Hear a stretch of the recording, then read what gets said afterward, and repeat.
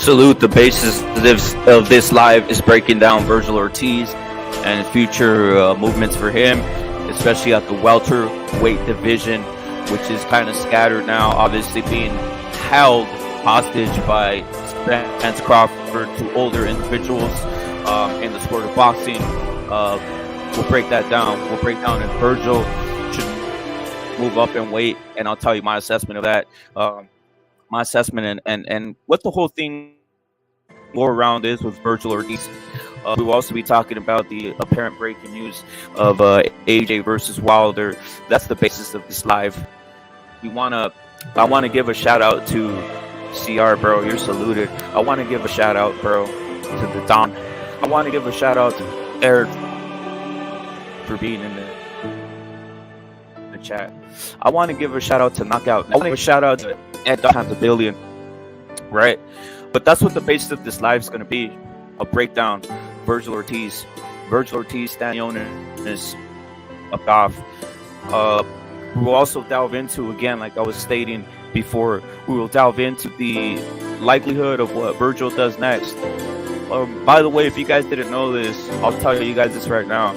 Vergil Ortiz had already been dropped from the top 15 of the WBC organization, guys. So look it. It's not what you think. It's not a sad day. It's not a sad day. It's not a sad day. It's gaminess. It's knowing the sport of boxing. It's knowing what you're worth. It's knowing the magnitude of what can be set up here. It's not a dumb move, guys. There is other things behind this. There is other ventures behind this. It's not a sad day. First and foremost, salute to Joza.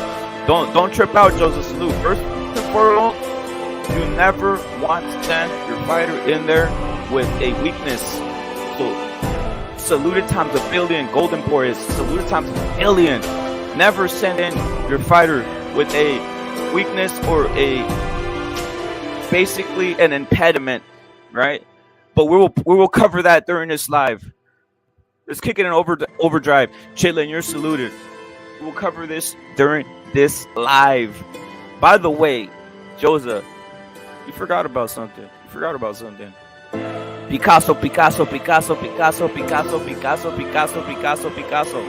Also, Canelo. JC, salute. Also something else. Look it. In the title, it does say something. What does it say? It says Wilder versus AJ. Well, let me tell you what that means. It tells you that Wilder officially ducked Andy the Destroyer, who intimidated the living lights out of Wilder, apparently. But let's get it on and cracking. Saluted everybody who's coming through. Let's get it on and cracking, guys.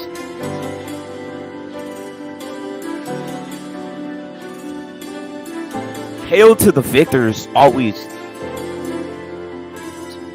Hail to the victories.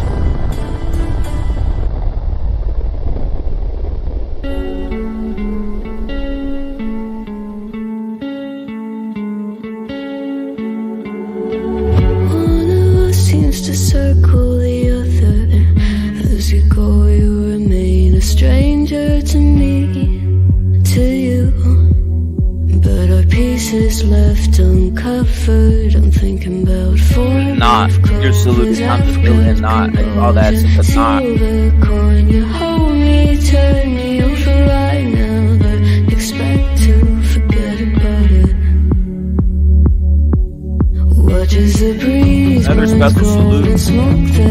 Killer be killed. Killer be killed. You're saluted times a billion, bro. Killer be killed. You're saluted times a billion all the time out here, bro.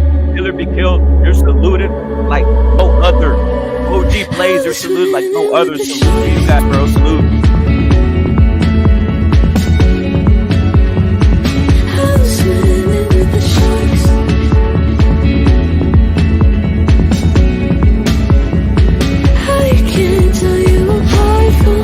So boxing saluted times a billion. Will we love or falling deeper? Tell me, darling, what is it you want? How the mind doesn't work like it used to. As I know I remain a danger to me.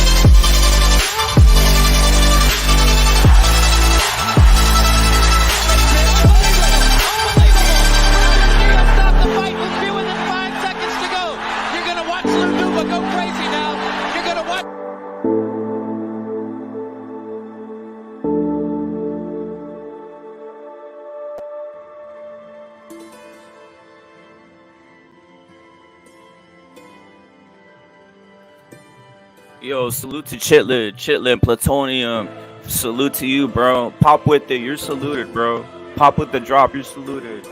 Right? Soothsayer, of course, saluted. Chitlin, of course, saluted times a billion, right? But this ain't a day to feel down. This ain't a day like, again, there's mania, there's things behind everything that happens. We'll see. We'll see. Facts. Killer be killed, your honor, homie. I seen the first thing you said. The first thing Killer Be Killed said, I'm glad it's canceled. And I agree with Killer Be Killed times a billion out here, right? But guess what? It ain't sad. Let me tell you why it ain't sad, right? I'm going to tell you why it ain't sad. Everything you see in regards to boxing, Vergil's going to win a world title in the future. Some of these guys are going to win a world title in the future, right? But let me tell you something. That's icing on the cake. You know, if you guys know what I mean by icing on the cake, you know, the cake tastes good. You put the icing on it, shit tastes better, right? It just tastes sweeter, right? That's icing on the cake. Why? Why is it icing on the cake? You know why? Because currently the number one boxer in the world, number one boxer of all time, is Canelo Alvarez. And you know what? Stand up. Stranded in the open, dried out tears of sorrow. Voy a decir en español para que todos se me entiendan porque es puro mexicano. Que chingue a su madre.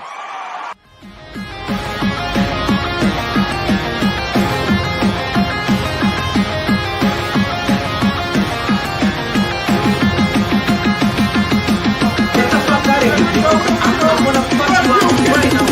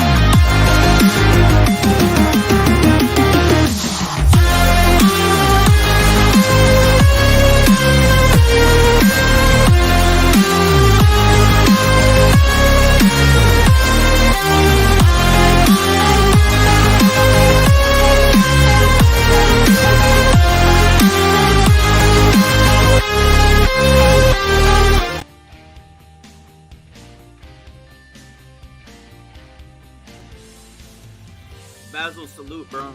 Basil salute. Look at. Obviously, the title reads as true. Yeah, the fight's off, but let me tell you something, right? Let me tell you something. Soothsayer, you're saluted times a billion. The fight's off, right? Plutonium, saluted, right? This fucking fight, right? Blood mutiny, the basically the battle to see who's the best, right? Is off, right? Why? Because apparently Vergil had issues that aren't even announced yet, right? But look at. Check this out, guys. You see the poll? You see the poll right there? What's the poll say? Does Vergil move to 154, 160? Right? Something I've actually been saying for a while already out here, right? I've been saying, hey, let's move Vergil to 154, 160. That's what I've been saying, right? But first, let's get into what you guys already know. You guys are boxing fanatics, but let's just delve into it a little bit, right? Vergil Ortiz has been forced to withdraw from Saturday's welterweight fight versus Stanionis ahead of the weigh-in. Sources tell ESPN Golden Boy the zone card expected to proceed with former champion Jojo Diaz as the main event. Third post-small event of this fight. Now, I'm fine with it. I'm happy with it. I'm happy with it. I'm happy. I'm excited. I'm ecstatic. I'm glad it happened. It's like what Killer Be Killed saying. You know, why do we need the Vergil to fight for nothing that's but a fake belt, but a baby belt? And why do we need to risk his health? Why do we need to risk Vergil's health when we all know he's a big man? He's a guy that possibly could be a 150, 160, 154, 160 pound fight, champion, even 168. Hell, even light heavy. He has the body, he has the frame, right? I'll say this. You're saluted, Golden Boy, for keeping Vergil's safety at the highest level. You're saluted, the boy for not risking it, just to be who's the tough guy, right? We all like sending the fighters in. Oh yeah, he's a tough motherfucker. Yeah, he going in, bruh. Don't go in there. Don't go in there and risk it if you're not 100%. And clearly, Vergil is not 100%, right? Clearly, Vergil is getting underpaid in regards to the setup. By the way, that's another thing, right?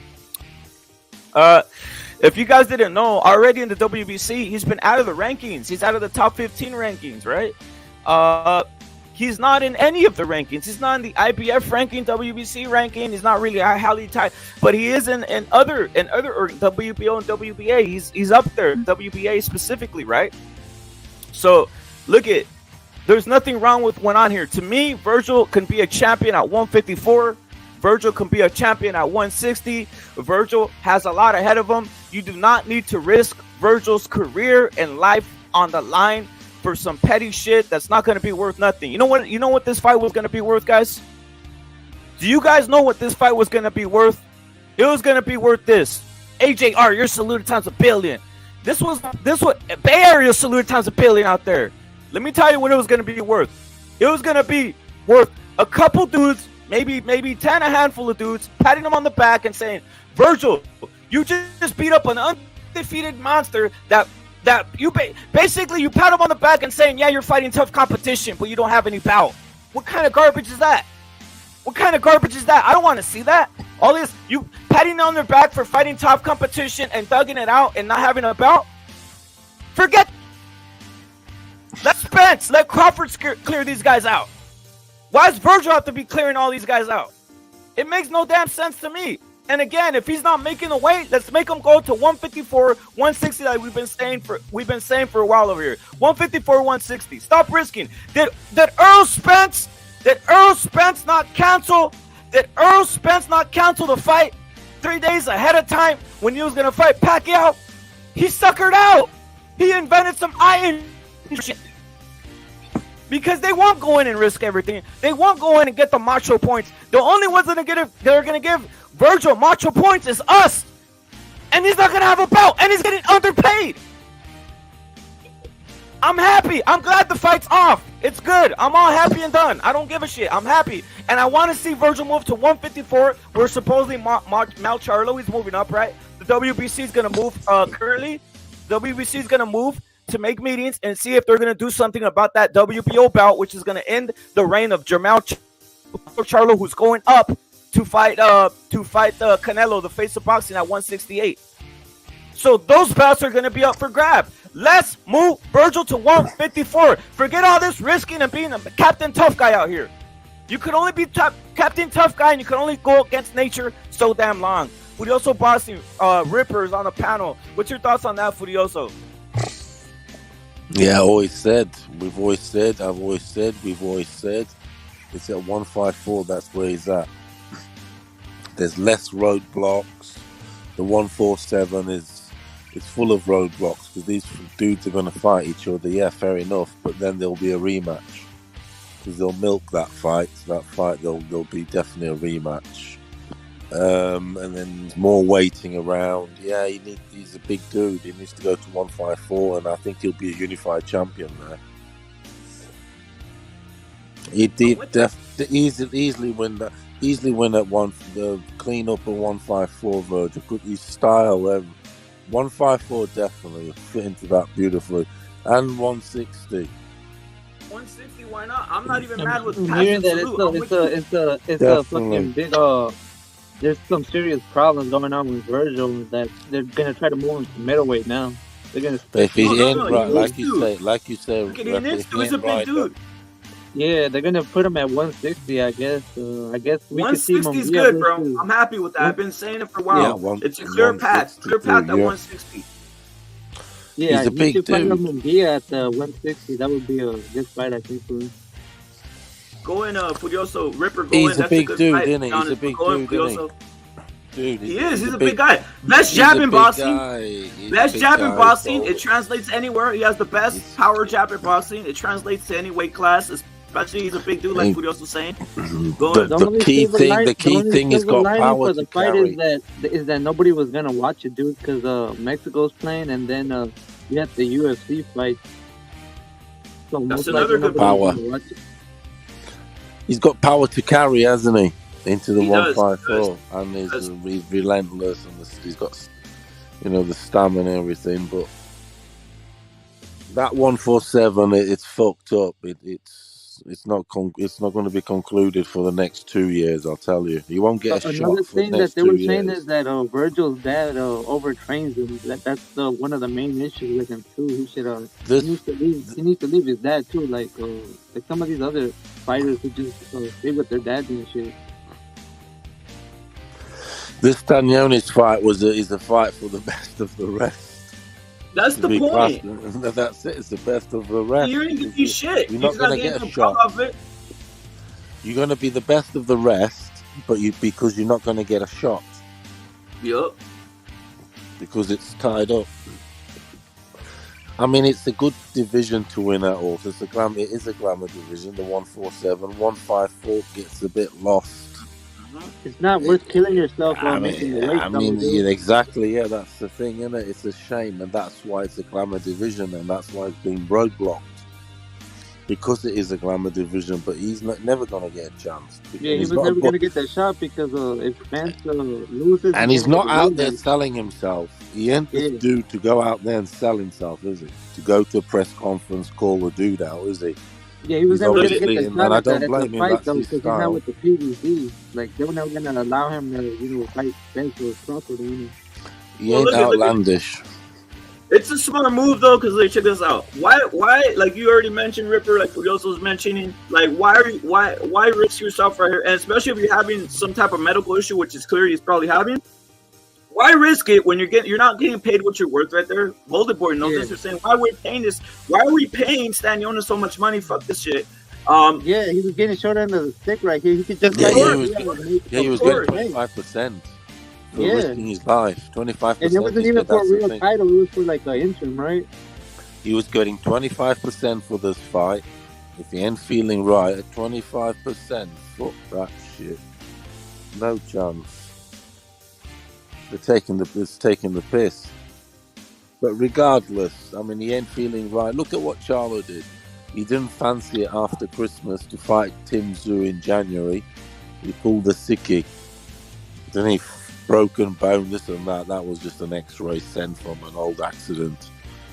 So anyway, so he ducked that fight, didn't he? He didn't fancy it. He wasn't in, because that's the thing. These fighters are peaking at different times.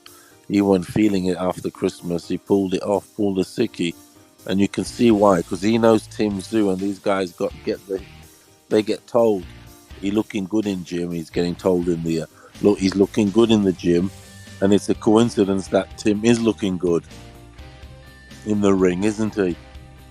I know it's the opposition. Exactly. They hear whispers. They hear gym whispers. Look, the dude's looking good in the gym. He's like on his Drago shit. He's taking all the right injections, all the right fucking measurements. Everything's on point. All the injections, all the milkshakes. Everything's on top notch. He's on the Sean full Anthony pump. salute. Bong Bong salute, like what Furioso was saying, all the shakes The and full everything. pump. And yes, Scalebender, You know, the full this fight pump. is off. This fight is off due to Vergil allegedly having certain health issues regarding this fight. But it's more than that, in my opinion. It's more than what meets the eye, as they say. I think it's also due to what Ripper mentioned, competing factors on that Pfizer. day. It's fucking for look. The overpaying, overpaying.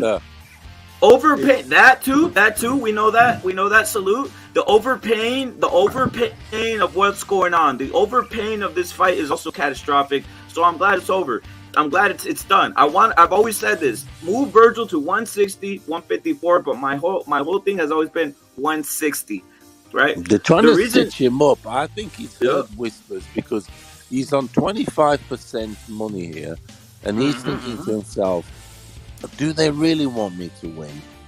If this shit goes to points or anything, I'm already on 25.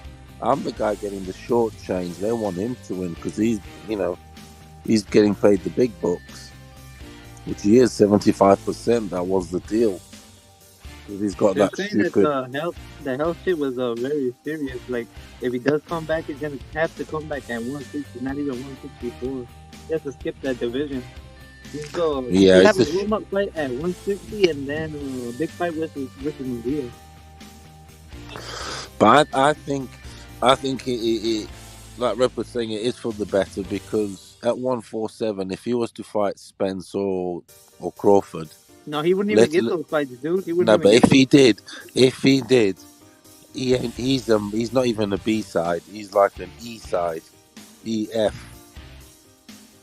Yeah. You know what I mean? He'll proper need a knockout against them too. So, in a way, he's preserving his record also.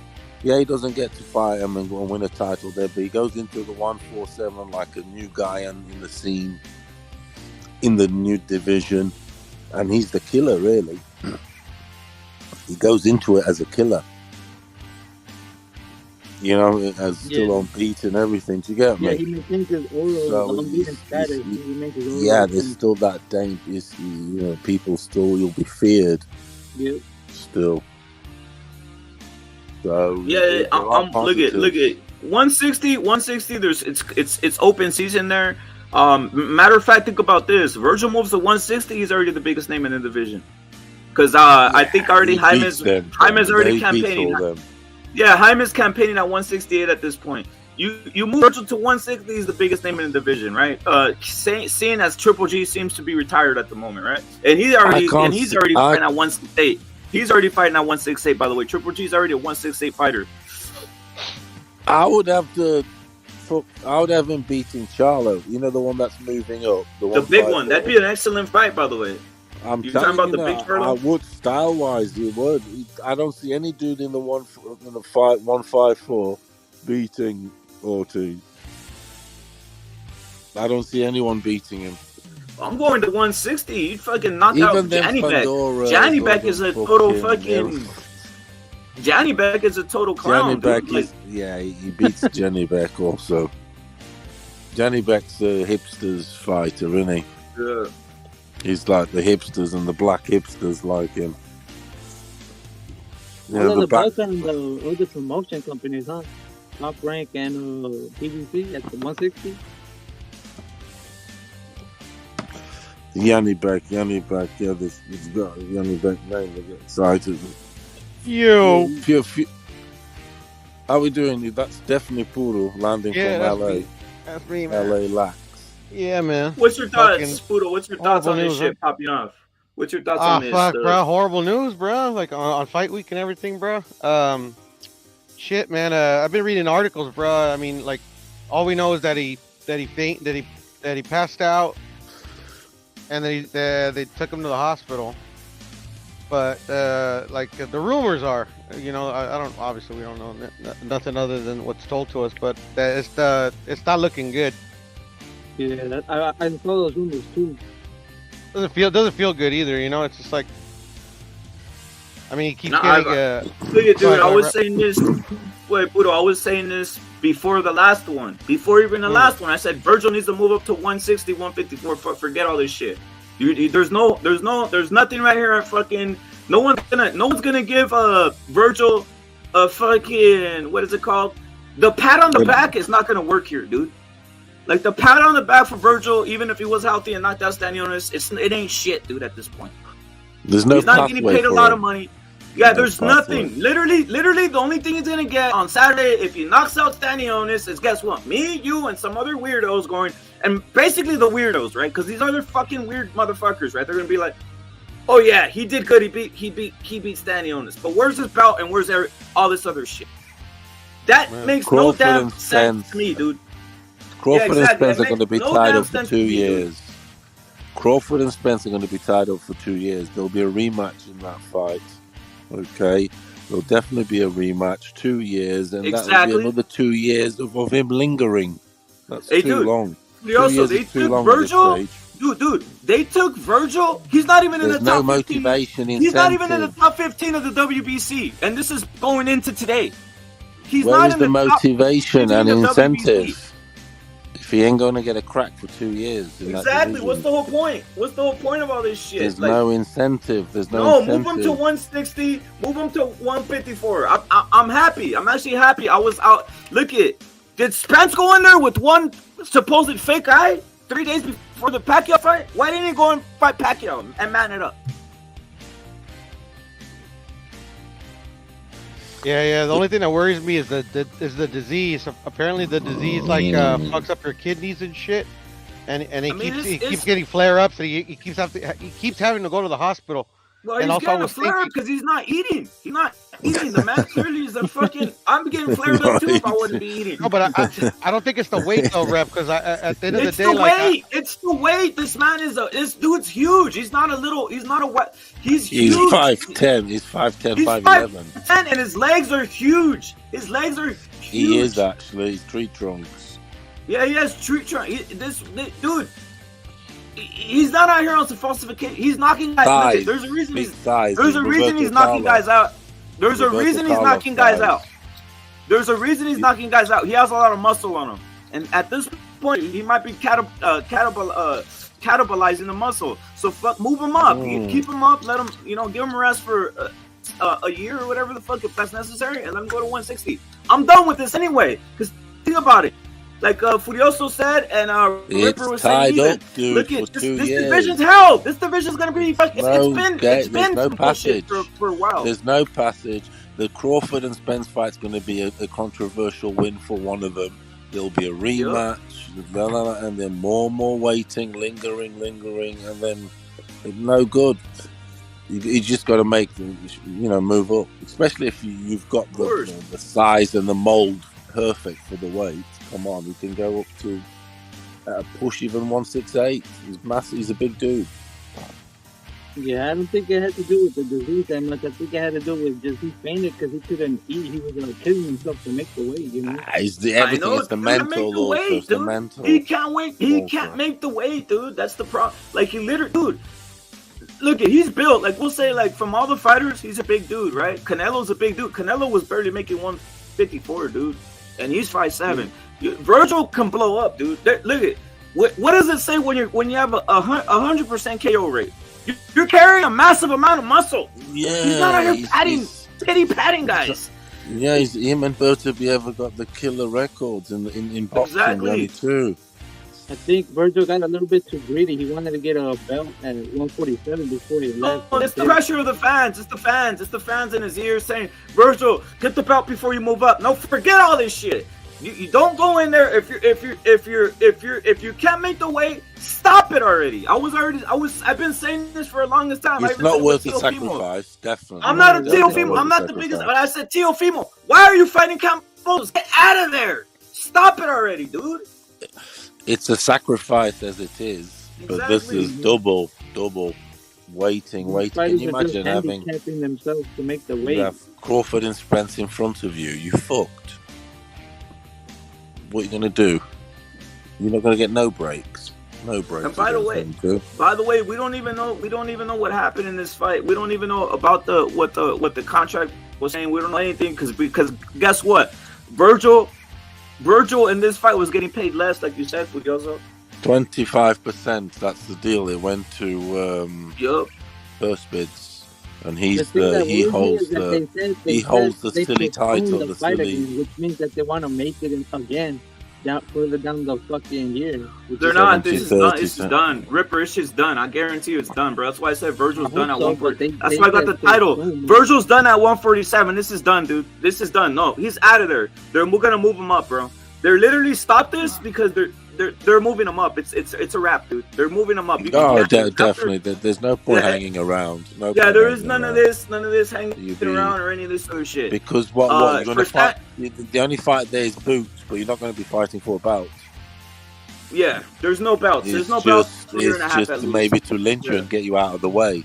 Now look at if this is happening now, Furioso, Ripper, Puro.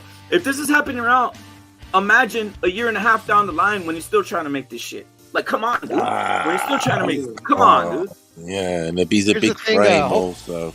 Hopefully I'm wrong, but the thing is that I think the damage is already done. Like, you guys could be 100% right. It was the weight, whatever. I mean, at the end of the day, the disease that he got, they're saying it's long COVID, the rhabdo. I don't know anything about the long COVID, whatever, but the rhabdo, that's from overexertion. It's from working out. So what I'm thinking is that like they put him on a regimen, obviously to like to try to give him the best odds of not flaring up. But obviously he's still flaring up. So the thing is, say he moves up to 168, 160, like he still has to work out to be in fighting shape. And I think the working out is the problem. He's eating. He's having a chemical. To me, but malnutrition does not cause rhabdo. That's what I'm saying. I think he's having a chemical but reaction. You need to eat. You need to eat. You need the nutrients. You could train as long as. That's why those runners, those runners, when they're running, and they're running a marathon, they're literally eating during the damn marathon. He's having a chemical reaction. Not everybody. No, that's what I'm trying to tell you. Look at. People don't realize eating matters. Literally, Vergil's not eating. That's why he's fucking getting all this. Dude, marathon runners are fucking eating a damn casserole during the fucking marathon. I'm not even bullshitting. They're literally downing noodles and all this shit during the fucking marathon. You think Vergil could be downing noodles when he's training and he's trying to make one for his No, he's literally not eating shit. He's on his Bruce Lee, isn't he? Rhabdo's caused by overexertion, not by malnutrition. You need overexertion when you lack nutrition. It's not his Bruce Lee. No, it's overexertion. It's overexertion. No, it's dude. Triathletes, they would be getting rhabdo 24/7. The reason they don't get rhabdo is because they're eating during the damn triathlete event, or else they'd be getting all this shit. No, I understand that, but can you hear me? The fainting before the fight sounds like he wasn't eating, like he missed weight because he was trying to miss weight. No, I understand, but they reported that this was another. What do you want for Vergil to do? Walk around with a strip leg and all over the place? What the hell's going on around here? Of course you can't make the weight. You gotta protect him. You gotta pull him out. You got rhabdo again. Time to pull him up. No. They did the right thing. The thing is that I think he might get it again. I don't think you won't get it. You'll be fucking all fucking fed and nurtured. You know what I'm saying? He's drinking milk and shit. Right now he's on fucking water and fucking like 7-Eleven candy and shit. What the hell? Right now he's not even eating. He's gonna be healthy. He's just gotta move up. That's it. He's cutting too much weight. He's a big boy. He's not dying. He's not dying or nothing. The only reason that the disease he has could possibly cause that, Don. Yeah, that's why you move him up. You won't have a problem. Yeah, but when he starts working out, get into shape though, like he still has. If he's eating until he's not gonna have a problem no more. He's only the fucking vegan shit. Once you get it, it's easier to get it again. Yeah, but how do we know that he even got it? It's just say so. At the end of the day, we're just taking the word for it. Fine, he got it. He's out of the fight. He did it. Right? Look at bro. He's gonna have to wait and see, dude. I think at Vergil at 160, he'll look back to his old self. Look, can't make 160 is where he should be. But there it is, Don. He can't, dude. Everybody knows it, dude. I've been seeing it since even when he was fighting Mean Machine. He couldn't make the damn weight, dude. You had to fucking weigh in again versus Mean Machine, dude. Like, what the like, he can't make the weight. The problem is the pressure of the fan base and people around keep on trying to say, Vergil, get about. No, forget that. Vergil, move up. 160, I'm happy. I understand what's going on. Forget all this other move up to 160. Yeah, move all the way up to 160. Eat all the burritos you want. Fucking kick ass all over the place. And the round will be fucking long gone. But you get a title shot. You'll get a title shot there. Dude, I guarantee you won't see 1 ounce of fat on Vergil 160. That's what's crazy. And he might get a title shot too. And you'll get a title shot too. in the 147s, he ain't going to get title shot for the next 2 years. Exactly. Yup. Those belts are all fucked At up. least 2 years. At Yeah. least. 2 years, and here's something else. Don, let Butanis clear Stanionis. He loves making weight. He makes it out miraculously. Here, you clear him out, motherfucker. Straight up. You clear him out, Exactly. Stanionis. You bum. What the hell? Why Virgil gotta clean out everybody? Get him out, dude. That's it, dude. Virgil, move up. Because they want him to trip. They want him to trip. Exactly. Exactly. Yeah. And fuck it. And you know Get him what? out of the way. They want to get him out of the way. didn't like the way that Oscar was having to overpay for this fucking fight anyways. I didn't like that Stanionis was making more than Vergil when it's under Golden Boy promotion, man. Fuck that shit. Fuck all that shit. And you're fighting for what? At the end of the day, you're fighting for no reason, man. Fuck that Stanionis fight. And you guys, everybody always wants to preach about health and all that shit. Well, now you're in a situation where a fighter's health is in jeopardy. Odds to make 147, and there's not even a title shot there, bro. It's not a guaranteed title shot. When these motherfuckers fight, who knows? They might tie up another year or two, like Tom Furioso was just saying, on a title shot. What the fuck are we talking about? It's just to keep you like sort of sweet, it's sugarcoating it, but they're not giving you anything. They're not giving you anything. What are they gonna do? They're gonna give Vergil any credit for Stanionis? As soon as he knocks out Stanionis, they're gonna say Stanionis was a bomb and fucking nothing. Putin knocked him out in 1 round. That's what they would have said. They would have So called what him the a fuck young are we boy. talking about? He needs to go to a new playing field and start afresh in a new division. Look I what think Passive's saying. Look what Passive's saying right here, and this is what I was trying to say, but he's putting it more eloquent than I. Salute to Passive. He's saying if he's constantly getting rhabdo, it's obviously his body isn't burning fat anymore. Instead, it's burning muscle. Well, of course, he's burning muscle. He has no carbohydrates in his body, so it starts fucking catabolizing the muscle. Muscle breakdown is what causes rhabdos. Protein. Thank you. Literally, he doesn't have any food, so his body's going straight to the source. It's fucking eating his muscle, dude. Like, that's the whole point. That's terrible. And you know what? At the end of the day, fuck it. Whenever there's a situation that I don't like, I want fucking Vergil to have rhabdo right away. We have a fucking built-in excuse now. Anytime he doesn't want to do shit, be like, fucking rhabdo. I don't give a fuck. Dude, I don't even now. I didn't even like that fight now.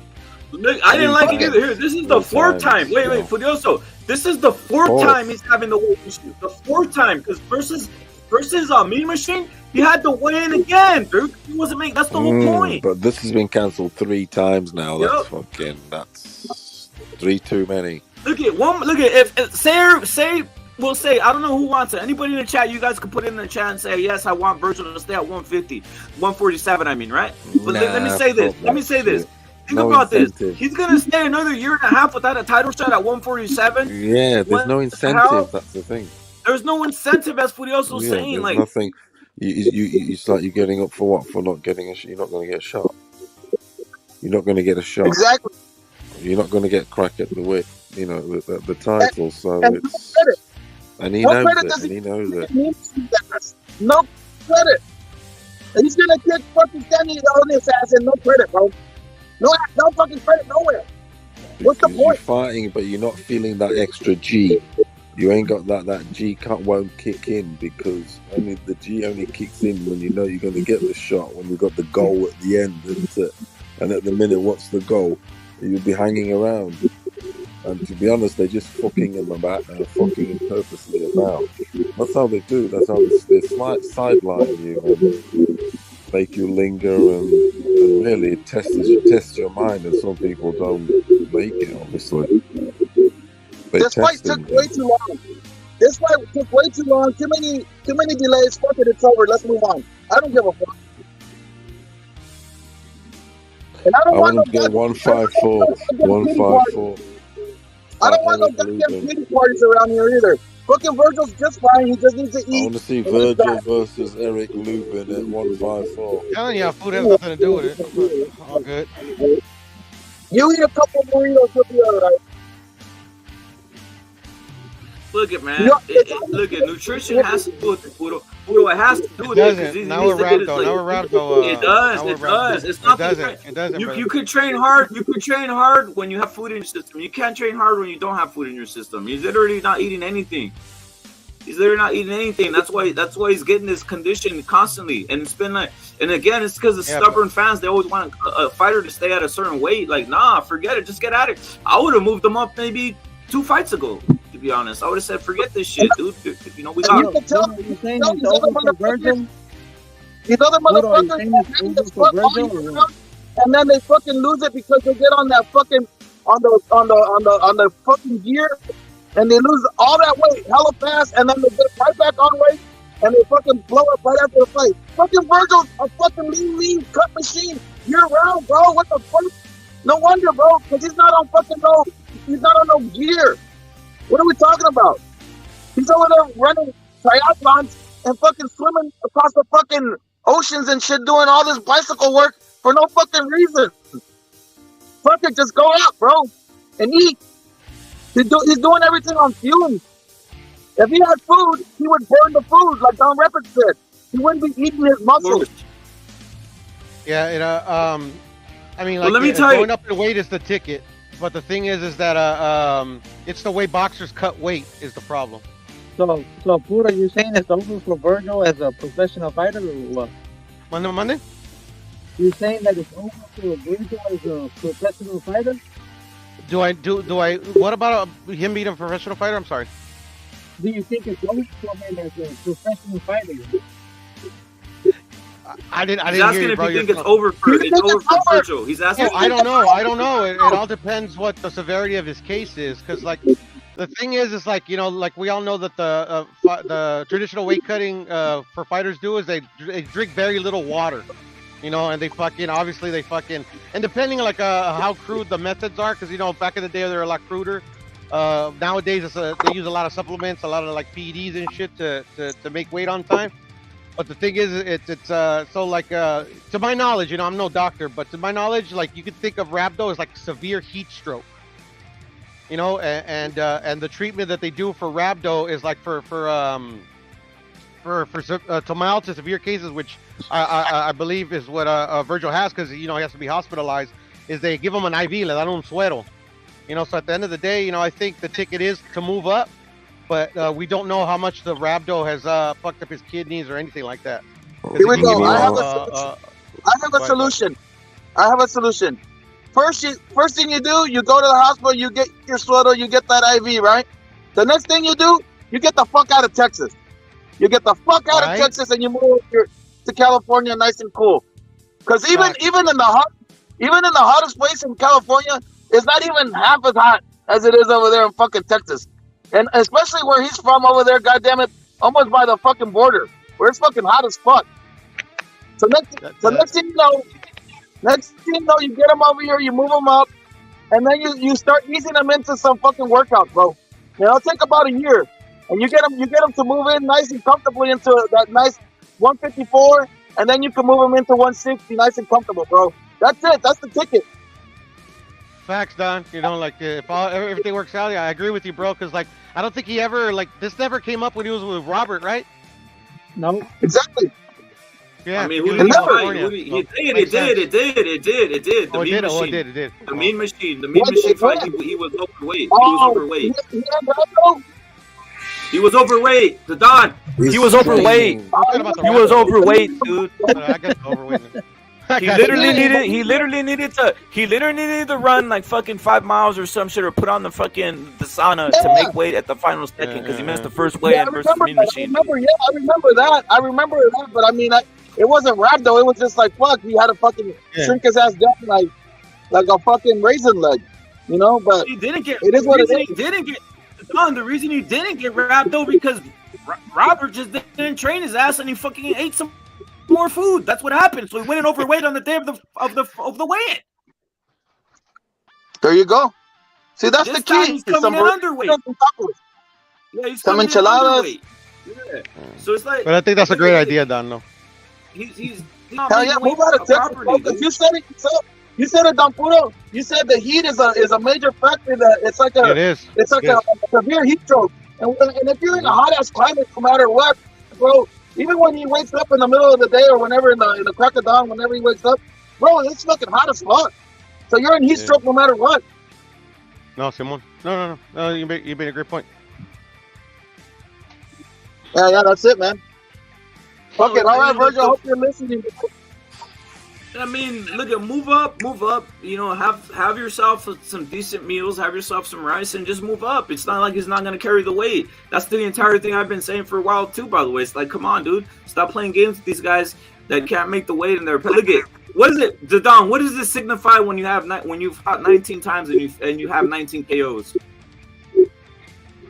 You have power. So now, what does that mean when you have power for the most part? It carries up. It carries. You have carry that power. And that you're carrying an unusual amount of muscle. Like he literally has power. That's why he's like 19. That's the whole. So if muscle weighs more than fat, so he's literally up. He's literally cannibal. Literally, this rhabdo does is cannibalize the muscle. So he literally has to cannibalize muscle to make welter at this point. He's eating himself. Yeah, he's eating his own body. He's got heavy legs. Also, he's a heavy boy. Unbelievable. Heavy lad he is. He's a heavy lad though, isn't he? He's not a stick legs. He's got thick thighs. Yeah, he's got some tree trunks. No, he does. That's from all that running today. He was a runner. He's straining himself, being at that weight, hanging around, and the thing is, he's punching, going through all this shit. And he's like, "Fucking hell, I ain't gonna get a shot here." You know, fighting Stanionis, then what? It's like, and to be honest, when he's thinking like that, your body breaks down too. I mean, I'm glad that the fight is on, because this fight was just him doing dirty work. If your mind's not sending the right signals, if your mind is not sending the right signals to your body, i.e. your muscles, if your mind's not thinking right, this shit's not gonna work. Shit don't work properly, obviously, because it is literally all in the mind. Yeah, if that's feeling right, everything else is going to be feeling pumped in right. Because that's the center of the universe in your fucking body. So I don't think that is right in his head. I don't think so. Because he's in the worst division you can be in at the minute in boxing. And heavyweight boxing is also shit because of Fury and Usyk. Well, that's another issue.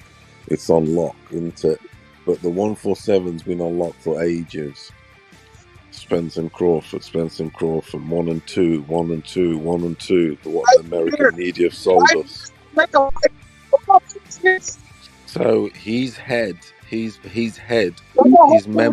membrane is shrunk. It's shrunk because it can't expand, because he'd be thinking, I can't get through. I ain't gonna get the breaks. I'm not gonna get the shots. I'm not gonna get the title shot. They'll sugarcoat me with some candy floss against Stanionis. 10 years of prime, and you're wasting 6 years just waiting for that. Yeah, you'll be 30. You'll be 30. If he stays at 147, he'll be 30 before he gets a title shot. And then his career's nearly finished. Then his career's been finished then. He ain't getting a shot for 2 years.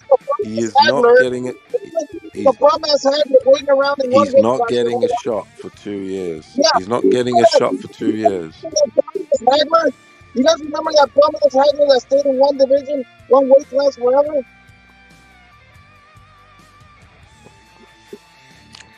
So it's a bit of a fuck about, really. They're fucking him. He's getting fucked over big time. That shit. And not only that, he's also he sees Boots coming. Boots will also get the favour there. They'll put Boots ahead of Ortiz, they'll put Boots ahead of Vergil. Oh yeah, they're gonna. There's no Vergil. As in, they'll put him ahead. They'll put him ahead in lists and fucking, Boots pound for pound. You heard it here first. That's what they'll do. They'll trick Boots like they'll treated Baby Anderson. and they'll treat Ortiz like they treated Richard Torch. Same shit. The film is continue all the same every week after week. Hey, yo, Rep. Top 10 salute. Go in, Pudo. Go in, Pudo. I just wanted to ask you a little bit off topic, but have you ever heard of a fighter named Diego Torres? Yeah. Lightweight? Like he's a pretty good fighter. I never heard of him. I mean, I'm pretty sure he's hasn't fought any super high competition, but he's 17-0 with 16 knockouts. But he's fighting Raymond Muratay on the Valdez undercard. That's a good fight, man. It's crazy though. That motherfucker could hit, huh? Yeah, but the fuck, dude. There's another guy. Muratay is having to fight another guy. Come on, another fucking killer and shit. Why are they destroying that kid?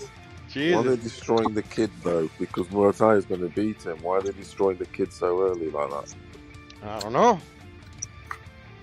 They're eliminating the guy. They're eliminating guys. That's what they're doing. Because everybody's ducking Shakur apparently.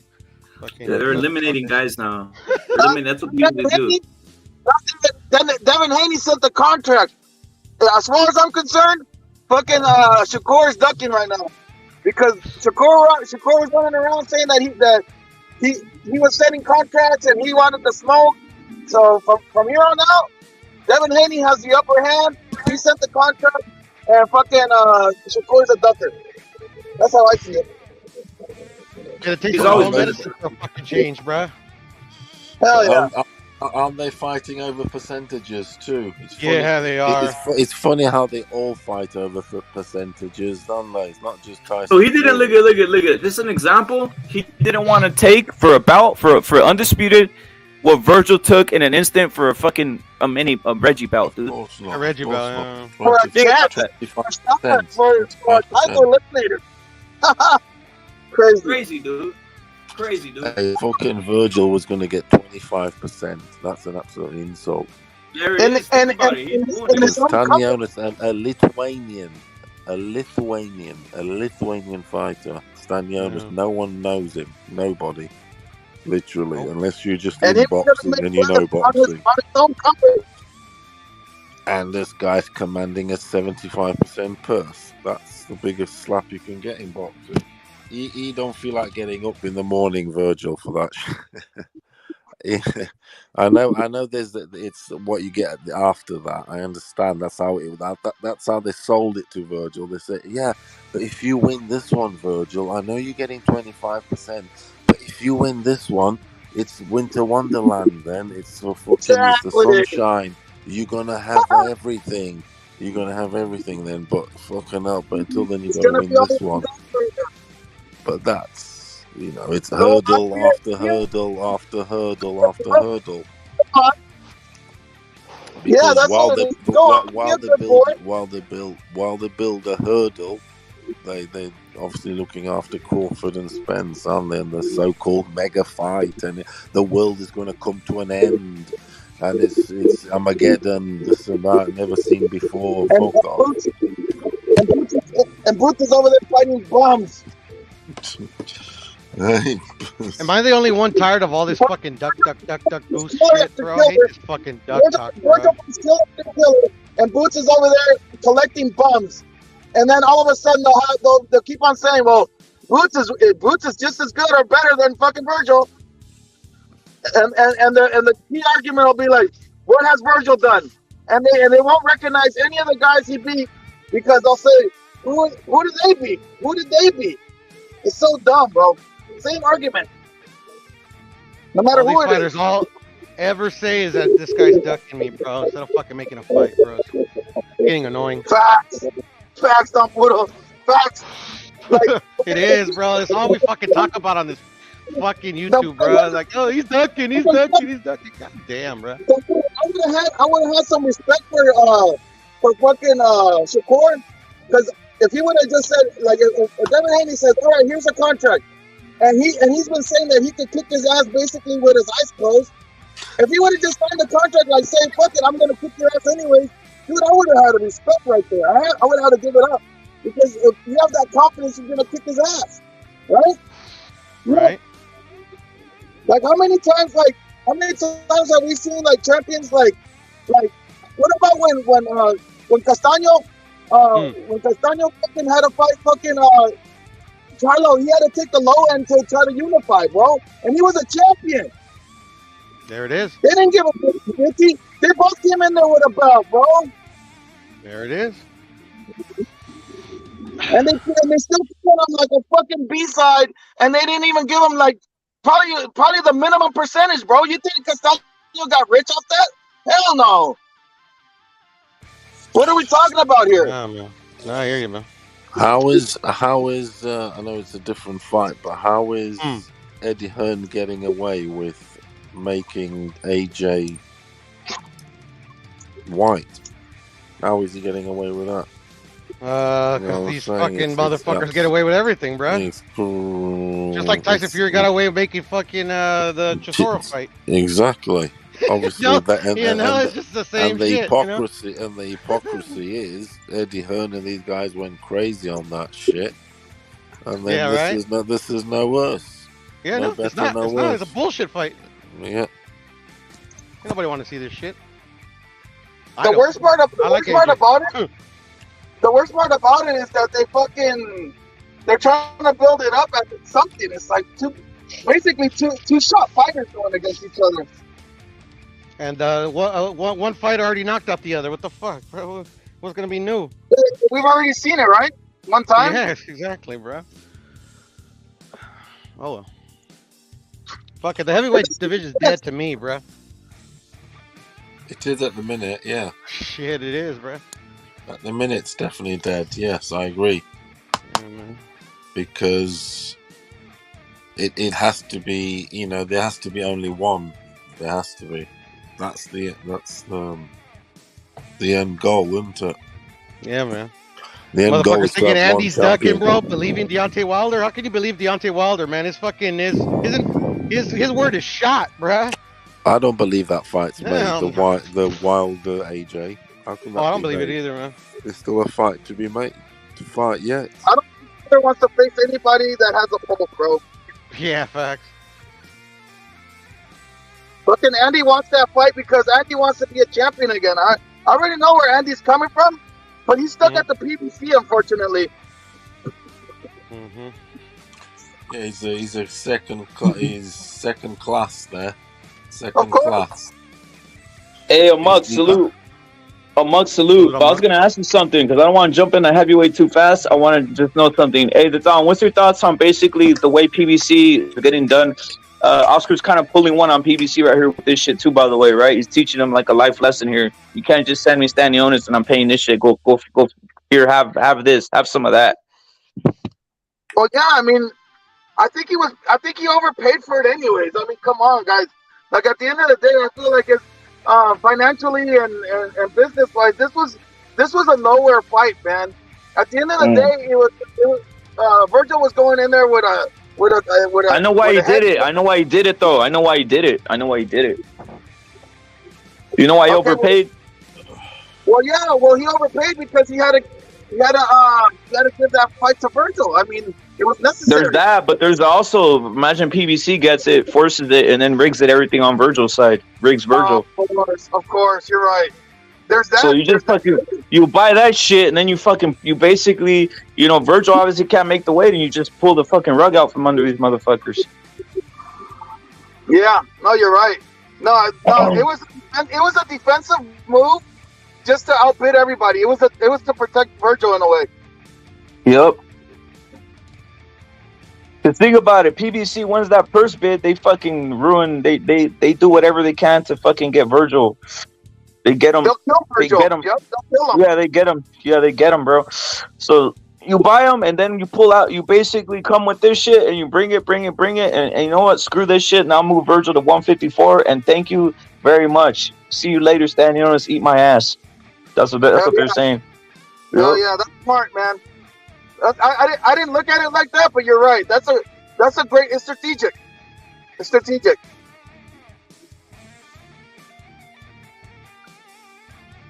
Have your fucking cake and eat it too, then, motherfuckers.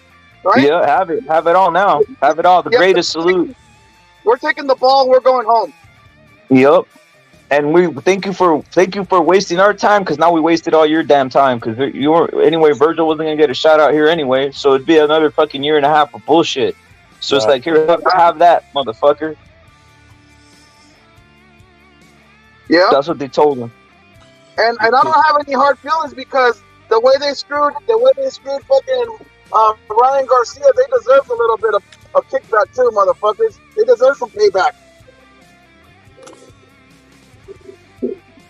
It all adds up at the end. It all adds up at the end. It's good. It's good stuff at the end, because, like I said, Vergil can make another run at a different weight class and not have to deal with this bullshit. And obviously, you get to fucking throw rocks in the eye, or put glass in the eye of the PBC. So it's a double whammy. Sergio, salute to Killer Be Killed. He basically put this in my mind too. By the way, he said this. He told me, "Hey, check this out. Did the Golden Boy have a backup for Stanionis?"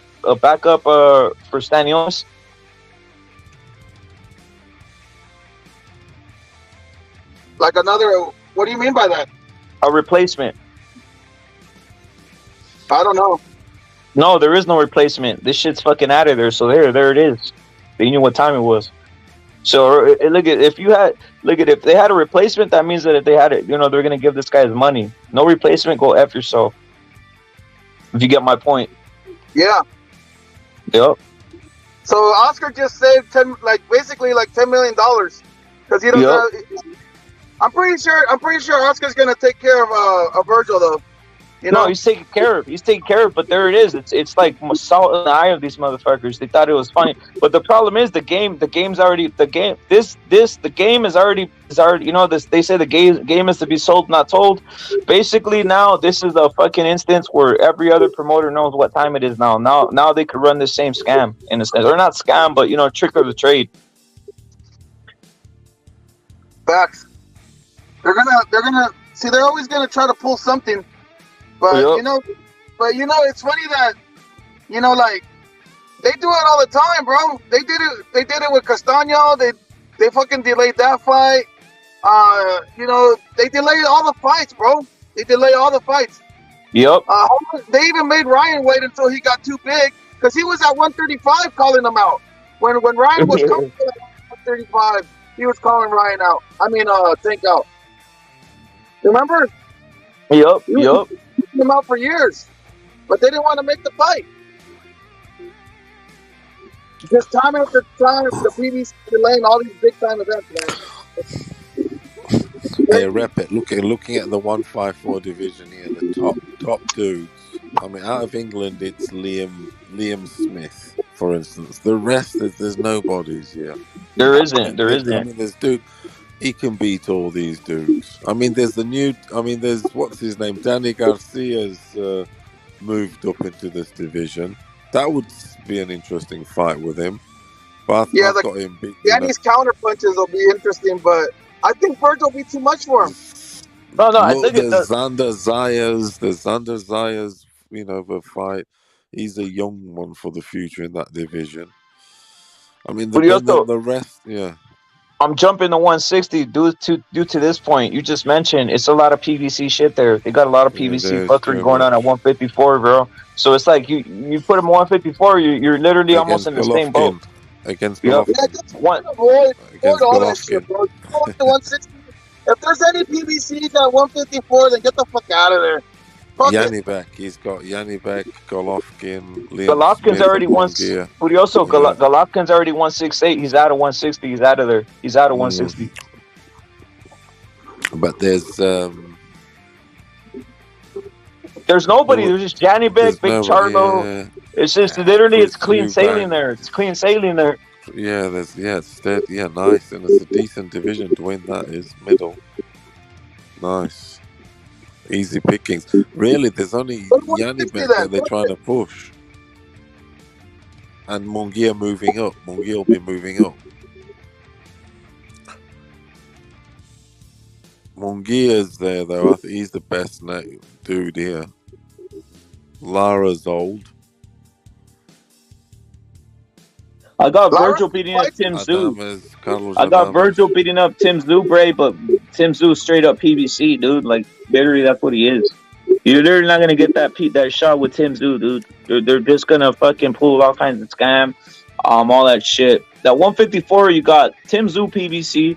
That's who is he affiliated with. That's who he's been making the fights with. So that's who he is.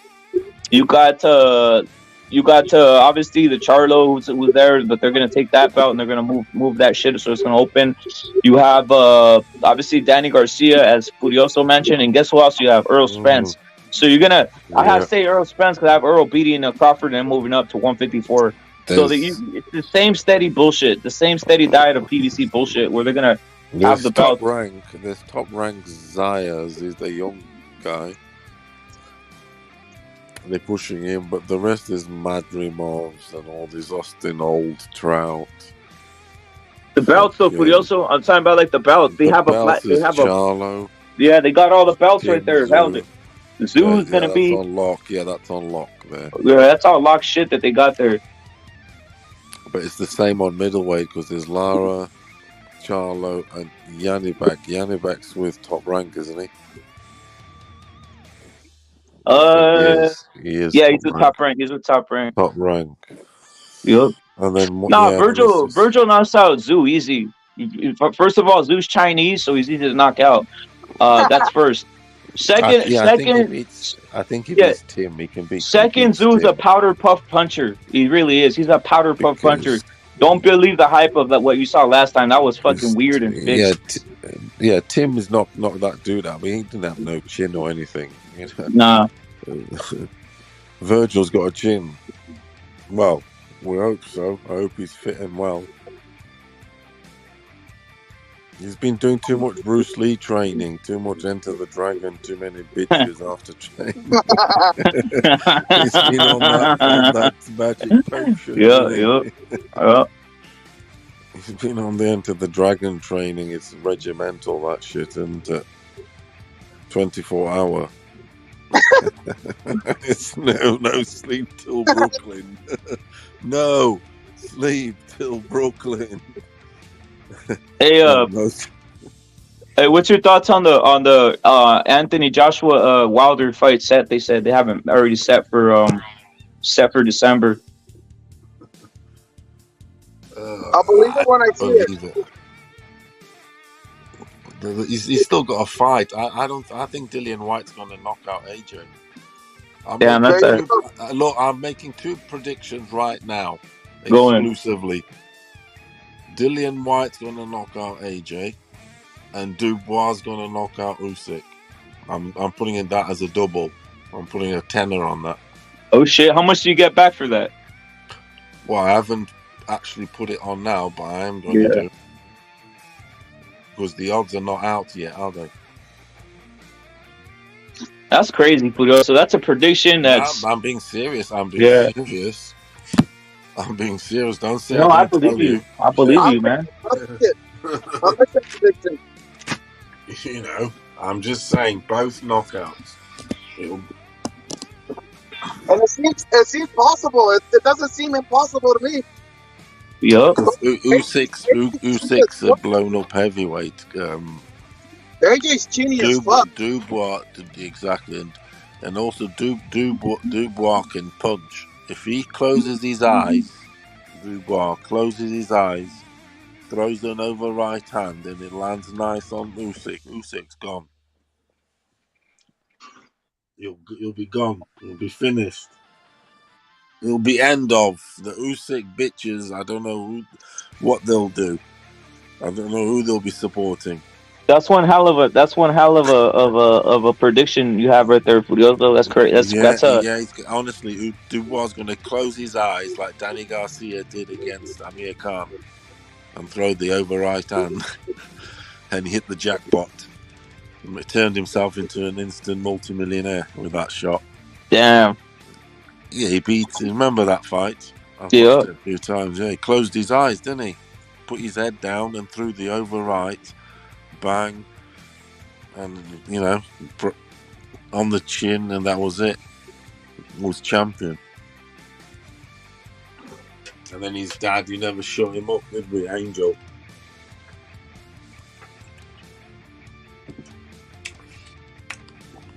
But Angel ripped him to bits. I'll never forget that press conference He says, "I've never known a Paki be able to fight." Oh God, he The proper truth. went The there. truth.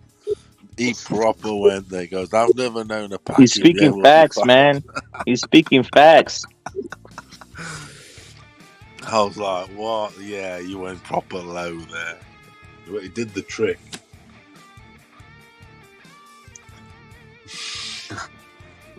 Hey, Furioso, can we officially say, like, basically Wilder's out of here with the Andy shit? That's officially a basically duck, as they say. He's out of there, Yeah, right? he doesn't want Andy's too. He can lose too much. Yup. Basically, if he was to lose against Andy, it would be the ultimate humiliation because look, you'd have two fat boys on his record beating him, a white boy from England, and then a Mexican over there. So it's like the double it's the worst thing you can have as in boxing, basically. As a black guy, he's a black guy. He's obviously, he's racist.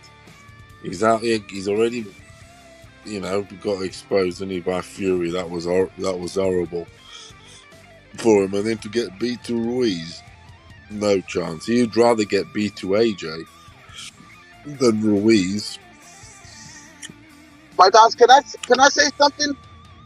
Go ahead, Don. Everybody's like everybody's all pissed off at fucking at Fury and shit, right? Like I really don't. I really wish Canelo would conduct himself more like Fury, Because at the end of the day, Fury's gonna get paid and he's gonna have a fight and he's staying active. And and if a motherfucker that's below him doesn't wanna participate and do what he does, like Usyk, wanting to have more money, like fucking Fury didn't even have a problem just moving on, like fuck this guy. Like I feel like fucking Canelo, he's always trying to please the people too much, man. Like, you know what I mean? Like look at fucking with Bivol. Bivol fucking turned down the offer, but he could have avoided all this fucking mess that he's done himself in here, like going into this bad neighborhood, with these criminals, He could have avoided this shit and his legacy would have been just fine. But now he's going in here with this fucking guy that's fucking looking like Mr. T from the A-Team with all the fucking chains and shit. Come on, man. What the fuck?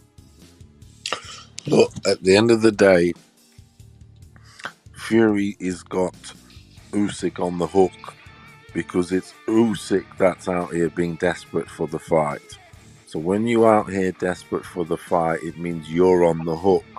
So what Fury's doing, he's only going to pull the hook when it suits him, when he's feeling in the mood, when he's, pumped up for it. At the minute, Usyk's the one that's pumped up for it. Okay? So it's, manipulation. Fury's got to play him because don't forget, this is not just any fight. This is the greatest fight of all time. I'm just saying it right now. The Fury Usyk fight's the greatest, the word greatest, fight of all time. Great in terms of heavyweights and great in terms of it's never happened before, unbeaten fighters. Okay? You got Olympics and all this bullshittery going on in their titles. It's the greatest fight of all time. So, Fool would be the man to not take full advantage of momentum of when it suits him. Yeah, Fool would be the man to not do so. So just because you pussies on YouTube want it today, want it yesterday, and want it tomorrow, this shit's not out here for you little bitches. Yeah. Fury's gonna time it and pull. Yeah, exactly. This is not about YouTube fucking fantasies here. This is for the real. This is real life. This is the biggest fight ever. These bitches on YouTube, the knickers on the twist. Oh, it's gonna happen. It's gonna happen. And they bitches. Slap yourselves and fucking get. Oh, honestly, slap yourselves All already. these guys in YouTube think that they're winning. It's what the fuck. He's gonna pull the hook when it suits him, because don't forget, Fury had to start at the bottom. Yeah, he had to start at the bottom. So to get to the top, you're gonna be ultra suspicious. You have to be ultra prepared. You have to be, you have to have your wits about you, and you can't concede anything, because to get to the top where Fury is now, lineal champion, it wasn't an easy ride, because he had the adversity, wasn't he? He was the outsider all the time, wasn't he? He didn't have in the UK. he didn't have the machine behind him like AJ, nothing. So he ain't gonna now all of a sudden concede what they call court. You don't concede court. He didn't have no post either. Very important. You do not concede court. $10 million for people. I don't know, man. What's court? You do not concede court. Ever concede court. When you get to the top, you don't concede court. You don't concede land. You don't concede fucking a step. And that's what you got to do. And the bitches on YouTube, you know what I mean? Get yourselves a recipe book or something. I don't know. Learn how to bake or whatever. You know what I mean? Stop getting your knickers in a twist. Yeah, just because you're so desperate to see Fury lose and that, because he disappointed you in beating your boys Wilder, he disappointed, and now your boy AJ also got beat to Ruiz, and now you lynched onto Usyk, and you're so desperate for him to do the favor for you, just like you're also desperate for Benavidez to do the favor for you to beat Canelo, because that's what you want, isn't it? You want Usyk to beat Fury, and you want Benavidez to beat Canelo, and then you'll be happily ever after. But it ain't happening, bitches. We swerving that shit. I had words with Canelo. I said to him, "You fight Charlo, right? And we're getting a lynch. We're getting a lynch, Canelo." No, I phoned the contact.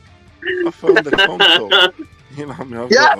I've got contacts in Guadalajara. That's for sure. So I contacted the motherfucker and I said, "We going Charlo, we're lynching. Okay?" And he said, yes, Paolo. You brought it to the game. You're the boss. Brought it to the game. He said, "Paolo, you're the boss, and we're going for a lynch. Okay, we need a lynch on our record, so we're lynching."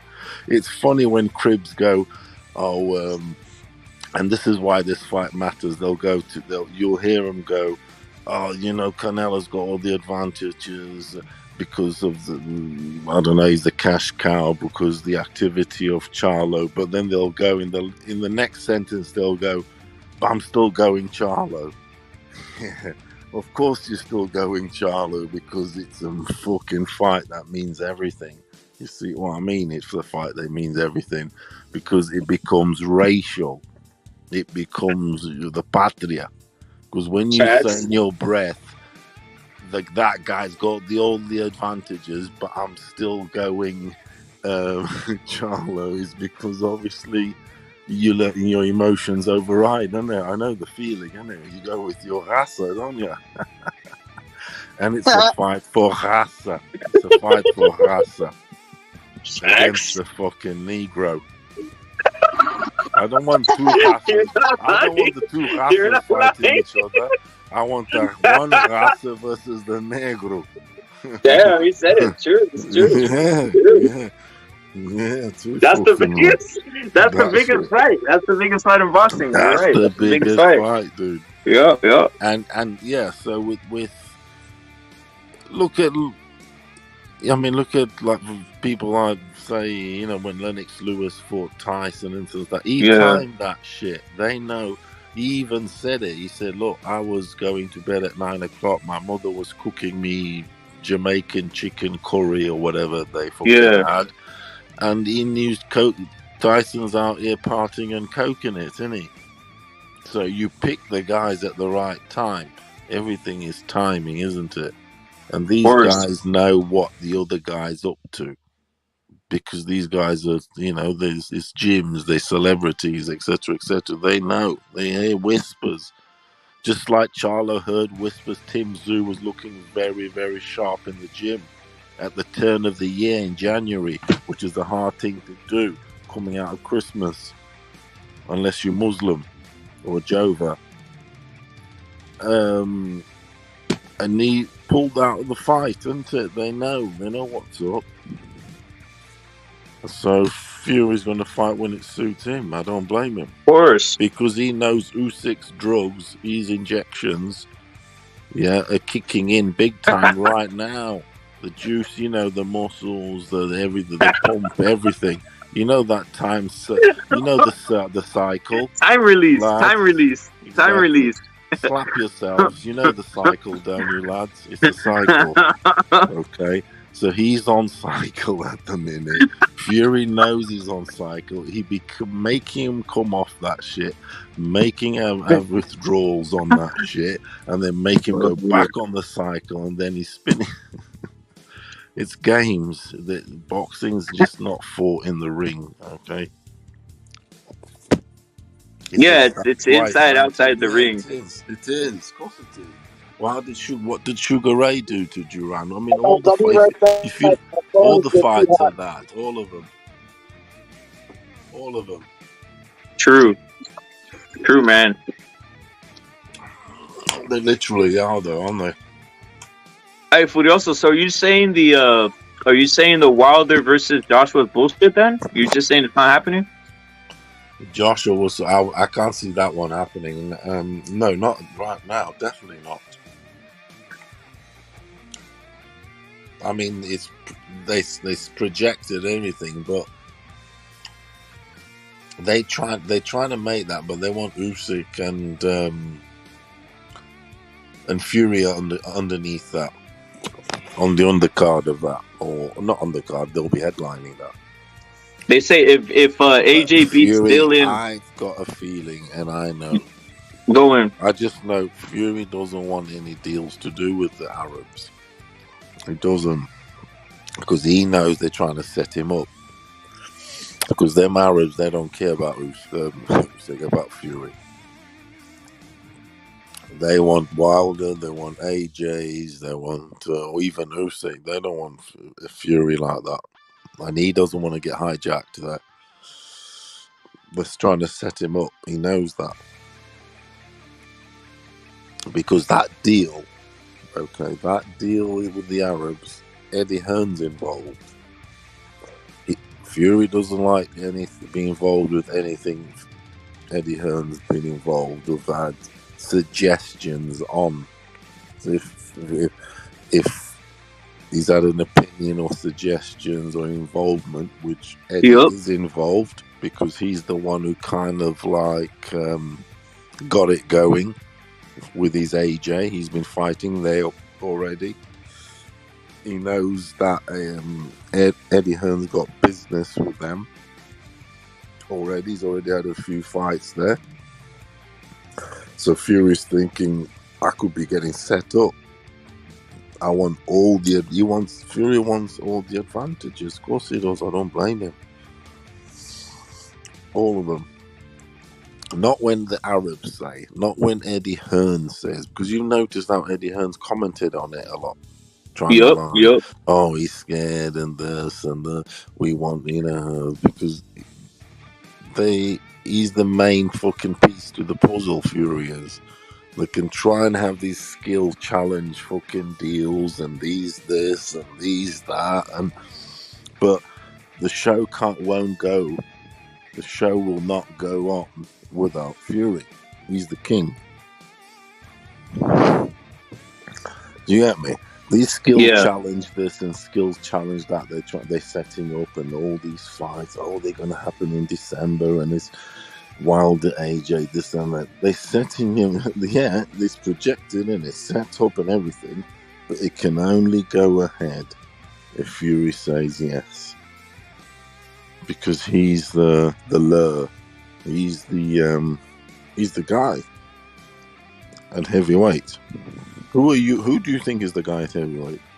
Fury. It's proven. Are you telling me it's the guy who's had 3 fights at the division? It's Fury. It's Fury. He's proven it. He's proven. You know why he proved it? You know how he double proved it? Let me tell you how you double. But Furioso, let me tell you the key. Let me tell you the key to double proving it, right? Let me tell you the key to double proving it. You know what he did that other heavyweights aren't doing right now? What? He knocked fucking Wilder out. He brought the knockout. He brought the knockout. That doubled it. That doubled the price. When he's bringing knockouts, he didn't knock him out. He knocked him the fuck out, and he licked his fast. blood. When you're bringing knockouts. No. When you're bringing knockouts to the game, it doubles you. You know, because people want to see that. People want to see that shit. Twice. Yep. Yeah, he brought it. He brought the heat up when it mattered. He stood up. 1 minute they're calling him back foot bitch. Next minute thing is knocking dudes out. That's changing the game. Furioso, what's your thoughts on this? Now people are so emboldened. Shakur Stevenson says he would like to see Anderson fight Usyk. Feels he beats the Ukrainian. Shakur Stevenson would like to see.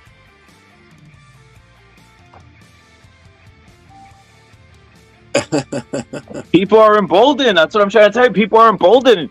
Like, you feel crazy. You're seeing people are emboldened. And you know what? You know why he said that? You know why he's saying that? Because he's saying, like, basically Jared Anderson will outbox Usyk is what he's saying. Because now they're trying to basically flip it around and make Anderson as some type of like masterclass boxer now, in a sense.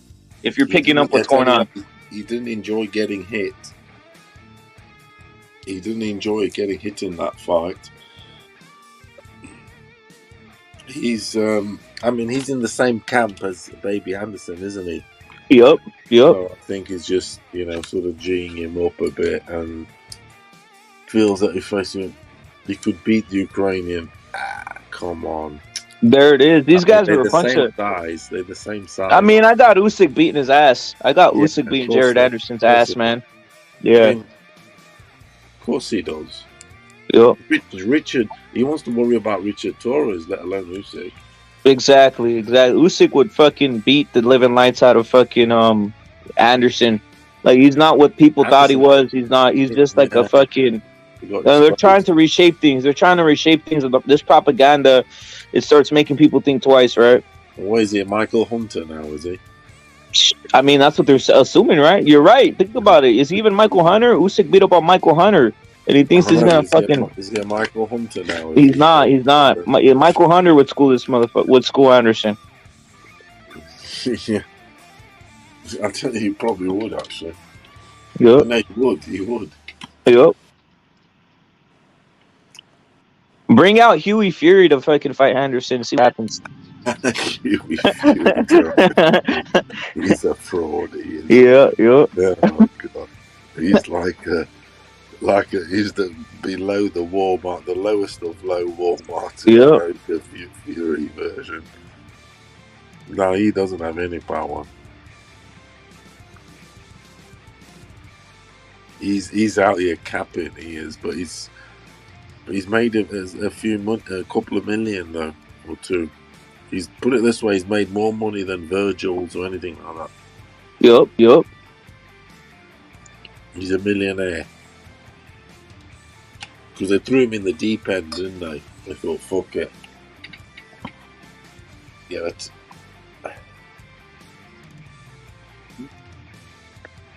Don, what's your thoughts on this heavyweight division? Obviously, Furioso's breaking it down. He's saying Fury's the A side. I agree with that. He's number one A side in a heavyweight division, point blank. Like I said, he brought the punch. What made him, like I said, Furioso is that he brought the knockout to the game. Like, go look back at the recent heavyweights. That's a great point. The recent heavyweight fights, you haven't been seeing knockouts no more. So people want to see that shit. People don't want to see a guy like. What does he have? 3 knockouts? He has Dillian White. He has actually 4. He has 4 stoppages, right? Four streak. Yeah, he's incredible. Yeah, he's on a 4 streak of knocking guys out.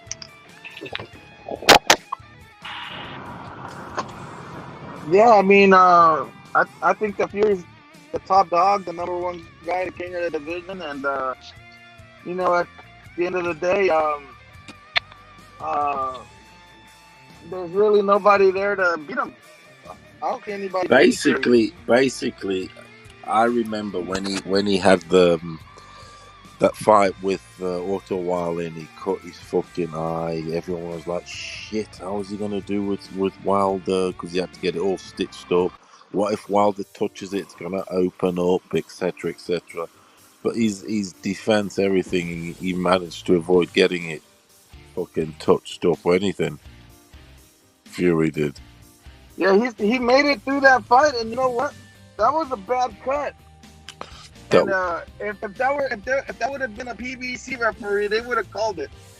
They would have was a waved it bad off. cut. That was a bad cut. Yeah. That was a horrendous cut. It was deep and it was wide. I can't believe whoever that surgeon was, they put that thing right back together because I haven't seen plastic surgery. He's had no problems with that eye. No, he hasn't, because that shit, that was great. The plastic surgeon or whatever, it was plastic surgery they have. That shit was spot on. But he's protected it also. Yeah, but still, even with protection, even if you put your glove up, you know, like how many boxers have we seen back in the day where they would have a cut, it would heal, and then the next fight it would take a couple punches and then it popped right back open, that same cut. You know, it's like, it's amazing. You know, he was in there with Wilder, and Wilder connected on him, and fucking it didn't pop open at all. Fury be riding them shots, that was though. A bad cut. Even though they connected, he rode them. You know what? Let's get into something. Well, we're gonna get into it with some PC talk around. We're just this surrounding Vergil, right? We're not gonna get into the rest of the shit, but the PC narrative of this CR. Because crazy thing is, I was talking to Don, and Furioso brought it up too. He brought it up with you brought up the shot, right? But I was talking to the Don, and I brought it up, and then CR messages me and brings that up, and I was like, CR, it's crazy. I was talking to Don about this shit, right? But CR, what's your theory on some of the shit that's going on with CR jumped off, my bad. Any case, let's go straight into it. Let's get straight into it. The Don. Is it possible that this can be affected by the shot itself, by just the shot for Vergil? The shot of basically the jab? Yeah. Yeah, of course, because we don't really know the side effects, and as far as I'm concerned, it could affect everybody differently. So I'm pretty sure that maybe there's some kind of side effect that we're not aware, because before the situation, there was no problem with Vergil, really. You know what I mean? Maybe he came a little bit heavy, but there was no other underlying condition there. So, you know, is it related? Possibly. Do I know for sure? No, I don't. What's your thoughts, Furioso? Because you brought it up early, but I was trying to backtrack this for a little bit right now. You brought up the Pfizers and all this type of shit, right? But what's your thoughts? Do you think this could possibly be? For what? For this, for what happened with Vergil, could it be partly due to maybe getting the basically the shot? I mean, to be honest, I think so, because the figures out there, it could be a small possibility. The figures out there coming out there at the minute are quite frightening and scary, to be honest. People, not everybody. There's always a small percentage of, that people that don't, get on with the vaccine of any form. That's why we have autism, etc. That's from vaccines, because there's always that 5%, 2%, 1%. So he could be that 5%. I think with the COVID it's a bit higher, that ain't agreeing with it, because the guy's overheating, it's on some heart shit, and that's what it's all related with. Blood shit, right? Like some blood shit. Yeah, everything, your organs also. Yep. He's on about his liver and shit. Yep. So I mean, with the he exerts himself. He's somebody that exerts himself. He doesn't just sit at the office desk, pushing his pen. He's putting miles in every day and getting ready for fighting and stuff. So that's when it's reacting. To be honest, the chemical, whether it be imbalances or whatever it may be, that's when shit's reacting. We've seen footballers, we've seen other sportsmen having issues with it. and some dropping dead. To be honest, It was in unfortunately. in soccer. Someone dropped 30. A couple people dropped 30 or what? Yeah, there was one at the World Cup, wasn't there? Oh yeah, I remember actually, and it gets swept under the rug, right? He's still, yeah, he got, yeah. It gets swept under the rug. We already forget about that. I forgot about that. I already forgot about it. Ericsson. Me too, bro. Ericsson. It was Ericsson. Crazy, dude. Ericsson, the Danish player. Crazy, dude. There was no, hey, Furioso. Notice there was no end of the fucking cup ceremony. You know, usually some shit happens. There's no like, oh my god, none of that. There was none of that shit. Just sweep it under the rug. Nothing happened. Let's move on to the next thing. Because it's not allowed to be spoken about because it's. Hey, Don Ripper, where was the ribbon? You know, like most of the time when a guy dies or something, especially like in a sport like that, they put like a little ribbon on the lapel or something. You know, nothing. Nothing, dude. I totally forgot. Dude, Furioso has a mind of I totally forgot about that shit, dude. Like, it's like, dude, that's how good they did that, bro. That's how good they did that. Literally, there was no nothing. It's like nothing happened. It's just like, I didn't even... If you would not have brought it up, Furioso, I would never even remember the guy, bro. Crazy. He's a genius. No, but, yeah, I mean, that could be definitely... an issue. You might not be, agreeing with it. Not all sportsmen are, and some sportsmen have ducked it, didn't they? The top sportsman that did not take anything, and it's even cost him a couple of Grand Slams because he was not allowed to enter. Was Djokovic? Yeah, the Australians wouldn't allow him in there, and nor did the Americans. So he missed out on extra greatness. Well, I was going to ask for because you brought it up. Maybe, I'm sorry. I was just going to ask real quick to Don. Go ahead. I was going to ask real quick to Don before I forget. Like, Furioso, because you brought up early. You brought this up early, dude. I didn't have to talk to you. You just brought it up, dude. Right? Because the thing is, let me tell you, that vaccine is better. That vaccine for the docile people. For the docile people, that nothing. It's like a bit. It's not. It's still in the end. It's still an issue, or whatever. But it's not reacting because you're not exerting yourself. But the people that are, if you're out here running marathons and shit like that, your ticker's gonna say, hello, what's going on? A little bit. The high performance athletes. The high performance. Yeah, definitely the high performance athletes. Definitely, yeah. That's where there's reactions being. That's where we are seeing reactions.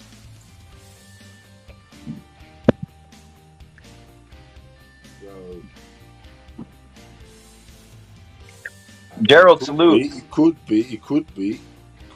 I mean, it's possible. Anything. That's what I was gonna say. You never know. Is there any like evidence that happened? That he basically took the thing. That he took it. Is there evidence out there, Furioso, that you've seen so far? That what? That he took it. Yeah, I would assume he kind of he had, didn't he? But we can't assume, really, can we? That's what I'm. I'm just asking. Yeah. I'm just asking if anybody knows if there's evidence out there. If you guys have evidence, tell me just so I could, be reassured with it. But that's all I want to know, dude. Because I haven't seen his COVID passport. No.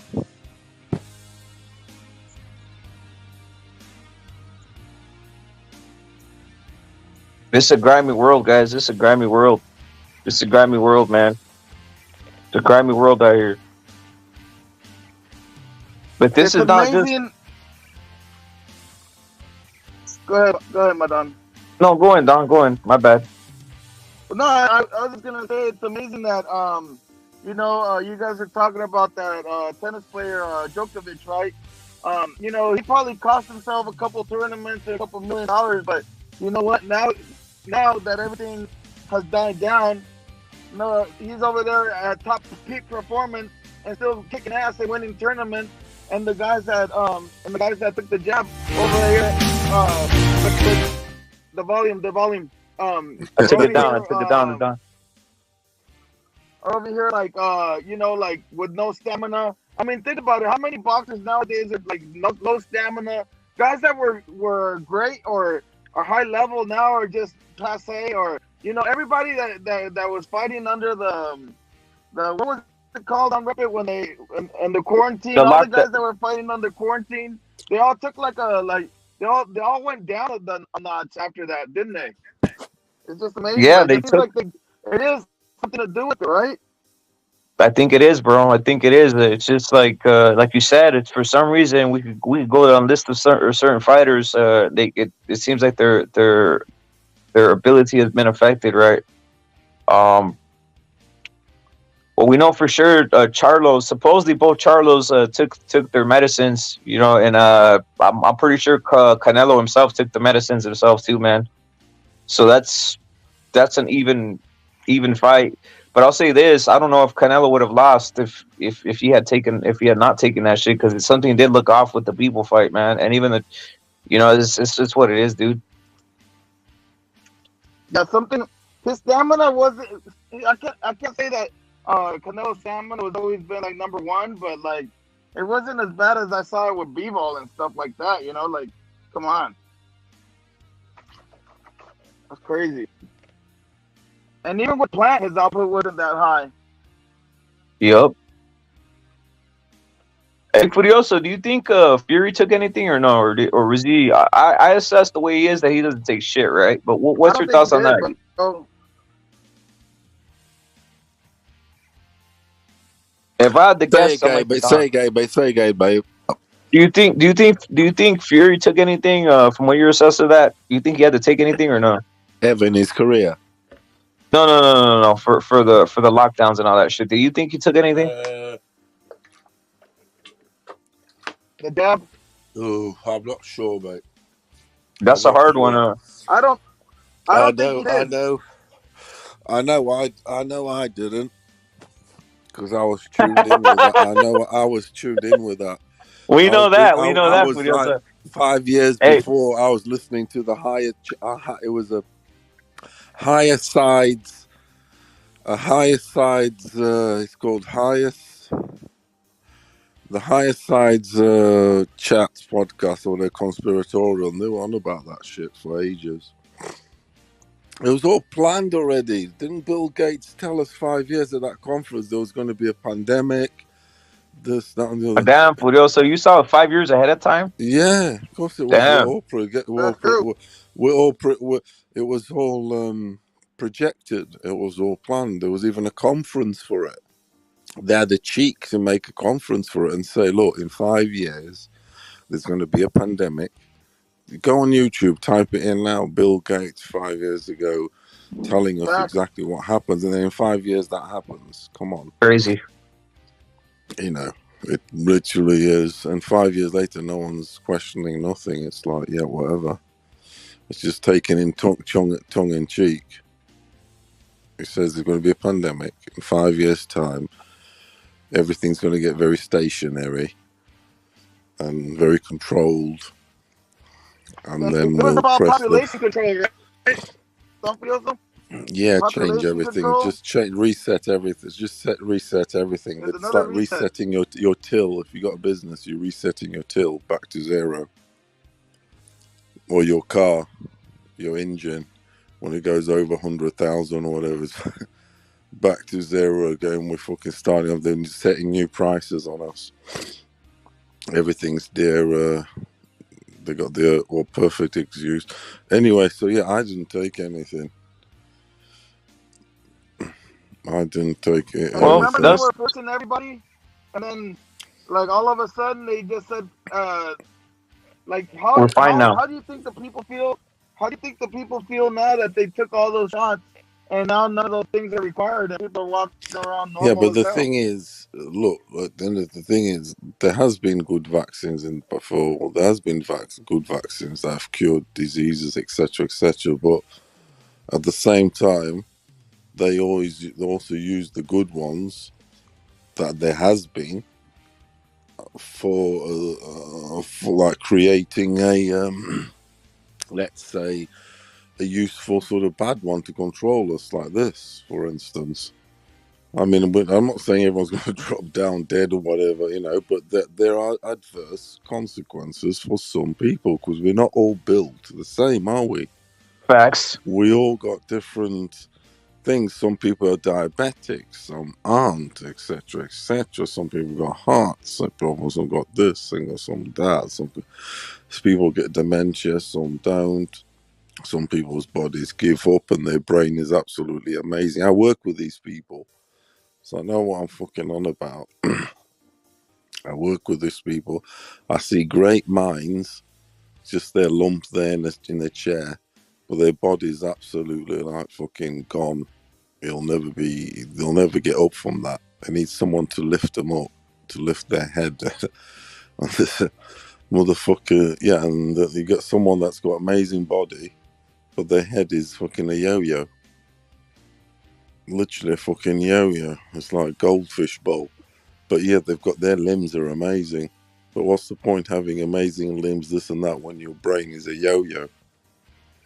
It's crazy like that. Which one would you rather be? Have the great mind, but your body can't move around at all, or have a body that moves around, but your head is a yo-yo? Which one would you rather have? They're both shit. They are. Trust me, they both are.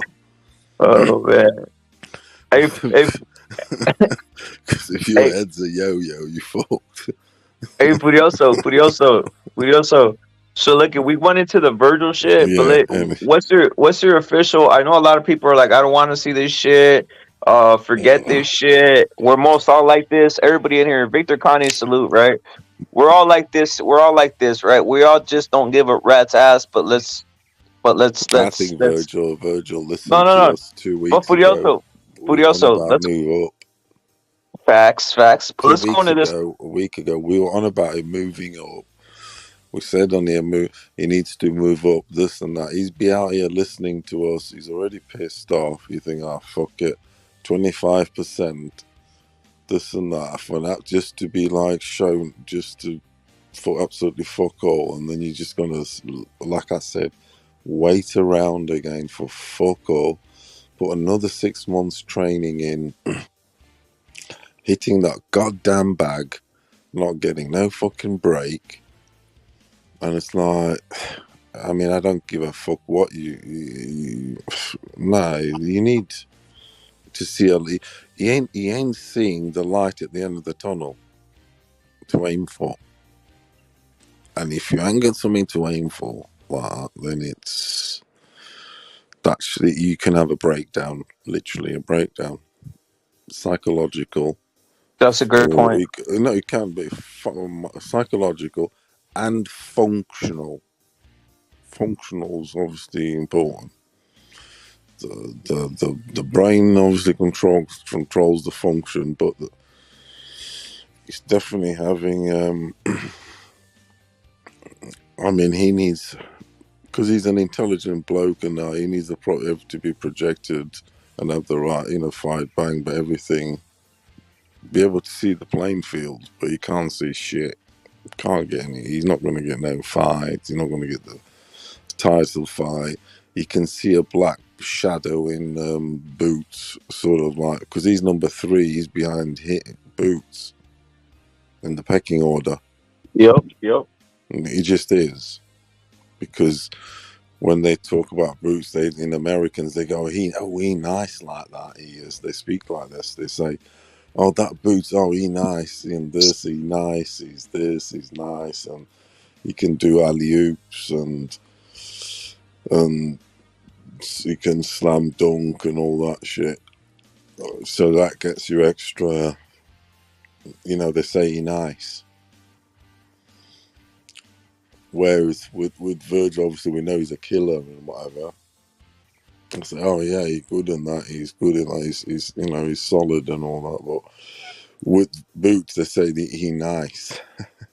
I mean, they got Boots and Villa. What's your thoughts on that, Furioso? Does Boots get through that guy Romain Villa? I just hope Villa knocks him the fuck out, but he's gonna get. I mean, but tell the reality, Furioso, because there's the what you hope, and then there's the reality. Yeah, I'm going Boots. Boots, I don't know. I think with this one, I think it'll be Boots in 6 because I think this shit's been picked for this. But if Villa lasts more than 6 rounds, then it's not good for. It ain't good for Boots. You get me? Because Boots, he needs now. This fight's been selected for him to get back on track. If you get me?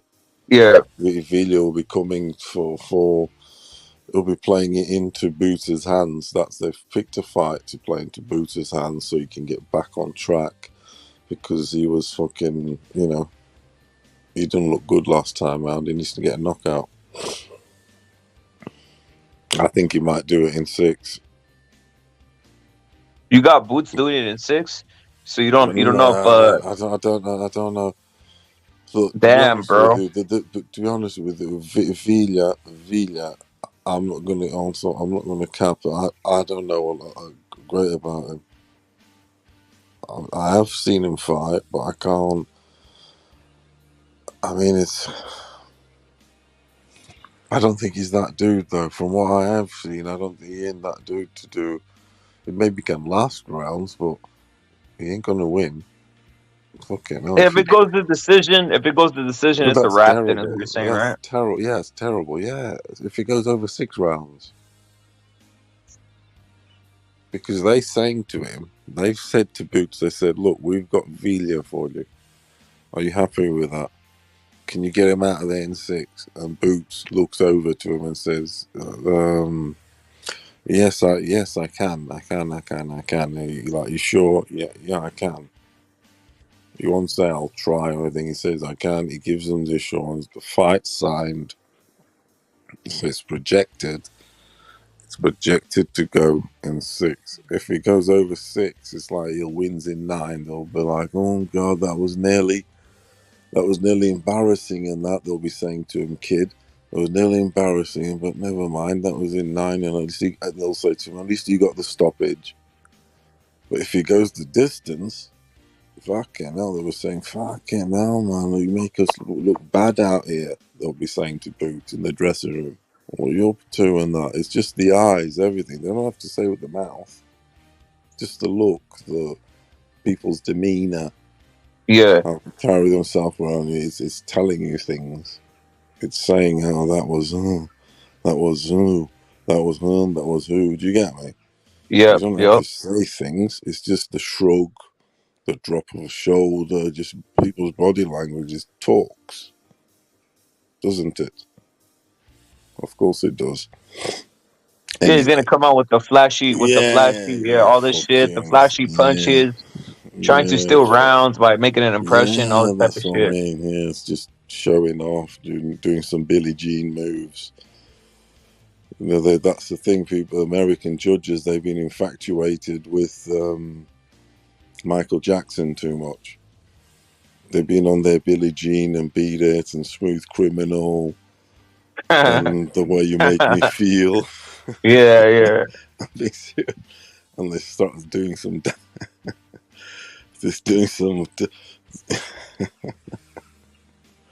So you get me, just showing off a little bit, and that's you've won the round. Yep. Yeah, that's what I'm trying to say. Didn't Ali win rounds just for doing the Ali shuffle? Yes, he did. I mean, Ali literally won rounds getting punched, dude. Ali literally won rounds, dude, on what they call rope-a-dope. Just getting punched all over the place. I know. Getting punched all over the place, dude. He didn't throw any punches. Yeah. The other dude would land a few, this and that, but Ali would do. You'd do a.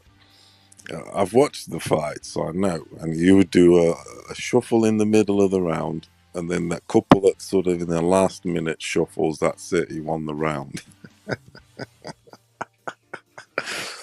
It's crazy. It was hilarious. That's when I was like, dude. Fucking hell, yeah. That's when I was like, and I was young watching this, and I'm thinking, not live in the 70s, afterwards, because it's shown, whatever. I was thinking, oh fuck it, no, yeah, it's all fun, but yeah, Manali Shuffle. But now Manali Shuffle will be like a couple of back steps to the side, back, moving backwards, one to the side, one left, right, and then in the meantime you move your shoulders side to side, like a show off, like a feint or something. You move your head around. That's it. That gets points. They'll say it's ring generalship. You're looking good Doing the out shoulder here. shimmy. It's called the shoulder shimmy. Yeah, Where you that's do the they shoulder give you. shimmy. Yeah, Yeah. you show off a little bit with that. Yeah. La la la. Don't throw anything. No contact. They'll give you points for ring generalship. It comes under that. They'll say you're looking good out here. The key word, you looking good. Showing off, striking a pose, this and that, and giving it your being a smooth criminal. Yeah, the shoulder shimmy. You gotta do the shoulder shimmy when you smack them. Smack them and hit them with the shoulder shimmy, bro. That's it. Yeah. Yeah. That's what I'm saying. That sort of shit. Which Paez could do that. He could do everything, couldn't he, Paez? Remember when he used to do that? But when he did it, they didn't give him they wouldn't give him the rounds. When the black guy did it, it's like you're Michael Jackson. Yeah. You get Thriller all points. These flips and all this shit didn't count when Pies was doing it, right? Yeah. All this flipping and all this other shit. He doesn't get the Thriller points. He didn't get Thriller for that fucking 40 punch combination that he landed on fucking Sweet Pea. He's landed a 40. He didn't get no Thriller points. He landed a 40 punch combination on the motherfucker. He literally like loves everything. He was a nutter, wasn't he? Yeah. They don't build him like that. That shit's hilarious. Frank, what's your thoughts on some of this shit, dude? Oh yeah, man, I'm just listening. Yeah, what's your thoughts on the Vergil and then the boots and all that type of shit, bro? You've probably been hearing everything, right? Yeah, I've been listening for the most part. Yeah, man. Look, man. I just wanted to jump on the Via first. Where Vergil was stepping up, this is a setup. This guy's an 11-1 underdog, man. I mean, there's not much to see here. That's pretty much it, right? He's tailor-made. Damn. Yeah, man. I mean, I don't think Booty Ennis is gonna go in there and trade with them. He's gonna make him pick up his feet, move around a little bit. I don't think he'll be running as much as Ellis, but he'll work him. He's just gonna work him, and then like Furiosa said, if he's talking to his corner and say, "Can you get him out of here?" He'll say, "Yeah," and he'll step it up. That's how it's done. It's a setup. Go ahead. Yeah, it's a setup fight, man. It's set up to make him look good. And as far as the Vergil thing, I agree with what you were saying, Rep. You know what? He needs to just take his time, bro. Just take your time. There's no rush. Not with all these belts being held up. There's no rush.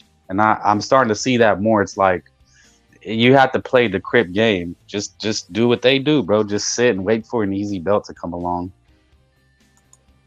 Yeah, there's literally no chance in hell he's gonna get a chance at the belt. He's obviously having issues with the weight or whatever. So why destroy your body? Just move up at this point. Move up.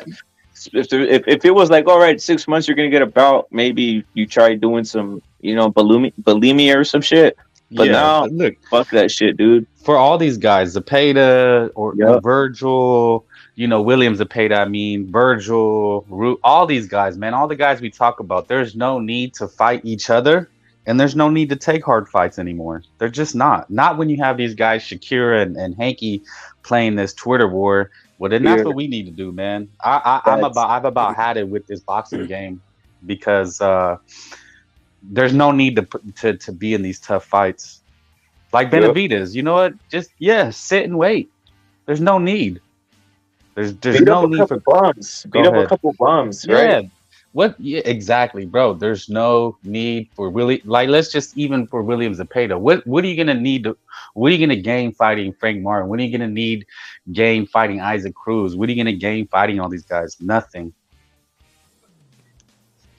Not even a pat on the back out here at this point. Fools don't even care no more, bro. Right? Fools don't even Go ahead. Yourself, me, Furioso, are like, we're gonna give him like, oh, great, but then like you said, like the fan base is so tough that they'll go like, when is he gonna fight for a belt? Like, dude, he just beat up a guy who's bout worthy. No one, but they don't. People don't give a shit, dude. People just don't Well, give that ass. yeah, man. Like I said, I've been listening, and you know, when I listen, I try to sort through the BS. Right? When you listen to podcasts or you listen to things, basically what you need to do is sort through the BS. So, not that you guys are saying BS, but I'm just like piecing it all together, and that's what I was gathering. Is like, look, man, I know we say belts ain't shit, but they are. And here's the thing, because no matter what you think of Rolly, he'll always be a world champion. And the key about having a belt is like, let's say Jose Ramirez, right? His stock never plummets because he can always sell his name as an ex-champion. Yep. So you need that belt. I know we say, oh, well, what's the matter? It's like, bro, like David's an ex-champion. No matter what, you can never take that moniker away. And he, like we're seeing these guys, Billy Joe Saunders. Is Eubanks an ex-champion? Nope. Did he collect the belt? Nope. Okay, well, all these like the Smith guys, Callum Smith, Lee, they're all ex-champions, bro, and that's why they keep getting fights. They keep getting paid. Jojo Diaz, look, they're bringing him back from the dead 3 times already. Why? Because he's the ex-champion. He can always sell his name. We just seen a guy, Hector Garcia, go up and sell his. He was undefeated, right? He sold his and then he goes back down with the belt and sells himself as a champion still. So. Yeah, man. Vergil, man, sit and wait, fight bums for like a year, or just sit and wait. Let look like you think Boots is gonna step up and fight Stanionis next? No, he's not, bro. He's not. He gets this guy. Who was Ruben Villa? Romaine. I always say Ruben. Who was Romaine Villa before this? Nobody. He was just a guy who was fighting in Venezuela, Colombia, some parts of Ecuador, shit like that. A couple in Mexico, and then he got the Speedy fight and did what he did. But that was like a little setup, right? He had to literally knock out like 35 fools or some shit, some ridiculous amount of fights before he got that fight, bro. It wasn't anything in a sense. If he was something, he'd be sitting too. Yep. Right. Because you meant, go ahead. No, I said, yeah, bro. You're right, dude. He's taking this fight because he's he's not a name, bro. He's not somebody who's he's a foreigner, and obviously his first contribution to what we call over here boxing in the place where they promoted a lot, the United States of America. His first fucking appearance is Rashidi, bro, and Rashidi's not even a guy, bro. Think about that. Rashidi's not even a guy, so of course he's gonna have to fight a guy like Boots Ennis. Well, Rashidi was given a gift with the Villa. He should have beat that guy easy, but he just sucks. I don't think he works it. But look, man, the game of boxing right now is get a belt and sit. That's it. Like Regis Prograis got a belt. Been for ages. Look. You know who the kings of that are? The Charlos, BBC. Facts. BBC are that. You hold the belts for as long as you can because it gives the business equity. It's essentially the equity. It's the real estate. The belts are the real estate in the business, in the boxing business. So you keep those belts, and especially the WBC ones, which if you look at BBC, tend Charlo got them boys got that, haven't they? You know what's wild? They didn't have Vergil in the top 15. They didn't have Vergil in the top 15 of the WBC. They had Wilder on lock, did they not? The WBC belt heavyweight. Yep. Did they not have that on a tomato can fucking diet? And then Fury went and got the WBC belt. Which means he's won everything you can win in boxing, apart from having them all together. Fair enough, but he's done everything in boxing. Yeah, that interim shit what Vergil was fighting for wasn't shit, bro. Like that is it's just fucking sugarcoat candy floss. I don't even know what this interim shit is. Basically, they had every belt was trying to make a regular champion, and then I think the United States or whatever something commission they rejected it, right? So they had to consolidate the belts, but they were able just to do this interim thing. I don't even know what interim means. I mean, I do, but I don't. Like, can anybody tell us what the interim is? It means you are the next in line. You are in betweener. You are in between you're basically the guy till we make up our mind. Till we make up our mind, as it says. Yeah. But then what's the point of having being a mandatory then? So you can wait 2 years to get a title shot. It's just to make you wait longer. It's basically like, I think you got to carry that, because when you get a new title, you got to carry it for a while, and so he's like them now. Then it's like that he's gonna be doing that. He'll hold that for a few months, and 12 months, 18 months, 2 years. Let me just say something for the listeners and the chat and people who listen to this. They come to Wet Rep It or whatever, and he gets a bad name. But nobody's gonna tell you these things. Like, we're talking about interim. You're not gonna hear anybody else talk about these things, right? They're gonna hype their favorite fighter. They're gonna kind of gloss over the racial aspect, which is the politics, right? The race part is the politics, and then there's the business, right? It really is like a chessboard. There's loads of shit. Yeah, and that's why the Charlo and Canelo, if you mention the chessboard, that shit's full for that fight, because it's absolutely it crosses boundaries basically. Because when it's Benavidez Canelo, it's two Mexican dudes, so it's those boundaries, and then you're few hoppers on into few cribs and all that support, and a few hipsters supporting the hips, and a few one or two dudes from Australia or New Zealand, something supporting Benavidez, and that's it. But with Canelo and Charlo, believe it or not, all of a sudden the continent of Africa is interested, because when they see on the news, because they'll show Canelo on the news, but they see Canelo versus this American Charlo, they see he's a black dude, it takes their attention. But if they see he's fighting Benavidez, some nigger in Africa is like, yeah, whatever. But when they see Canelo versus Charlo, it's like, oh, well, he's fighting a black dude. Oh, how's he doing? They're interested. So it crosses about way more boundaries. It's just like any in Furiosa. It's just like any TV show. They throw in a token African or a token Mexican, and then you see it. You're like, oh, it's all white cast. Oh, but they got a brother. I'm gonna watch it. That's what I'm trying to say. You see, so the niggas in Africa, they be seeing it like that. They be like, all right, yeah. Well, if it's two Mexican dudes, like, yeah, whatever, what. It is like that. I know it is. So that alone is an example of it attracting an entire continent already there. So it crosses extra boundaries. I've always said Canelo and Benavidez fight. That fight is big, but within that little area, because Benavidez don't know him around here like that. Yeah, I mean, advertisers pick Canelo, Charlo, that goes all over. It goes all over, dude. It does. It spreads. It crosses more boundaries, more borders, boundaries.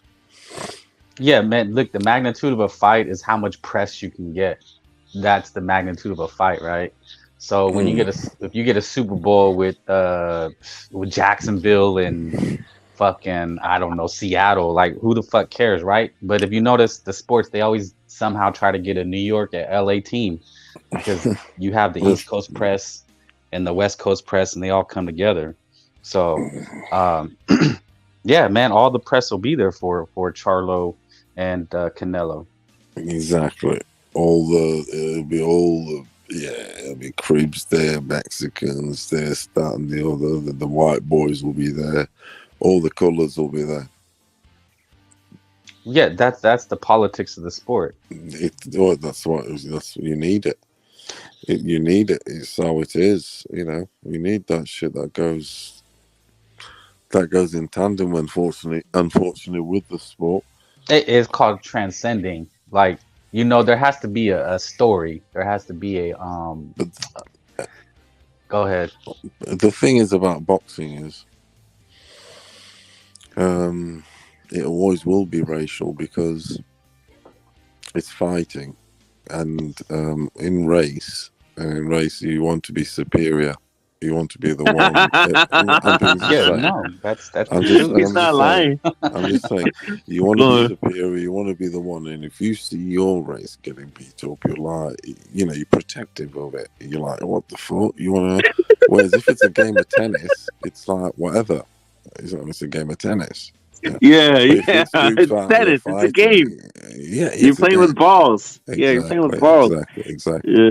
But if you're out here fucking fighting and that, it gets like it gets racial because it's like it's representation. The R's racial representation. You're being fighting is like is the ultimate thing, isn't it? It's like it's the do or die thing. It's mano y mano. Exactly, it's do or die. It's the only sport that's do or die. Otherwise, you can get your breath taken out of you, literally. A game of golf, it's whatever. It's a game of golf. Honestly, it's got its thing. Don't get me wrong, a hole in one, a hole in two, and whatever. But it's a game of golf. How do you watch that shit? That's crazy. I'm just saying, but if you crazy, y'all guys watch that shit. If you get a right hand on your chin and you start seeing stars like in the fucking Bugs Bunny or something, then it's different, isn't it? Well, that's why it's the most racial sport. It always will be. And you're invested in the fighter, right? Like it's like people are invested in these NFL teams or the becomes extra. NBA teams. These guys riot. When the Lakers win, people riot.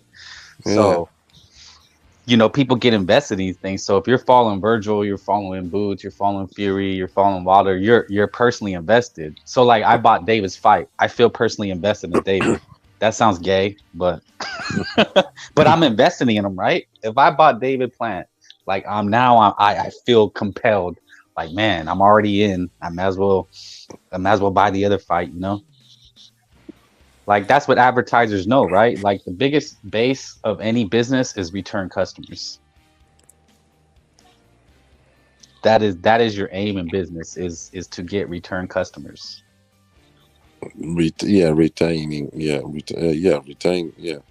Retention. Right, that's why they always want your email. They always want your number, because they can't let you go. Yeah, it's like if we got. It's it is like if you got a cafe, you want your customers to come back again. It's not because they want to give you free coffee, right? They don't want to give you free coffee, but they know that'll bring you back. So for every 5 coffees you get, they give you a free one, and you're like, fuck it. And it could be across town, but you're like, you know what? I'm gonna go there because I want my free shit. And then you realize you just bought like 3 extra things, and now you got to go back again. Carrot cake and everything. Fucking carrot cake, that's expensive. I do like carrot cake. I do, and the latte. Not gonna cap. But every store you go to, they give you rewards, right? It's like they give you points. Keep you hooked. What you on? What rewards you getting, bro? Which one's the one that has you hooked? Starbucks for sure. Oh yeah, they got you. They got you. I shouldn't be paying $4 for a coffee, but they give you all these rewards, bro. I get a free lemon cake. There's hella hoes there. I'm addicted, and coffee is addicting. Coffee is addicting. It is. Yeah, it is, man. I do like a. What do you have then? Latte, cappuccino, what? No, I get iced coffees. I don't get the sugary shit, man. That shit gives me the jitters. Yeah, but it's still like $3, bro. Like you should never pay more than $1. Like I should be going to 7-Eleven, getting mud coffee, and happy. That's what I got, bro. I got the 7-Eleven rewards, bro. You're a savage. Yeah, I got the 7-Eleven rewards, man. If you drink 7-Eleven coffee, you go down on the first date. I know that. I got but I got like get a lot of shit from 7. I just roll up real quick.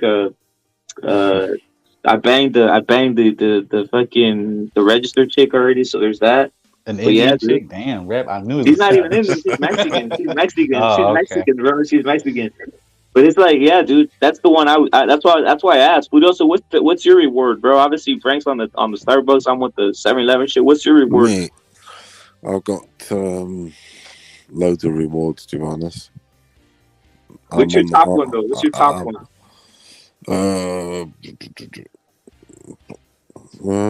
Let's have a look. Sort of like I've got them all, like Burger King, McDonald's, KFC, fucking drink ones though. I haven't got any drink ones. I haven't got any Starbucks or anything. If I do, I'll go in and get something. But I don't have. KFC, you got the reward for that shit. It's now and again. Yeah, KFC, and that's about really eating more than drinking. Not. I don't have any rewards for drinking. Put it that way. Because I don't go in the coffee shops that often. But I do love coffee. Yeah, of course, I have it at home every day. I have about 2 or 3 coffees a day.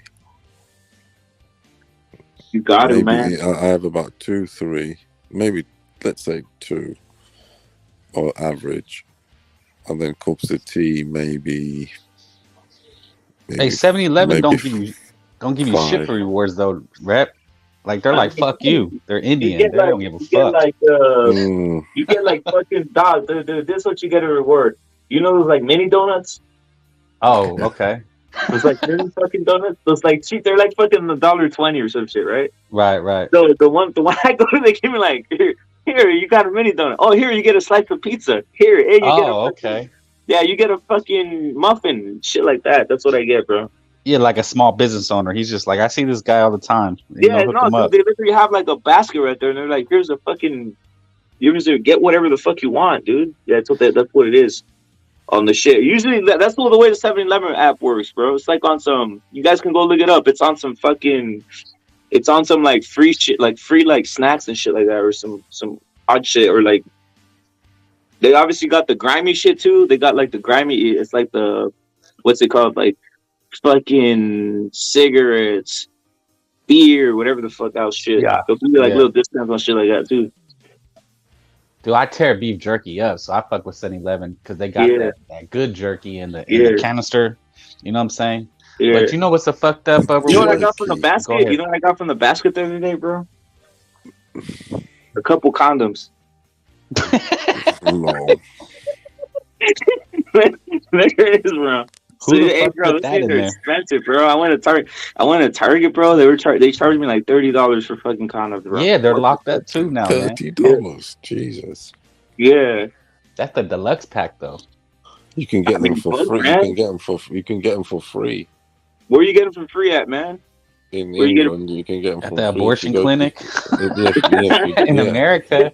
That's the hookup. If you go to your doctors and you say you want some protection, but you got to go through that embarrassment, if you want to call it embarrassment, and use protection, whatever that they offer you, condoms. Or if you say you got maybe say sexual problems, they'll offer you enhancers. Are you serious? They'll offer you free enhancers? Yeah. I've known friends have gone. They just on some line. They go, "Oh, my wife's been moaning at me. I'm not fucking sorting her out good enough." And this and that. And she says, "Okay, then go on this." And they put them on 25 mil. Oh, this not good enough. They'll put them on 50. They'll go back till they get 100. Till they get 100. Really got fucking like, that's and great shit. Then you're on subscription for the full year if you want. Damn. Is it free? Because it's on mental health. Because is it free? Yeah, free. Yeah. Oh shit! Damn. Yeah. Especially if you're not working. But the majority of the people that do get them are people that it's also that don't work and they're all on it because you're getting it for free. And it's on some mental health because it's saying that you have. So all like the African migrants go straight to there, use that shit for their mental health and start banging all the. I suppose, yeah. Oh, yeah, of course.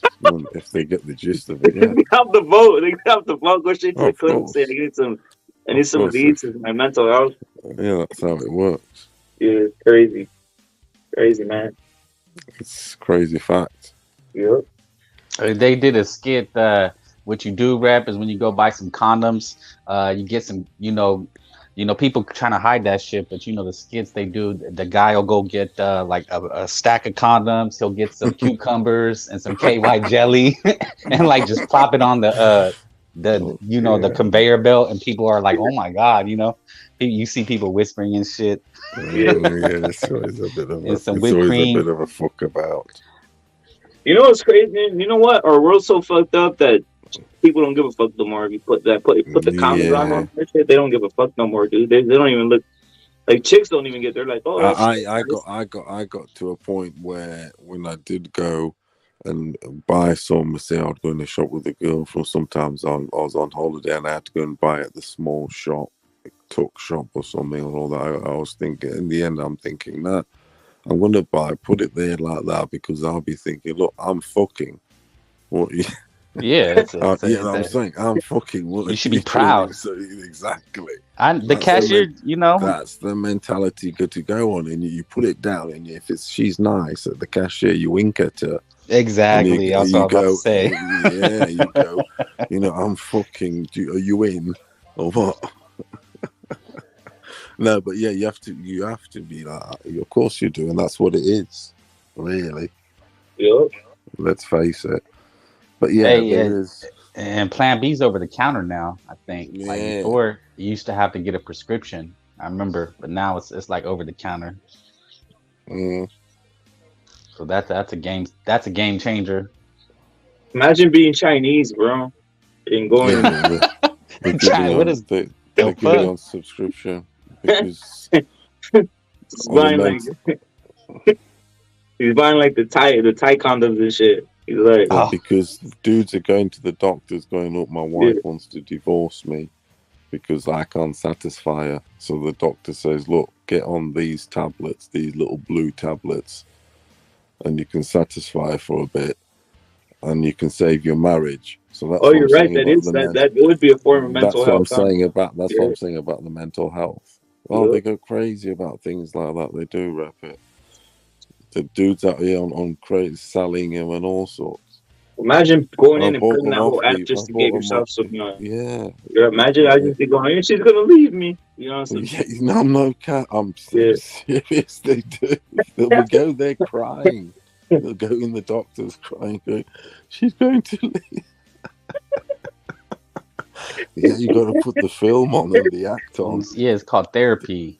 Yeah. Exactly. The thing is when that guy marriage counseling. The thing is when that guy runs into a fucking perverted doctor, he's like, "Hey, you're gonna leave me? Pull your pants down. Let me see." It's like, pull your pants down. Let me see what you did.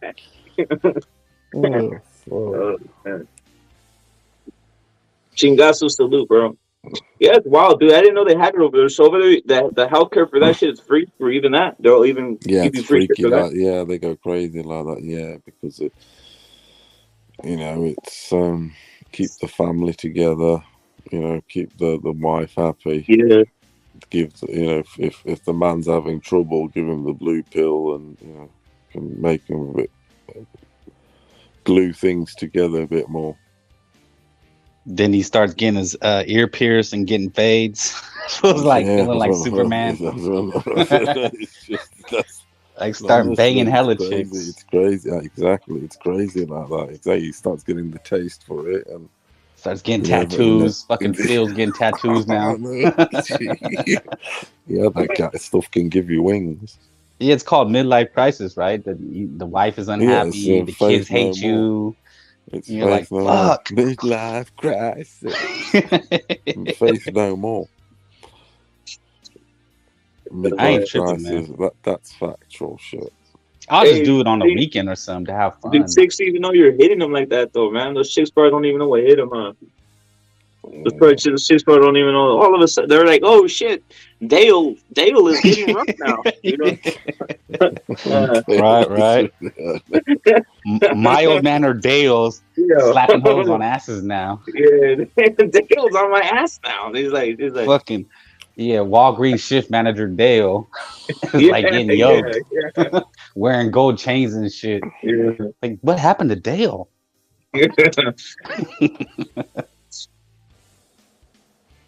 Hey, you could go get if you got anybody out there, if you guys are in problems, go get the blue rhinos. No cap, bro. Get the blue rhinos. You fucking Rhinos, 2-3 weeks, bro. Crazy, man. I don't know, man. Doesn't that shit last for hours though? I ain't trying to. No, it's fucking 2 weeks, bro. 2 weeks. Holy shit! Fuck. 2 weeks. Like wait, because I took some like what are those like horny goat weed? That shit don't do nothing. You know, the over the counter fucking $7. Nah, get the blue get the blue rhinos, bro. Those are literally they work, bro. They found blue rhinos. They have to put you in the field somewhere. Yeah, yeah, the blue. Yeah, no, the blue rhinos, bro. Those work, bro. Straight up, I'm not even lying, dude. The blue rhinos are beasts. You can go look if you guys want to look. If you guys want to go look up what happened with blue rhinos, you know what I'm talking about. Go look it up. They literally has all the compounds you need in that bitch. It's real. It's legit real shit. Is it that is it some fucking ginseng? Like I know that shit gives me. Nah, dude, dude, it has everything pharmaceutical. The blue rhinos has all the pharmaceutical shit, dude. Not even everything you need, bro. It's just got fucking Peru powder. They got dude. They got all of the what you call dick pills combined. They put it in there. All of the fucking shit, dude. Talking about another satisfied customer, huh? I do. Go look it up. Go look it up. That people think I'm lying. Go look it up, dude. It literally it'll tell you right there. It's a cocktail. It is. The pills looks huge. The pill looks huge though. That's just like it's a fucking bomb. It's a capsule. Yeah, it's a capsule. It's a capsule. It's not playing around. Yeah, there's no playing around with that. Yep. Nearly the size of a wash your clothes tablet. It's like a fucking egg. It's the size of an egg. Holy shit. Are you serious? Yeah, I'm serious, yeah. This food cap is the size of a fucking washing tablet. What the fuck am I gonna do with that? No, look, it's the size of a fucking it's almost like a mini Snicker, dude. Snicker. Salute to Blue Rhino. Blue Rhino, you salute times a billion, bro. We're always saluting out here. Blue Rhino, you're saluted. Okay. Christian, salute. Christian, you're saluted, bro. Chingazo, salute. Telekinesis, salute on the panel, bro. We got Chingazo's telekinesis. We got Furioso, and we got Frank, and we also salute Christian. Christian, yes, it's off, bro. Christian, it's off, bro. Christian, the fight's off, bro. That shit sucks, bro. The fight is off, bro. I was looking forward to this fight because stylistically, I know it was gonna be a war because obviously fucking Vergil goes into war. He's not a back foot bitch. That's obvious. We've seen his fights, right? All of us. And the same with Stanionis, bro. He's not a back foot bitch. He actually likes the pain. He likes to get in there and fight. So it's a shame that this fight is off, bro. And that goes back to what I was saying the other day, bro. Remember, I was saying that Vergil should hire like a nutrition guy, maybe hire like a Memo Heredia, you know. And you're probably wondering, oh well, maybe he doesn't need them. Oh, apparently he does, bro, because this shit keeps happening. And what I mean by like a Memo Heredia, somebody that could manufacture fucking the PEDs and give it to them, bro, so he could make the weight, you know. Like fuck all this shit trying to do everything yourself when let's be real, Vergil's dad doesn't know shit about PEDs, you know. So I mean, whatever they're not taking the proper steps because fucking Vergil's dad is not really a professional when it comes to strength and conditioning, nutrition and PEDs, bro. And I said it last time, and I think that Don was the one telling me that I was tripping, that they're fine the way they are, old school or whatever, but fuck, bro, he can't even. The fight's getting postponed, bro. I don't think they're fine, bro. I think they need to get help from a third party, like a Memo Heredia, bro. And in my opinion, and he should move up to 154 if the shit's gonna keep happening, or even 160, bro. The only thing that I don't like about the 160 is that we had Munguia over there, And what do Munguia and Vergil have in common? They're both with Golden Boy, and they couldn't get Munguia any title shots. So fuck, bro. It seems like it's gonna if Vergil goes to 160, they might have a hard time getting him a fucking title shot, bro. Again, bro, because the industry's trying to blackball fucking and boycott Golden Boy, bro. It's a shame because Golden Boy, if Golden Boy had a bigger fucking roster, imagine the fights they'll be making, bro. It'll be like back in the day, bro. In my opinion. I agree with you, bro. I agree with you. Telekinesis, what's your thoughts on what Shingasu says? I know you're right there, bro. So it's telekinesis. Yes, sir. I find it very unfortunate. I thought that this was in my opinion, the upcoming fight of the weekend. You know, now we have to rely on Boots Ennis and Romain Villa. You know, yeah. I just find it real rough, real unfortunate for Vergil. The only thing I had confirmed to me was that he had passed out and that the fight was off. You know, and he was having it's issues. unfortunate. Yeah, it's like if he's having weight cuts and if he's not doing things the right way, you know, he perhaps does need to move up in weight. But like you said, you know, at 154 pounds, it's absolutely clogged up. 160 pounds is the only way to go. I agree with that, bro. Chingasos, what you think about that? I mean, what you think about the 160? I don't care if he goes to 160 or 145. That makes no difference to me. I suggest he goes to I suggest he takes the route that's gonna give him the title shot the quickest. You get me? Whether it's 154 or 160, I couldn't tell you, bro, because this is politics, pretty much right now in boxing. Right now the best boxers aren't even getting the title shot, bro. It's just whoever the easiest fights for the shot. Yeah. You know, it's all politics, bro. It's not a pure sport anymore.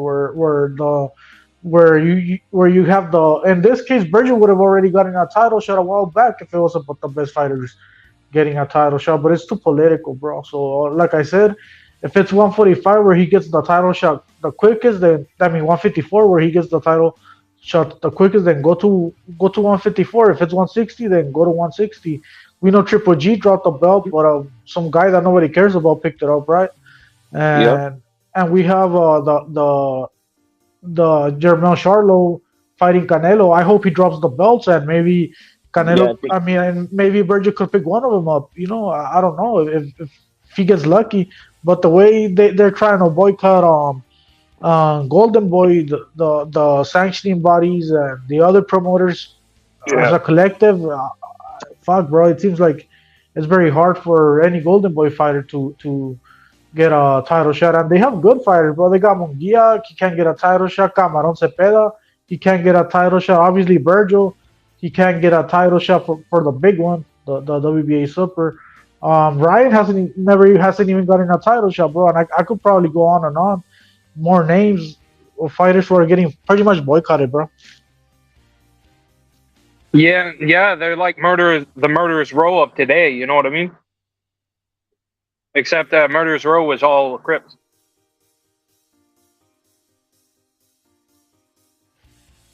But yeah, it sucks that we're missing this fight, bro. It would have been a great fight. Luis Neri fights on Saturday too. I mean, I don't know I don't really know the guy he's fighting, but I mean, at least that's a fight. You get me? A Mexican out there putting action, I guess. I think Luis Neri's cool, Pantera Neri or whatever. Yeah, he's good, bro. I like his style. At least we got that shit going on. I know they're gonna fucking have it on fucking TV Azteca. I don't know who else is having it for the Americans, you know. Well, it's like Blaze is saying, Pacheco and Neri both fighting. Salute, bro, to Blaze. Also, salute to Bassau, bro. You're saluted. And Christian is saying that he thinks that Vergil needs to fight 154. I'm happy with either 154 or 160. Why not? I think he's big enough. You think he's big enough, Chingasos? Obviously, he's barely not making the weight right here at 147. You think, from what you see on his frame, he's big enough, right? Obviously, he has the size for 154. He even has the size for a 160. Yeah. Obviously, since he wouldn't be fucking dehydrating himself to make the weight, I think the power will carry on to 154, and in my opinion, the power would carry to 160 as well. So yeah, it don't matter to me if he goes to 154 or 160 as long as we got fucking Virgil fights, bro, because he hasn't been active recently. I got the news from you guys though about all this shit, bro. So like what did they mention something about the condition Yeah, he he passed had out. or? He passed out, bro. He passed out in the room, bro. But did they So say it was the rhamnidiosis shit, or I don't know how to pronounce it no, they or haven't how to said spell nothing. it? I haven't seen nothing about rhabdomyosis, but they're saying he passed out and stuff like that, bro. So it's like he's having problems making the weight, Yeah, dude. man. You're gonna hear a bunch of shit. Just wait till he says it. Yeah, Yeah. I just hope it Rep wasn't it. the Breaking rhamidiosis news. shit, right? Rep it. Yo. Breaking I mean, news. I heard he was sick. I Break it heard he down, was like Furioso. he could be sick. Very breaking news. Go in, bro. It says here Oscar De La Hoya has indicated that Vergil Ortiz will now move up to super welter 154. He's a big kid, so I think Salute. 154 would be ideal. I feel Salute that to Oscar. 154 is going to Salute be to his Oscar. ideal weight to become a world champion real soon. Salute to This is Oscar. what we've been saying. I've even Yeah. been saying this. We've been saying this for the past month. That's where he can go and just clean up and establish his kingdom, and then build. Then, yeah, 18 minutes ago this He can was probably posted. 18 minutes he can ago probably this was call up. posted. Yeah, he could probably call This is straight off out the Tim Zhu. This is straight off the fucking frying pan. 18 minutes Let's see ago. Virgil versus Zhu. Yeah. He beats Zuri, no problem, walks through him. Yeah, What do you that's think where about he's that? at. That's it. So that's why the fight's been cancelled then. Yeah. You know, he thought, fuck it, what's the whole point? I'm 5'4" now. This was already been planned, fuck it. Yep. Yep. 154. I like the plan. I like the Yeah, plan it's a good because plan. This is the latest. Has indicated that Virgil will now move up to 154. It says here, these are his comments. It's official comments. He's a big kid, so I think 154 would be ideal. I feel 154 is going to be his ideal weight to become a world champion real soon. Yeah, in the next 2 years, clean up the whole division, which he'll be sitting around. Which if he stays at 147, he'll be waiting around for 2 years to get a shot. Whereas in 2 years, he can clean up a division. Come on, it's it's a no-brainer. yeah, I like that plan, Can bro. get the locomotive on track. I mean, Move it. obviously, 147 is a dark division. These guys fight once every It's 15 fucked. fucking months, bro. It's So killing him. It's killing him. It's killing Ortiz mentally and physically. He's having clearly mental breakdowns, and that's Officially done, guys. Officially done as Furioso. But basically, Yes, I had that that's on the title. I latest. said Virgil done at 147. I called it earlier, and now it's official. Moving to 154. 154, guys. That's official. Put it. look, bro. It's To on me, Benson. fucking Virgil is 10 times better than a Venetian, bro. So I think instead of a Incredible. Venetian getting a Incredible. title shot, it should have been him, bro. So it's overdue, bro, for Virgil to get a title Did you shot. hear who they? It'll be good. Did you to see hear him who in that the division. fill-in is, or the No, there fill-in is isn't. for Virgil? There isn't one. No, there isn't one. There's no fill-in. No, It was they were just talking about how Schofield. Yeah, they were talking about how Schofield is a one. No, I thought you were talking about for Stanionis. Yeah, Schofield Yeah, might for be, but they're saying Stanionis, JoJo. It's JoJo. Yep, It's JoJo JoJo Diaz as well. or Floyd, or like you said, Floyd Schofield. Yeah, Floyd Schofield. That's the that. Thank you for bringing up the other name because I know that there was another name out there, but yeah. Either way, hopefully it's not too bad of a fight this weekend. Even though A guy. Yeah, I'll even though probably Virgil's be not in. watching the Pantera Neri fight instead on the TV Azteca shit because Yeah, I'm yeah. a Pantera Neri fan, so that's that. But obviously if I get a chance to see the Golden Boy event as well, I'll watch it too, bro.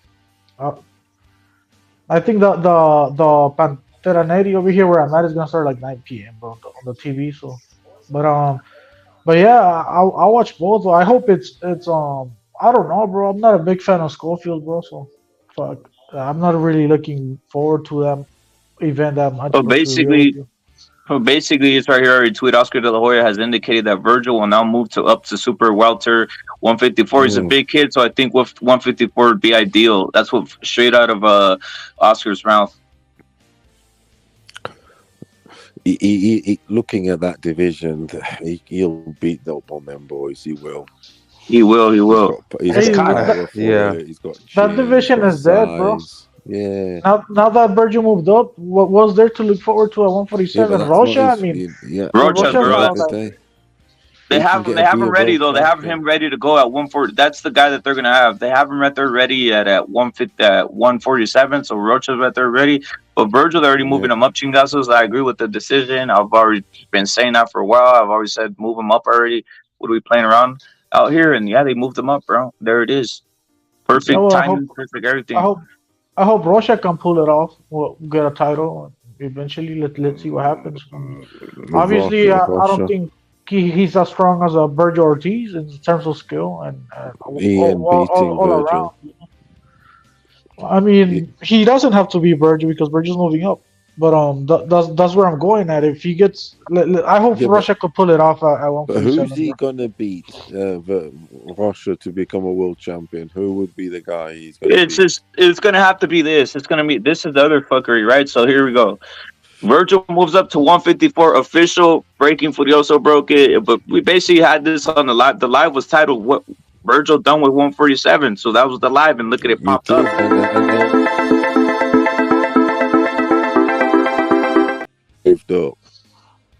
Breaking Furioso goes breaking it, going Furioso. It's official news. This came off 18 minutes ago, and he needed to move up, and now we know why you see Furioso. You see Furioso. Crawford doesn't fear Rocha the way he fears Vergil Ortiz, bro. They were even in talks about Rocha versus Crawford already. So if somehow Crawford could remain champion, maybe he could give him a title shot. I don't know, because like I said, I don't think Crawford's scared of Rocha like he's scared of fucking Vergil, bro. But the thing is, Crawford's probably going to lose, right? So fuck, bro. It's hard to predict what's gonna happen at 147, bro. The way, because these fighters are unpredictable. Fucking Spence and Crawford could be 2 fights. You get me? Or it could be that Spence wins and Beck hits the belts. I mean, or it could be that somehow Crawford wins. You know, it's hard to predict what's going to happen, bro. But yeah, Rocha's in line. Rocha's in line, that's for sure. He ain't gonna beat those dudes, though, is he? Unless there's a vacant belt or something like that. He ain't beating any Crawford or Spence or Rocha. That's for sure. I wouldn't say that's for sure. I mean, I don't rate them as high as you do, but I don't rate him like that, though. But I think Rocha is all right. He's good. I've watched him a lot, but he's. I get what you're saying. You just don't see it right. He's not Stardust. If you get me, he's good. He's solid, but he ain't Stardust. He ain't made to be. He's not meant to be the guy, so to speak. But yeah, I mean, he good like that. If he's lucky and gets the good break. But fucking hell. Yeah, you never know. But yeah, I get where you're coming from. You know what I'm saying? They're not gonna pick him, are they? He's there to Yeah, he's not a great fighter, but he does come in to fucking fight, bro. He called Crawford out. I remember when he called Crawford out there, and I'm thinking, I mean, that's brave. That's the right thing to do, etc. But I'm thinking, I don't know about if you're gonna beat him though. That's the thing, you see. I mean, the thing is, I don't know if you saw Crawford against a Venetian, bro, but I mean, When I he's saw, not I've he's seen not what they're Rocha fight selling a us lot. either.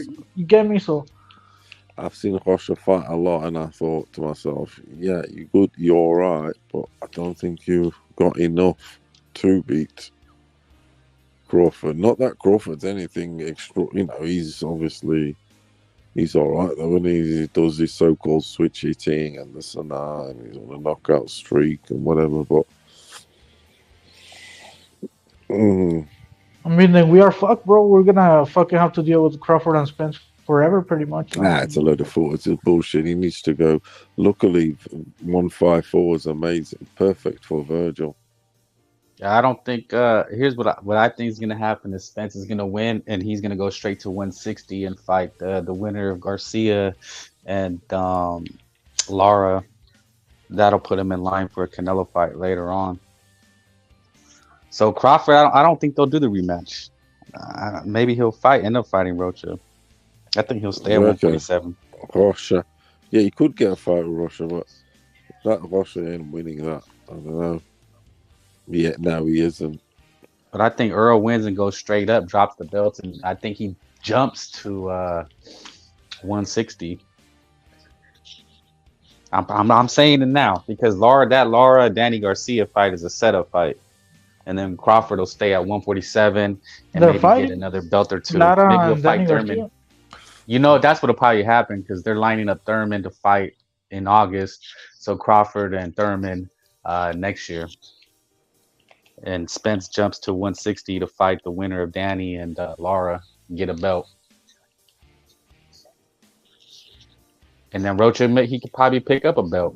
He'll pick up a belt. You know, I'll say it now. I think Rocha ends up becoming a champion. That would make the most sense. Shit, I hope, but let's see what happens. Yeah, it's possible. It's possible to linger right there, especially with Fool's moving, right? But damn, bro, I'm kind of happy. I'm excited that Vergil's moving to 154, bro. 154 is cool with me. Look, man, there's no need for Frank, these guys. What you think? Go ahead. Frank, what you think of that? What you think of the 154 move for Vergil? It's smart. It's the smartest thing you could do. I mean, obviously, it'd be stupid to keep waiting. So you move to 154, and you just play the weight game. Fight a couple cans, maybe some top 20 guys, and just wait. That's what Tio did, right? He fought Ocampo. He didn't go straight to a killer. Haney's gonna move up and fight some cans. So do the same thing. You know, you just got to read the tea leaves, man. There's what the fans want, and there's what's gonna happen. And usually, you're not gonna get what you want in boxing 75% of the time. It's just not gonna happen. So, you know, we just need to get what we can expect, right? Look, you're right. Who's the can at 154? There's somebody. It's pretty shallow right now. On 154, with the politics, you got Austin Trout. I don't see nobody that can beat Vergil at 154, bro. I mean, unless you guys think Team Zook stands a chance. I gotta beat Team Zook, bro. Who the fuck is Beto, bro? Maybe match him up against like Xander Zayas. Nah, that's not gonna happen. Dennis if you're Hogan. if you're bringing me a Beto to beat Vergil Ortiz, then yeah, it's a division for Vergil pretty much. Give him a bit of Chris Eubank. Fucking Beto, bro. Conwell. No, I'm saying to give him cans, dude. Just wait for the belt to open up. I'm saying, but Conwell, if you want to step him up, he can beat Conwell pretty easily. Conwell is going to give him a good fight, but just Vergil can go up to 154. Josh Kelly, just feed on cans. I think he should just fight the number one fucking guy in 154 straight up. I think he's ready. Yeah, he can clean all them dudes right up to 168. I see him. So I think cans, I think at 168 maybe only Canelo's beats Vergil, but the rest I think he's got them all. Maybe give him a can for his debut at 154. You know, just man, you take the TO game plan. You go up. Look, you take a loss because this is like a loss. Like this is not a good thing. So he's gonna have to prove himself again. You start 24 off fresh. the first 4 months, maybe 2 fights. In the first 6 months, 2 fights. You fight cans, build your name again, look good, and then you take on the big name. A belt will open up, and that's how you do it. That's the game plan. That's what Tio did. Haney's gonna drop the belts, move up to 140, and do the same thing. Oh, he's gonna own the 154, right? That's Yeah, for sure. there's no one there, bro. That's for sure. And then even at 168, like I said, I got Virgil beating them all. Or if you're Golden Boy, what you do is you move, you go to 154. Canelo some trouble. And you move a 147 there. So go to 154 and fight a 147 pounder. Bring somebody up from there. That's probably the smartest thing. Yeah, there's no one there that could trouble with Virgil, in my opinion. You know. Well, no, it's not about that. It's just getting him some fights. He needs fights, but not risky fights. I mean, I wouldn't mind like a can for the debut, just because we don't know if this shit took a toll on him. You know, the whatever he's going through with his health, painting, and all that shit. Well, yeah, that's what I'm saying. Like Maneki is a great fight, but only once, bro. I think after that he should be ready to fight the number one guy and get a title shot already, in my opinion. You know? Yeah, if a belt opens up, but we don't know what's gonna happen. Basically, you just fight cans until a belt opens up, and then take the shot. That was probably gonna take a few years. Then. Nah, like it'll happen by next year, late next year, for sure. 154. There's more avenues. It's not, you know, there isn't the two great American black fighters there, is there? Like I mean, how do you know it wouldn't take that long, Frank? Like, because you look at Munguia. He went to 160 a long time ago, bro, and he's been beating a bunch of people. Still never got a title shot, and he works for the same company as Vergil, bro, Golden Boy. I mean, you have to wait for something to open up. So but yeah, it's not impossible. How I see it, he should just as soon as the number one guy is available, fight him, bro. All this shit about cans building him up and all this shit. That's what he fought at 147 for, bro. He's already 25. He's ready, bro. Yeah, but there's what you want to happen and what's most likely to happen. So what do you think is most likely to happen? I mean, he has to get a title shot already, bro. But that takes, depending on other people. You can only do what you can do on your own. Like, I can say, yeah, you want a title shot, but it's not going to happen. Okay, let's do like what you think is going to happen. Fight a bunch of cans. What the fuck is that going to do for Vergil? It's just keep the fans happy, keep them active, play it safe. I guess if that's like the last resort, if there's no other option, then yeah. I mean, you have to stay active, There's no other option. There's no other option. There's, like you're saying, to go up and fight for the title, but it's not possible. Look, man, there's expectations and there's what's gonna happen.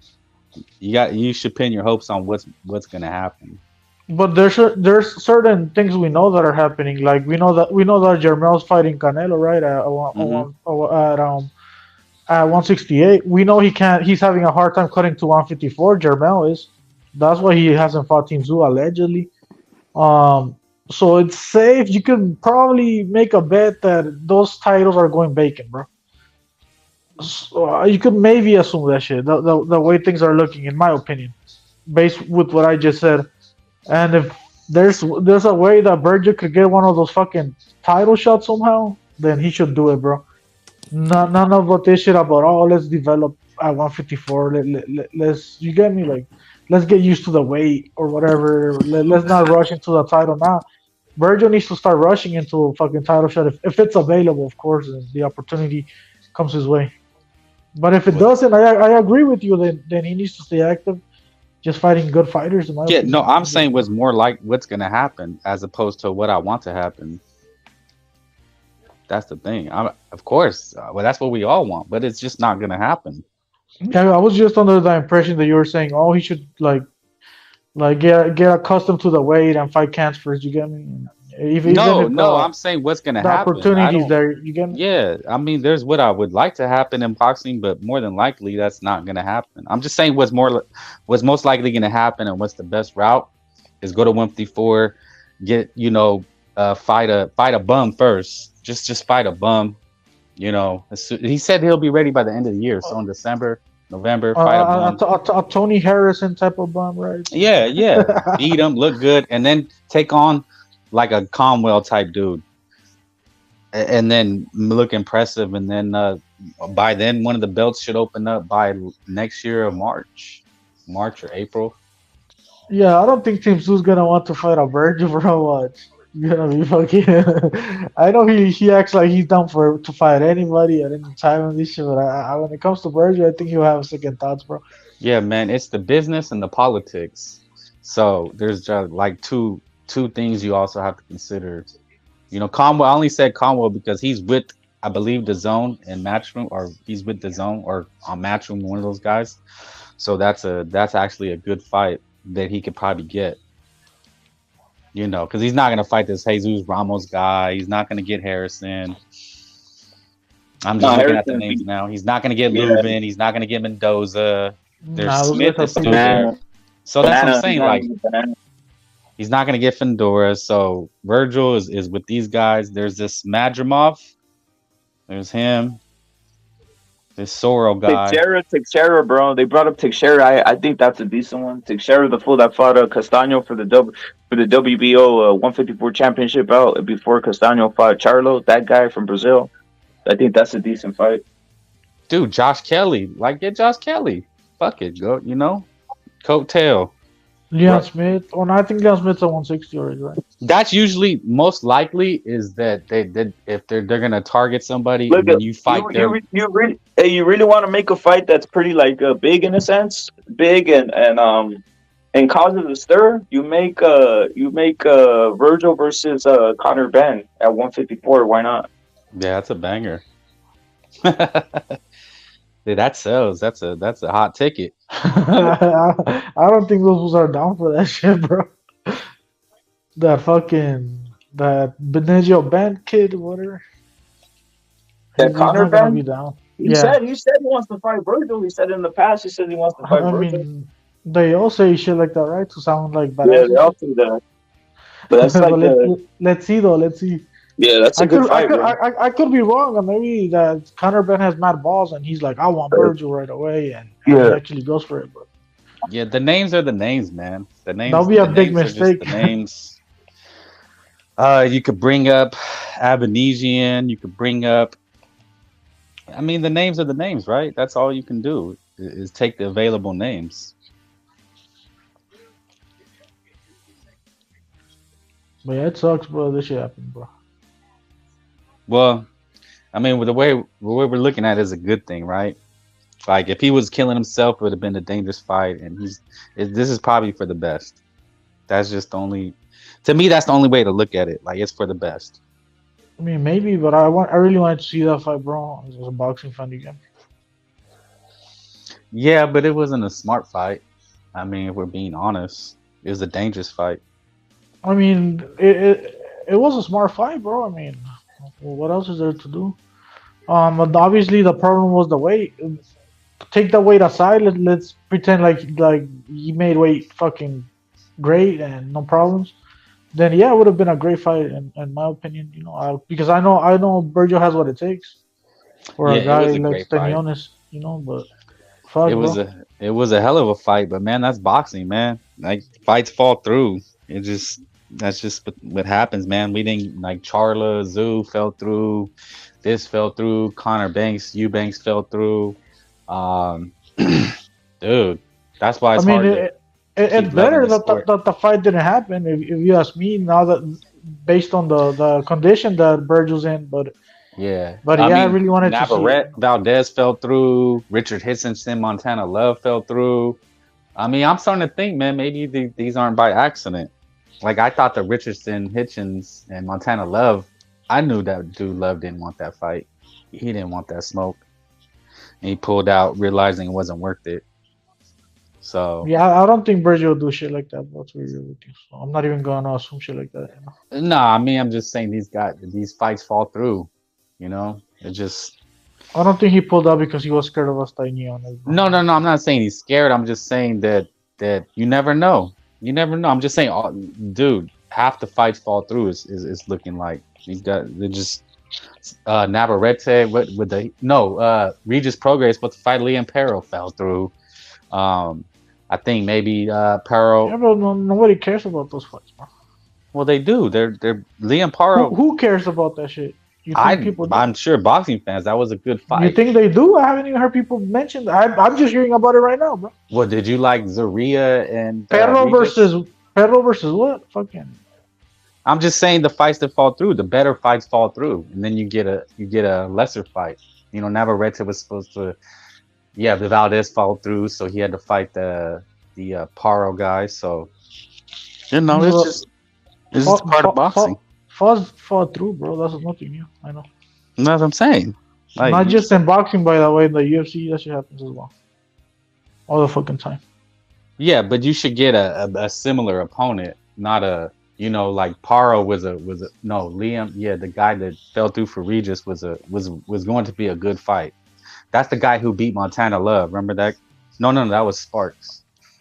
The other guy, they're hyping him up from Australia, right? Who Regis was to fight. Yeah, Regis doesn't fight nobody good, bro. I mean, at least recently. I mean, I know he fought Cepeda, but Zaria was a late replacement. You know, when Tio fought Sandor, that was a late replacement. So, you know, we'll just have to wait, man. But I think Vergil comes back and he takes on a lesser opponent.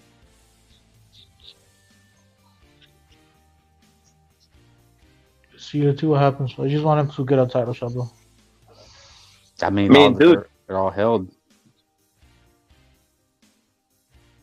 Look at right now, what they're saying with Charlo's going to happen at 154. The WBO is going to meet up, and they're probably going to take that shit. Probably ended up giving it to Zoo, and that's going to break up that whole monopoly right there that's happening with Charlo. Right? Obviously, Canelo's probably going to clean out fucking Charlo, and he's probably going to move up to 160. He's probably going to move down to 160, and then obviously they're saying, I think. Frank, you're the one that first said it, right? Frank or Chinga. I think it was Frank that he's going to clean both Charlos, right? I think we see Big Charlo move up to 168. He gets out at 160, and then his little brother goes to 160, right? And there it is, bro. So for Vergil, he could either move 154, which they're saying, Oscar already said it, or if he really wanted to, even 160. I'm happy with both, and there's opponents. You just got to get the Mando and get in, bro. Because when all those belts drop, trust me, it's gonna be right there for Vergil to get one, bro.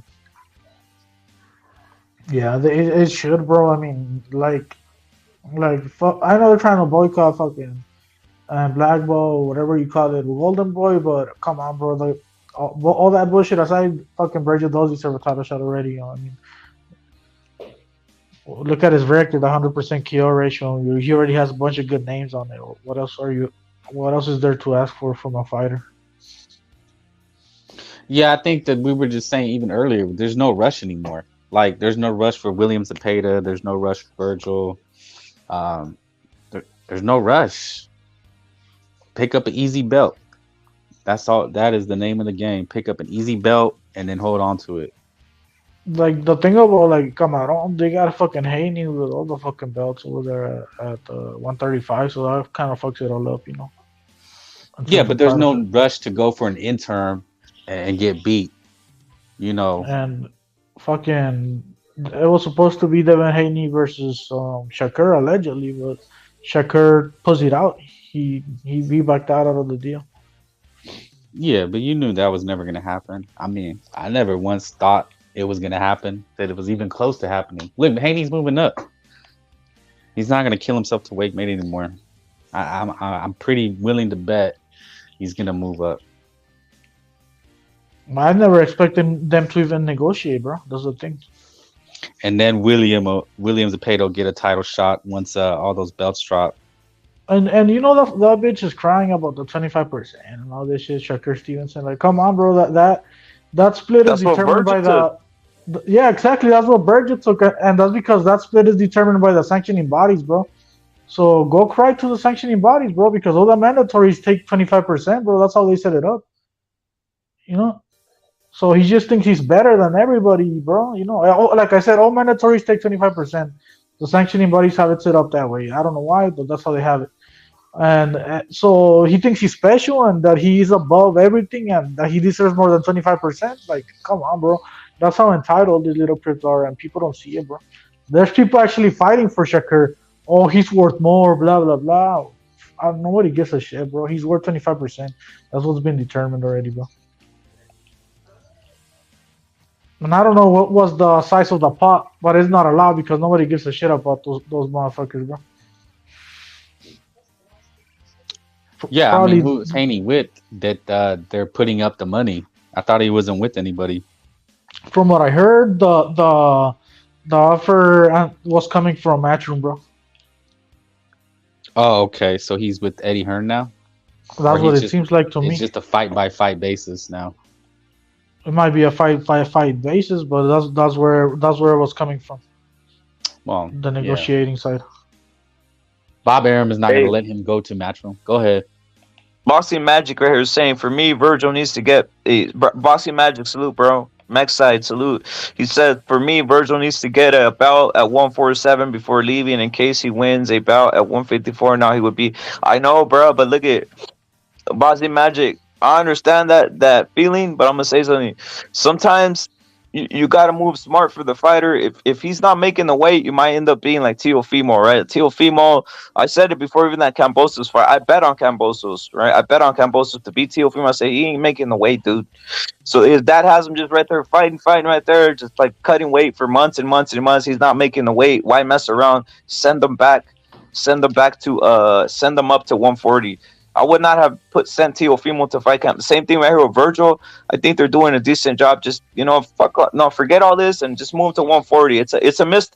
They missed. You can theoretically say they missed the opportunity at 140 for Vergil because that's where we started, and at 147 right now. But I don't care. Let's move them up and let's make it happen at 154 and then 160.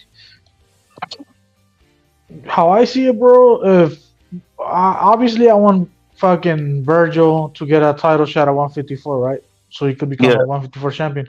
But if there's an opportunity to get a title shot at 160 first, go to 160, bro. Yeah. Whatever comes first, bro. That's what I'm thinking he should fucking do, bro. In my opinion. Well, right here, Jack Ripper saying that Vergil had to get mouth to mouth. It was so critical. Damn, bro. I'm glad he's not fighting then, because he would have gotten his ass kicked, bro. Let's be real. Yeah. Stanionis is not an easy. It wasn't an easy fight at all, bro. Yeah. No, that's not Rambosos. That to me just speaks of dehydration. He didn't eat anything. He was just trying to, like I was saying earlier, he was trying to make weight, bro. I've seen fools do crazy things to make weight, bro. And yeah, dude, it's that's what it was. He was just fucking fainting and all this shit. Está cabrón, güey. You know, like I said, that they should have brought in a Memo Heredia, güey, que le meta algo, güey, EPO, whatever, some secret fucking PD that we haven't heard of, bro. I don't know. Mm-hmm. You know, and made sure he made the way properly, you know. But fuck, they didn't. You know, they want to do. It's already a pattern, bro. You know? It's already a pattern, bro. It's already a pattern, and I'm glad that he's moving up, bro. To me, Shadow Combat, give him the bout at this point. Give him the WBO bout because that's what the WBO is saying, that they're gonna have a conference. Give him the bout and then make him fight Mono Ramos after that. That's what I want to see. Mono Ramos versus Zoo, at the PBC, because Zoo is a PBC fighter at this point. He just fights PBC. So make Mono Ramos versus Tim Zoo. Yeah, they need to fucking. I guess that they haven't vacated the belts for Jermel, probably because they want to sell the fight as undisputed versus undisputed, right? Yep. Otherwise, it's like people are gonna be saying, "Hey, he's not really undisputed," or whatever bullshit they say, you know.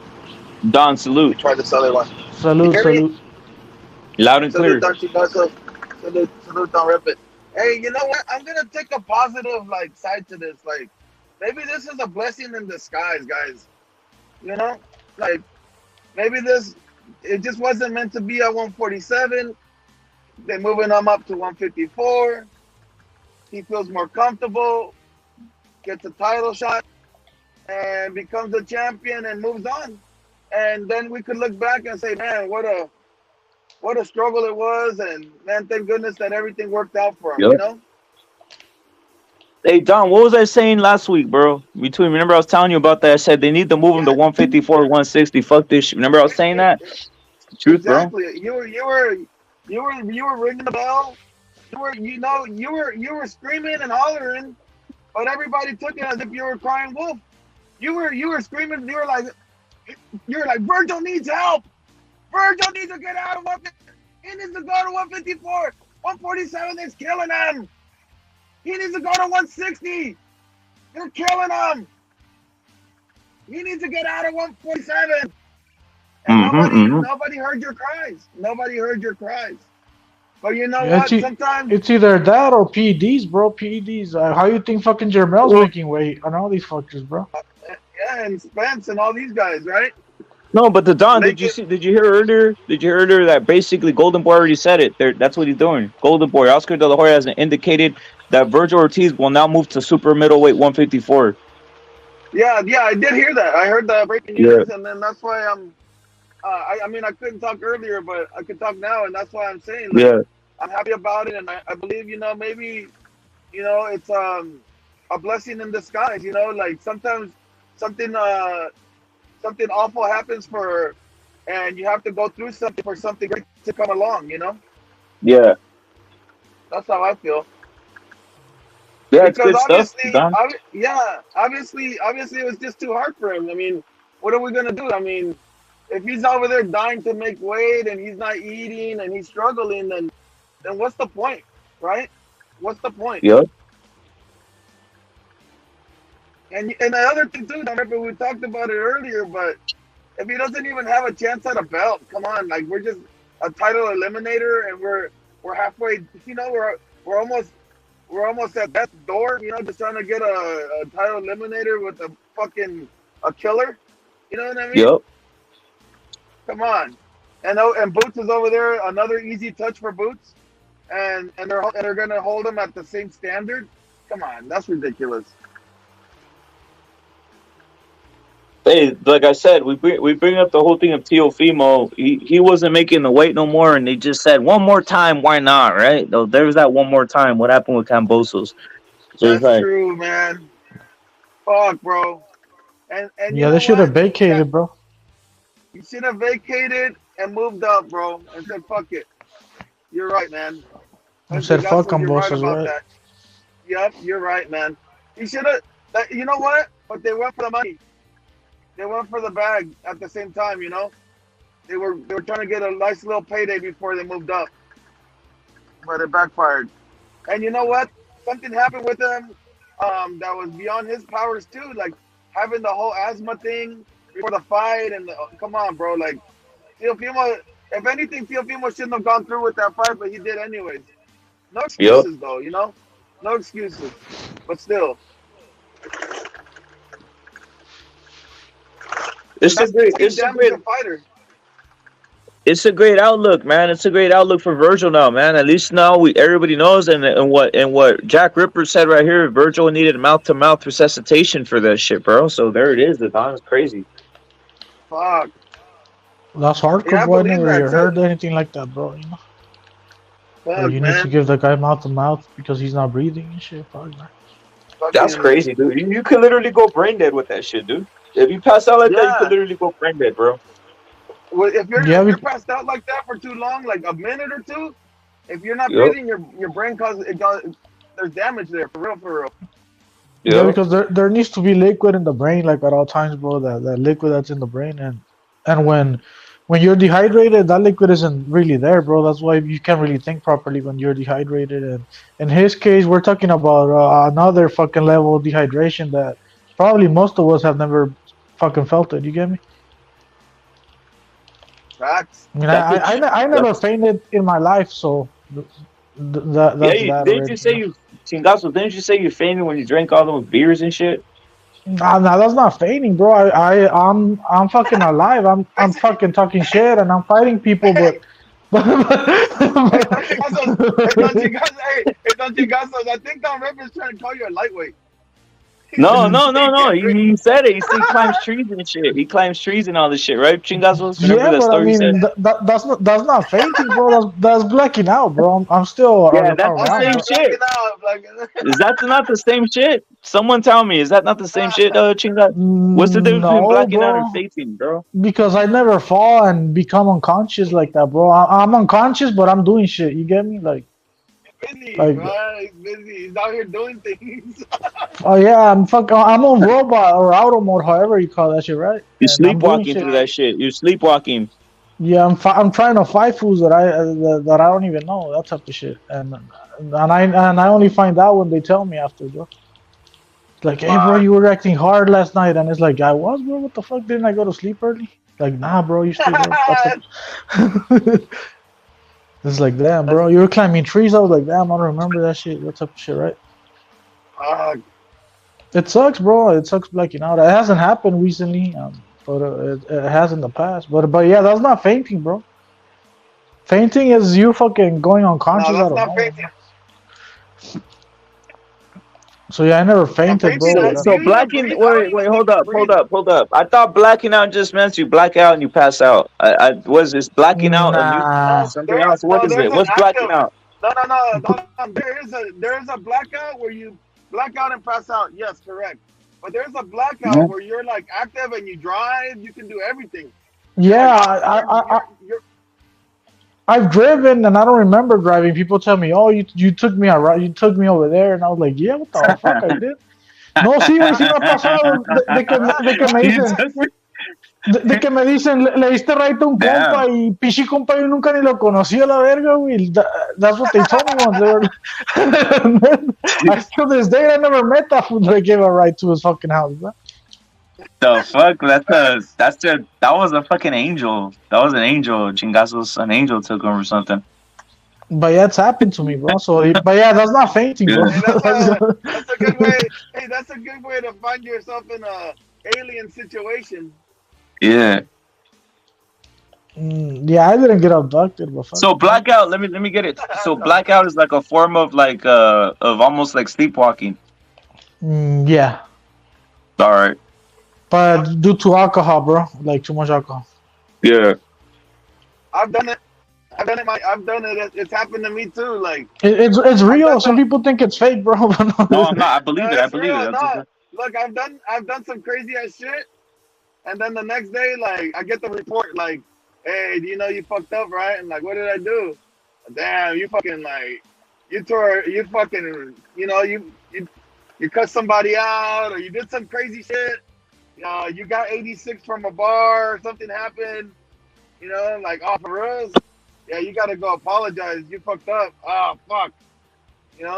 And you live with a little bit of regret for a little bit. The next morning, you're like, oh, no way. Yeah, that shit, bro. But yeah, it's real. I used to think that shit was fake, bro. When I was a kid, I was like, these motherfuckers are just fucking acting, bro. Like they remember, but nah, bro, it happens. I used to think that shit was fake, bro. Like before I started drinking when I was a kid, but now that shit's real, bro. Like I mean, I remember like a form to not take accountability. You get me? But now it's real. Yeah, that's why I don't mix tequila and Hennessy. Yeah, usually that happens when you're mixing tequila or any fucking liquor, right? You're when you mixing shit. Mix that shit, you're done. You're fucking you're asking for it. It could happen without mixing alcohol too, but usually it happens if you're mixing shit, bro. And when you mix shit, I feel like you get the hardcore hangover too, bro. So it sucks. Yeah, that's why I don't fucking. It's either I drink Hennessy all night, fuck it, or I drink tequila all night, fuck it. But if I mix that shit, oh fuck it, it's over. El peor es que te acabas la botella, güey, y miras otra ahí. You get me? And it's like, once you're drunk like that, you don't give a fuck about mixing or anything like that, bro. Exactly, bro. You don't give a fuck about a hangover. You don't give a fuck about nothing. You just want to keep the buzz going, bro. You get me? Yeah. You just want to stay drunk, for real. That's usually how it happens, bro. There's a certain level where everything is wonderful, and then somewhere you drink just that one more. You drink that little bit more, and it fucks you up. You're like, oh fuck, now I'm fucked up. Or sometimes you don't even drink more, bro, and that shit creeps up on you out of nowhere, bro. Like you black out of nowhere, bro. That shit's happened to me too, bro. That's why I just don't mix liquor, and if I drink beer, I just drink a little bit of hard alcohol. That's it, but a little bit. But I don't go hard. Fuck that shit. But yeah, Vergil, man, I'm happy that Vergil. Look, man, all we can do is just hopefully he has a good recovery now, and fuck mouth to mouth kind of shit. That's crazy. Hopefully it was a female giving him mouth to mouth. Fuck it. You know what I'm saying? And then just move on. Fuck, I think they have. I think they have some shit though. I know what you mean. I think they have this weird. I'm not sure. They might have like this cover. Hopefully they use the cover on the. Like a little, like yeah.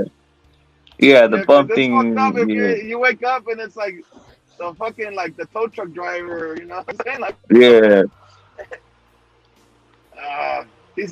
Then you owe him your life. Like fuck, you saved my life. Damn it. Hey, dude, I hope he's all right. To be honest, hopefully he recovers. Hopefully, no. I think he's well because Oscar basically said he's moving on to 154, so all should be well. I think they're already assessing if he's well. Bro. Yeah. Yeah, he's good. Hell yeah. Fucking, you know what? Fucking, I think like I said, man, this is just a nice recovery. Maybe take a year to acclimate to 154. Take it easy on the fucking overtraining shit. And that's it, bro. You can move on with your fucking career. Put this behind you. Vergil, Vergil's basically one of the few fighters I think that is pretty damn much unhateable, right? He's like, I don't think anybody like hates Vergil that much, other than the hammock swingers, the hammock swingers, obviously. Yeah, but realistically, most other fan bases they don't hate like he's hard to like hate in a sense, right? But yeah, the hammock swingers, of course, they're gonna hate him, bro. That comes with the territory. I mean, if it was black, if it was like Vince, or like Vince, Amoliki or some shit like that, like that motherfucker with all those KOs, he pound for pound already, bro. Pound for pound. He'd be on every magazine, they'd be hollering his name. But since he's fucking Mexican, it doesn't work out like that, right? Well, he does need a mullet. If Vergil had a mullet, he'd be pound for pound right now. If he just came in with the mullet, dude. He doesn't have the hair. He's got that fucking spiky hair. You know that? Yeah, he needs the peso. If he came with the peso pluma look, dude. If he came with the peso pluma look, the hair, he'd be fucking killing it right now, dude. Yeah, that's the problem, bro. He has that hair you can't comb. That shit's just spiky, regardless. He just uses the fucking. He just uses the number 3. He uses the number 3 on his head, bro. Like he has like fucking like he tries to put like 3 flowers and like a fucking like one of those nets and shit, and he tries to put it down, but it just fucking sticks up regardless, bro. He has that Indian he needs to come in with the He needs to come in with the Ryan hairdo. That would help him a lot. The Ryan hairdo. That's. Do you know how if Vergil grew out his hair, it would look like fucking Lion King. It would fucking be like all out there, bro. You're right. It would exactly like the lion from Lion King. It would look like that. Fuck it, break it out. Almost on some a more wilder effect of a more wilder hair look of Monson, right? Of fucking Monson. Monson had that like the hair going all over the place. Or no, Duran, bro. When Duran had the hair, like that's the lion look. Así lo tiene, güey, como ese güey. Yeah, the Duran look. Yeah. It would be on some bookies kind of shit. Those bookies? Yeah, those bookies, yeah. It'd be on those bookies. Yeah. Shit like. Yeah, he should fucking put like the gray hair in there where he's at it. Fuck it, make it total bookies. Just put the gray hair in that shit, dude. Oh, racy stripe? Hell yeah. Yeah. Get the perm, curl that shit up. The mustache, grow the mustache. Fuck it, grow the mustache too. That mustache is needed. Yeah. That mustache is fucking classic. It gives you power. Yep. My uncle's when I was little, I didn't know why my uncle had mustaches, and then I figured it out. It's like for other reasons, like a little tickler. I did notice something about Virgil, and I could tell, like, obviously people grow facial hair different, but I was like, usually sometimes if you're lacking nutrition and if you're lacking something, if when you're cutting weight, you basically can't grow no facial hair. And if you look at Virgil, you can see his like goat. He doesn't have a goatee. Like he literally can't grow hair. Yeah, he has That's like in, that's little. indicative. His, That's indicative of yeah, his malnutrition. mustache. Yep. Yeah, his mustache is super thin, man. His mustache Hey, is there's on some some fools that like. can't grow one, huh? Like a mustache, like fucking, what's his name? Mayweather. He couldn't even grow one, so they had to implant some of his pubes in his mouth. He couldn't grow that. He couldn't grow. He couldn't grow one, bro. They literally implant. They implanted on that. Wait, they have to do They implant. those chingazos. They had to Yeah, implant what? his pubes, bro. They have to put him in his fucking face, bro. Did they do that for real? Chingaso's breaking news. I didn't know they did that. They did that to him. They put That's the pubes on fucking his face. hilarious. I'm pretty sure they Sounds did, like bro. facts. Sounds like facts here. It is facts, It's so bro. much facts. Yeah. Facts on top of facts. Sucks for Mayweather, you can have it all, I guess. On his fucking head, same shit, bro. Why do you think he just has a beard out of nowhere and he didn't have it when he was fucking fighting, bro? Dude, you gotta really be desperate to really want a beard that bad that's weird. Like to really want a beard that bad that you go and implant the beard, that's wild, dude. I mean, when you got the money, I guess you put your pubes in your face sometimes, It's kind of corny though, right? To go like you want a beard so bad. That's almost like a kid going to the fucking Halloween shop and buying a beard because he wants a beard. Like that's fucking weird, dude. People want what they can't have, bro. So. Yeah. So yeah, but yeah, that's why he didn't have him when he was fucking fighting, bro. Because he can't grow one, bro. You're That's right. just fucking that shit's implanted, bro. Like that's fact, bro. I'm not even like hating on Mayweather, even though I don't like his ass. Or am I supposed to lie? No, bro. Never lie.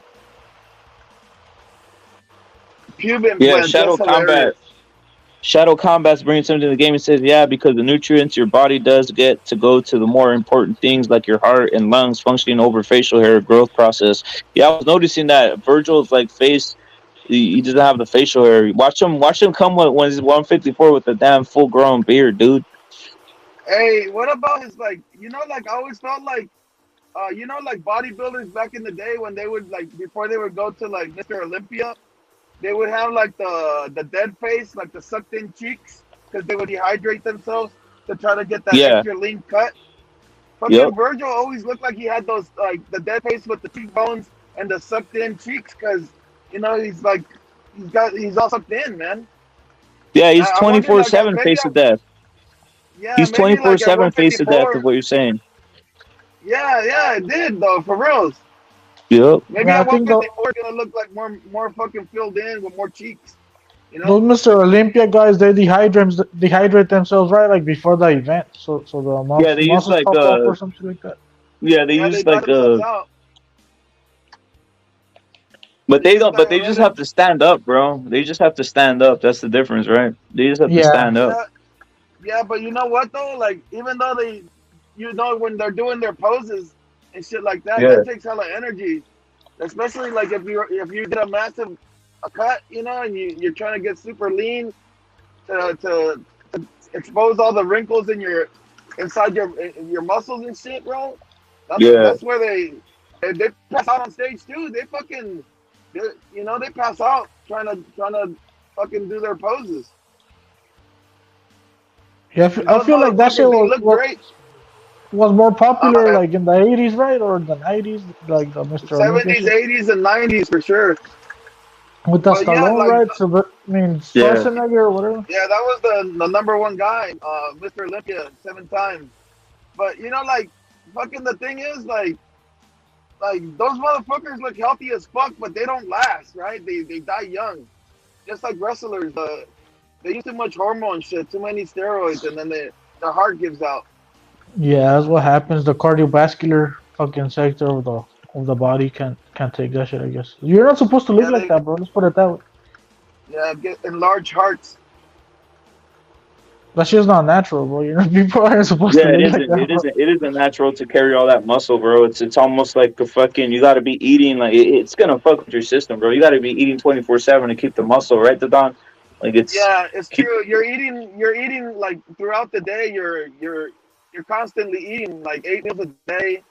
Um, nowadays the thing got so out of control. With the Colombo gut, you got these big guys with the big arms, big chest. But the classic bodybuilding body is like a V, right? Your upper body, and then it's proportionate, but it's a V form, and then Yeah. and throughout time, like guys with a growth hormone and stuff like that, they started losing it, and then they almost look like a beer belly, like a beer gut, but it's actually that's where you retain the hormones and stuff, and it's strong. It's all muscle, and you can see that they have a six pack, but it's a Colombo gut. And Yeah. and next thing you know, the chest looks smaller because everything starts becoming disproportionate, and the bodybuilder doesn't even look good anymore. The aesthetics of it doesn't even look good. So now there's actually a new division in bodybuilding, which is like the natural, the lean. So guys that are competing that are not into like having like steroids and like that are not into like having that mass, but just like the natural physique, the V, that's coming back, man. That's coming back, and I think it's gonna do better for because the stigma of bodybuilding used to be healthy. Like when you saw like somebody like even women bodybuilding, you would think they were going to the gym to get healthy, but then it took such a bad turn that it wasn't healthy anymore, and it turned people away. So hopefully it can because really if you do lift weights and go to the gym, it's not a bad thing, man. Yeah, it's now like you said, there's all kinds of compounds. They were atrophy their muscles on the arms, but their stomach gets bigger, right? And they look cut. They're cut with a big stomach, right? Right? Exactly. Yeah. The Colombo gut. Yep. That's just the worst. But Yeah, that's how you can you tell want that someone's on V shape. steroids, People bro. want that V shape, bro. Yeah, look at Earl Spence too. If you look at Earl Spence's physique when he was younger, he had a lean and then he had a V, like his deltoids and his back were developed, and then he had a smaller waist. But then look at him now; he's looking boxy because I think he's on some shit. He's looking more round in his waist, and his body doesn't look proportionate anymore. Do you think Tank has a little bit of that Columbus gut, bro? Yeah, Tank has a Colombo gut for sure. That's a good one right there. That's a good one. Colombo gut right there. Yeah, I could see it on Tank and on Earl Spence, bro. Straight up, like you're right. Yeah, no cap. No se les mira tan machine como los bodybuilders, because the bodybuilders, that's another level. They're not cutting weight, but these guys are, and it looks kind of weird, bro. It's the same Colombo gut, but just in a different aesthetic. Because a boxer doesn't really need to like be big, but they do need they need to be strong and lean, So Ed Dog, the Don Ed Dog saying it's not the rhabdo, it's just dehydration and fatigue. So there it is. It's just dehydration. Basically, can't make the weight, bro. It's dehydration and fatigue is why Vergil went out like that and faint and basically had to be resuscitated. Yeah, that's why I asked, bro.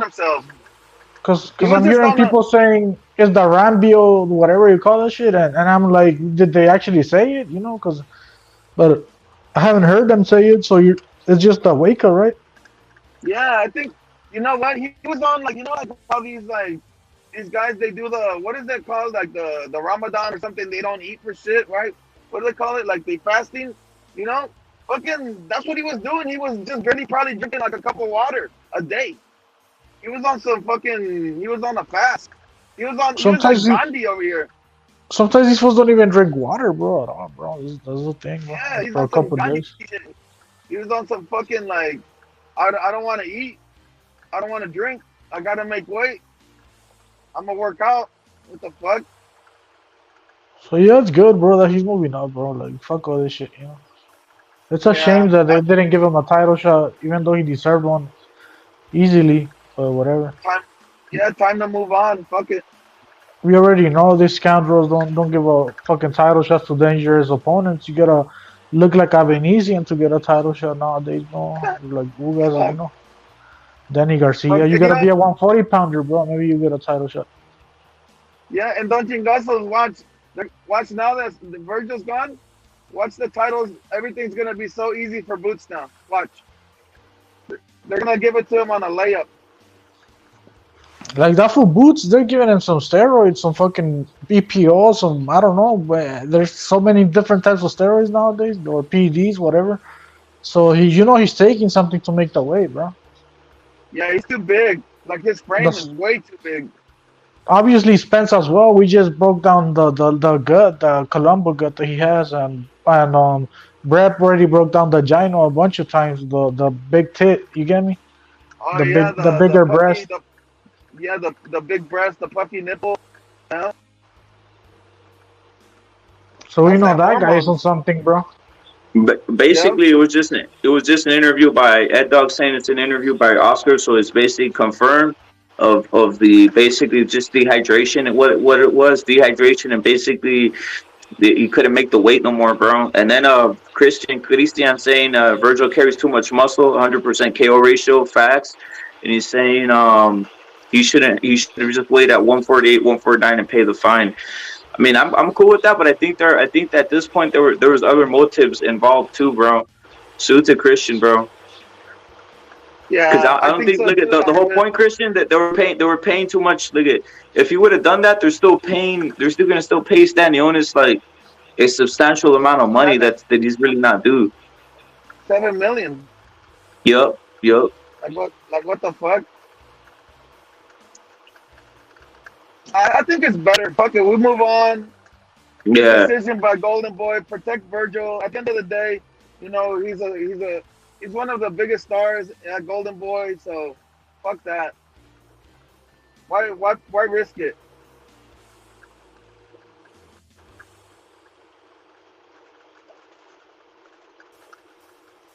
No, he's a guy that you need to look at. I made the example earlier. The example was this. Look at did Earl Spence go in versus Pacquiao because it was 3 days before the fight, and he just backed out of the Pacquiao fight, and that's millions and millions of dollars. He backed out of the fight with some unwarranted eye injury that no one even knew, dude. So it's like, if Vergil's going in there half dead, why are you going to send him half dead to the fight? No, stop it. Let's move to the next level. Let's move to 154. I'm glad they did that. Yeah, me too, man. At the end of the day, nobody ever says anything bad about any of the Crips when they pull out with some fake ass injuries, and then fucking Vergil's over here fucking fighting for his life, getting mouth to mouth and shit, and motherfuckers still are asking why can't he go? Why can't you just fucking throw him in there? Like, what the fuck, man?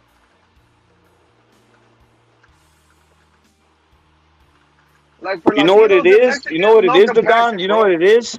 You know what it is, the Don? It's because a lot of people, they know Vergil's an exciting fighter, and they're just antsy. I'm the same way. I want to see Vergil fight because he's an exciting fighter, right?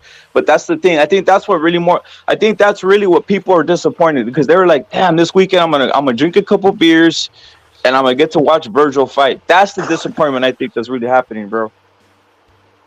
Yeah. You don't get to see the fighter that you wanted to see. That's what it is.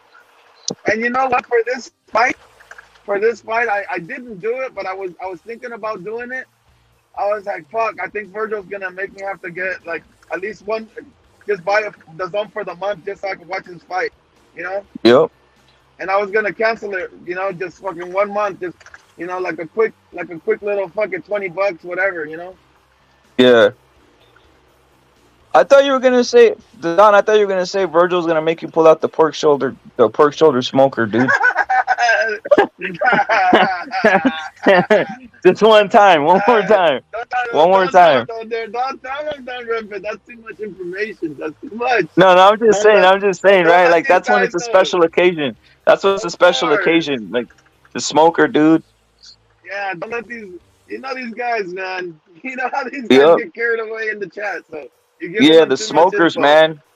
No, but the smoker, the smoker. Everybody wants to eat barbecue, bro. You know what I mean? Oh yeah, I'm Hey, gonna throw it down one of these days. Yup. Bray's saying Top Rank will find a way to get the WBO. Oh, he's already. Bray's already saying they're gonna get Josh Taylor the title for Welter. Bray, salute. That's crazy. Christian, you're saluted always, bro. But yeah, dude, everything turns out well in the end. I'm just saying, a lot of guys, I think we have SSC, you're saluted times $1 billion. He bought tickets to this, so he's pretty damn disappointed. There's guys disappointed because of all that type of shit, right? That's right. the. I mean, I'd be disappointed too, bro. I don't blame him for that. I don't blame him Yup. for that. But, Yup. I mean, you know what? Hopefully those reimbursements come in, and you know, of course, I would be disappointed if I had plans and you know I was gonna go out and go see the fight because I remember I was gonna go to Texas, and then for the fucking Mean Machine one. And then I backed off. I was like, nah, do I really want to go to fucking hot ass Texas for this shit? And I said, nah, fuck it, I won't go.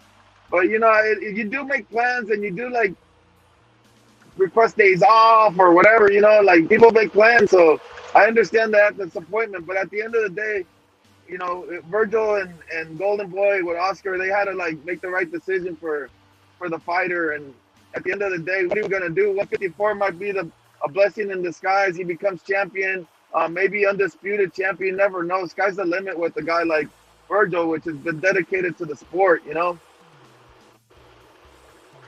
I'm gonna tell you something else that happened, and people are realizing this, right?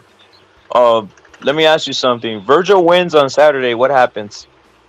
If Vergil wins on Saturday, what happens? Nothing. All right. Nothing. All right, now let me tell you something, bro. Now, just out of pure promotion, dude. Now you heard right here, Ed Dog saying he's already seen Oscar come out and talk about it, all this. Dude, these guys know how to promote that. Dude, they literally getting more promotion out of this than anything, bro. Oh, you're right. This is getting more promotion than if he would have fought the fight. Yeah, if he would have won and fought, it would have been like whatever. Basically, this is getting way more promotion, dude. It's almost like a reveal, like a 154 reveal in a sense. Like you know how they have those new those hipsters come out and have the gender reveal or whatever. It's a boy or a girl. This is actually like a fucking 154 reveal for Vergil, dude. Facts. Yep. Hey, Don Rapid, why don't you tell him there's another blessing in disguise. Things that might happen at 47 opportunities for other Golden Boy fighters. Maybe Rocha has a chance now. He's up there. He's up there for the WBO. He has a chance to fight for the title, bro. He's mandatory for Bud Crawford, bro. See, there you go. He's gonna be mandatory for Bud Crawford. Yo. Yeah, rep that. I think it's him. Rocha and Cody Crowley are the number 1 and 2 for the WBO, unless Josh Taylor moves up. Yep. Did you see that? Did you see that they had Vergil? Did you see that they had Vergil totally out of the top 15 of the WBC, bro? No way, bro. For welterweight? Yeah, dude. He's totally out of the WBC ranking. Now that tells me one thing. The WBC's a piece of shit, bro. Are you so No. It tells me that it's pay to play. It's pay to play, bro. It's pay to play because literally, think about it. They're not getting the check or something like that. It's not happening because come on, no one's gonna tell me that Vergil, his last fights, even though they were far away, how's Keith Thurman still ranked? Yep. That's crazy. See what I'm saying? So it's like pay for play. Beating Barrios, rep it for beating Barrios.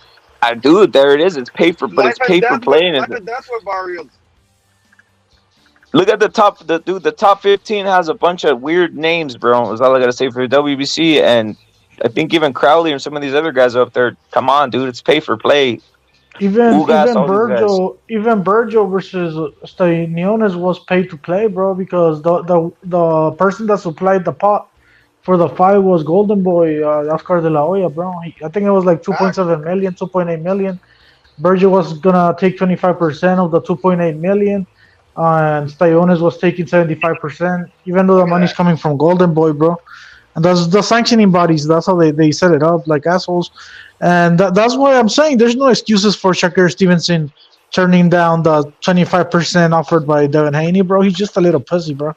And nobody would admit it, bro. We all admit it, and a few people would, but no one outside of us, bro. Yeah, I preach something that's You know what this also is? It kind of just adds on to the point that we were making like a couple weeks ago that Spence and Crawford have ruined a lot of people's careers holding these divisions hostage, bro.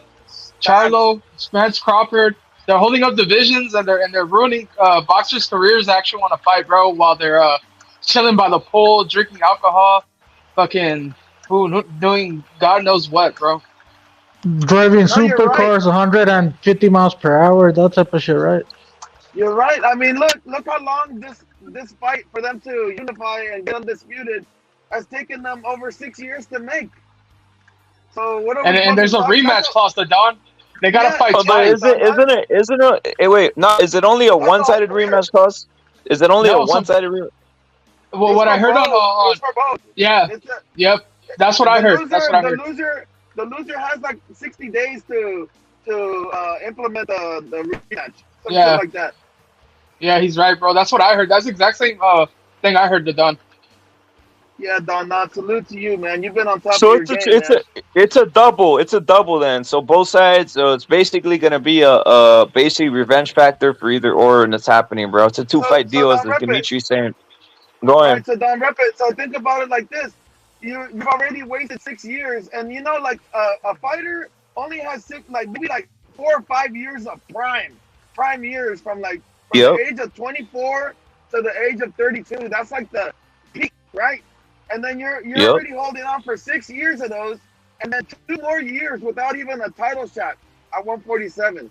So how many guys like Don Knott came in saying, like, how many careers have died under these two? Think about it, man. A lot, man. You know what? Look at, dude. Look at. So basically, we're saying here then, right? So this fight's happening. It's coming here soon, right? Now, the rematch is probably gonna happen. It's not happening in May. I'll tell you that, because the May date's Canelo, right? So it's not happening at the start of the year.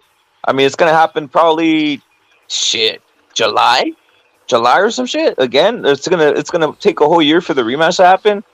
And then when that winner of that rematch, he's probably gonna chill out for another.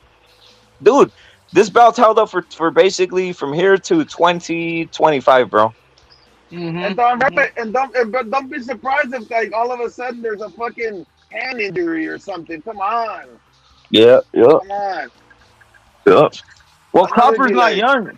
Think about that, Don. Crawford's not young, bro. So there can be it could be fake and even real injuries with Crawford at that point, or even with Spence, who's had a history of having all kinds of weird injuries, dude. Yeah, and what about just say like this? Spence wins, right? Crawford activates the fucking rematch, and then Spence, out of spite, fucking claims injury and makes him wait and make him wait out. And then Crawford retires. We got Ed Dog right here saying Vergil's manager said the doctors recommended 60 days of rest and he should be back by the end of the year. So there it is. You avoided paying this massive amount of bullshit, and you're gonna get him back by the end of the year at 154. I mean, dude, that's a win-win for everybody. Chill out, Vergil, and then come back. Maybe December or some shit. Fine with me. I don't give a shit. And Rocha gets in position for something, right? Yep. He's basically in Vergil's position, but a little bit better because he doesn't have to mess around with all the other bullshit. They don't have to pay a substantial amount for Rocha to be fucking fighting some weirdos, dude. I mean, Rocha's there. He's gonna be right there set, dude.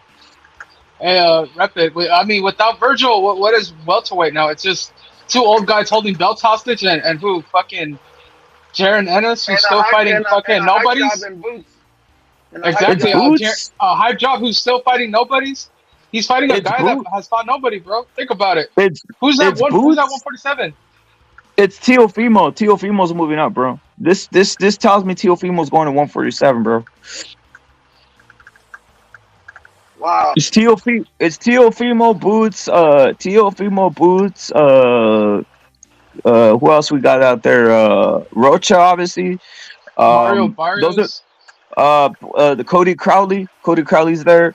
Abel Ramos moving down. Abel Ramos salute. He's moving down to 140, so he's not there no more. Who else is the top guy? Obviously, Ugas is still training. He's taking supplements from Heredia. So he's gonna be there. It's just the typical guys, bro. It's just the typical guys. But any of these guys, like you said, someone mentioned Josh. Was it you? Not right. You mentioned Josh Taylor. He's even in there too now, bro. So it's just a bunch of guys. It's just a bunch of guys, bro. Hey, I like Rocha versus Josh Taylor. That seems like a good fight. Why not? Fuck it. Why not? Let's Mix make it up. Why Let's not, make bro? it, bro. We just need these old men that fucking fight nobody's fucking to let go of the belts, bro. Stop fucking move on, bro. You're fucking holding up the line, bro. You know, it's pay up. Yo, we got a Budo saying the rematch must happen on December 31st of 2023, bro.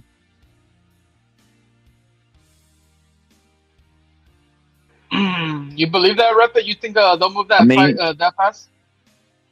I mean, maybe what I think what he means is what you said, right? That they have how many days to 30 do to that? 60 days. Then maybe that's why it's like that. Goes. Yeah, maybe that's why it's like that. Who knows, bro? I guess it is what it is, man. Better for everybody else. I hope it is like that.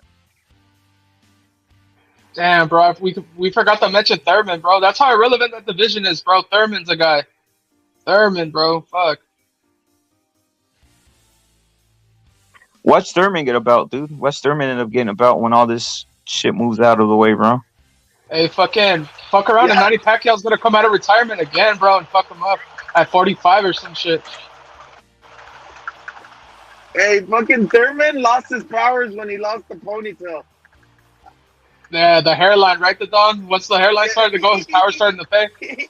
Yeah, they did fucking, what's that shit, Wyatt, bro? Samson or some shit? Hell yeah. Once the hairline started pushing back and he cut the little ponytail, it was over. He became like a regular guy. Like, he looks like your pharmacist. Yeah, he lost it, dude. He lost it. He should have gone full Japanese style, bro. Even though he leaves his hair, just leave the tail, bro. Those gangster Yakuza rat tails, bro.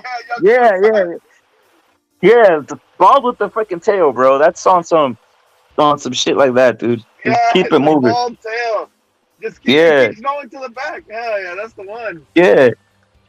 Hey, we got Nerd right here saying I have a good fight for Vergil. It's Danny Garcia. We talked about that, Nerd. The thing is, it's Pete. Like, dude, there's a lot of good fights for Vergil, bro. But it's like, dude, you think the PBC is gonna say, let's send you this guy? That's the problem, bro. The thing is, they have Teixeira as not mentioned earlier. They have him at 154, and then they have Mandos. I think they'll end up getting a Mando, dude. They'll end up getting a Mando because that's one thing Golden Boy did get at 154. They got the Teixeira Mando for the WBO versus Castaño, dude. So I think they could get a Mando for Vergil faster there than they could get it right here at 147, where he's obviously Vergil. If you guys are just coming through, Vergil officially moving to 154. He needed to be resuscitated due to complications from dehydration and making weight. What the fuck? For real? Yeah, you need to be resuscitated mouth to mouth and all this type of stuff because he couldn't make weight, dehydrated and everything, right? So yeah, he's officially moving to 154. Oscar literally said that he's officially moving. Bro, crazy thing is, not even crazy. I was talking about this a while, but that's why I had the live. I said, hey, Vergil's done with 147. I was telling people, and he is, right? There it is. I remember that. Done with 147. Yeah, done with 147, 154, guys. And that's a good move, man. Good move, because you never want to send someone into war lacking faculties and shit, man. Vergil, bro. Yeah, now Virgil has a backstory. Now Virgil has something that he's overcome. Now Virgil, you can really you can really promote this and have it as a triumph and has it as a victory, as overcoming all odds. You know, like almost like when the cancer, somebody like Danny a Jacobs. yeah, like a Jacobs or Neil Armstrong or whatever the fucking Armstrong guy, right? Fucking Yeah. you know, fucking Virgil, fucking wristbands everywhere. You know what the fuck? Let's go. You ever Hell yeah, think bro. fucking? Let's do it, bro. Let's get behind Virgil, man. 154. That's us. 51, Yeah, fuck 54, it, bro. Virgil. Well, Hey, the that's a other good point. positive to Don, it's no rap though. It's no rap though. Like Ed Dog basically said, it's basically confirmed already. He said Virgil Manager said the doctors recommended 60 days of rest and he should be back at the end of the year. Meaning there's no rap though. It's just a dehydration and he's moving up to 154 officially. Oscar De La Hoya, Golden Boy, president, owner, everything you want to talk about. Basically said it, bro. He's going to 154, bro. Yeah, that's Hey, good. That rep wasn't that. rap though, man. Yeah, hey, rep that. Who's coaching Virgil, bro? Is it officially Manny Robles or is it still his dad, bro? It's Manny Robles, dude. Manny Robles is coach. Is it Manny Robles? Fuck, bro, I can't believe this happened under Manny, bro. What the fuck? I mean, dude, it's probably been something that's been around. Like he didn't make weight versus Mean Machine, right? He needed to go get into the sauna and shit to make the weight again, to make the weight versus Mean Machine, and obviously, the next opponents he was having kind of problem. McKinnison, I think he kind of made it clean. But other than that, the rest of the shit it's been a problem. The Stanionis been a problem, and yeah, man, it's just not Damn, easy, bro. bro. He's big dude. 19 KOs. That means he has 100% KO rate, 100% muscles, dude. How strong is Virgil that he was drained and he was still knocking motherfuckers out, bro? How crazy is that? He's all muscle. That's the problem. And That's what I'm saying. Like, his willpower. yep. Like the willpower to overcome all adversaries. Hell yeah. Yeah, Hey, bro. hey, my dons, I have to get off. I'm gonna be going to a bad area, so I'm gonna be listening. Salute, No my dons. doubt. He puts guys down with the straight jab, with the jab, bro. With the jab, dude. Virgil put guys down with the jab, guys. I mean, what do you expect? Like that tells you how much power he has. I don't see many guys other than the last guy I saw put someone down with the jab was Kovalev. This dude, Virgil's putting guys down with jabs, bro. Like a stiff jab.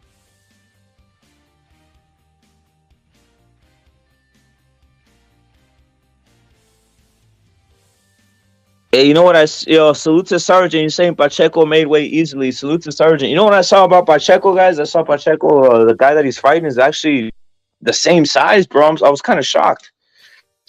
He was? I thought that fool was small.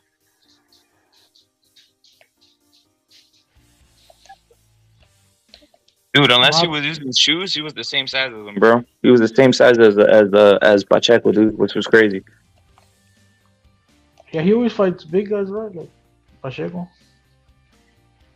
Hey, for 168, the guy Pacheco's fighting is pretty stocky, though, nah? For being that tall and at that weight class, he's kind of stocky, no?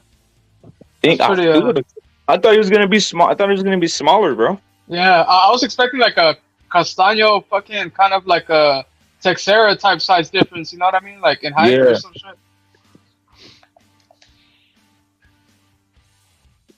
They're still fighting, guys. Obviously, Virgil, he's moving up to 154. I'm not sad about it. I'm happy, glad that he's moving up. But there's still going to be Luis Netti's fighting. There's going to be, obviously, Pacheco fighting. Brandon Moreno. Yeah, you're Rodriguez. Brandon Moreno. Yeah, MMA. Brandon Moreno. Pantera is going to fight. Oh, the both Panteras, Pantera Neri and the UFC one. Yeah, that's right, bro. It's a Mexican fight week, bro. Fuck it, let's go. Mm-hmm. Yeah, the weekend ain't completely fucked, but fuck, bro, the big fight isn't happening, bro.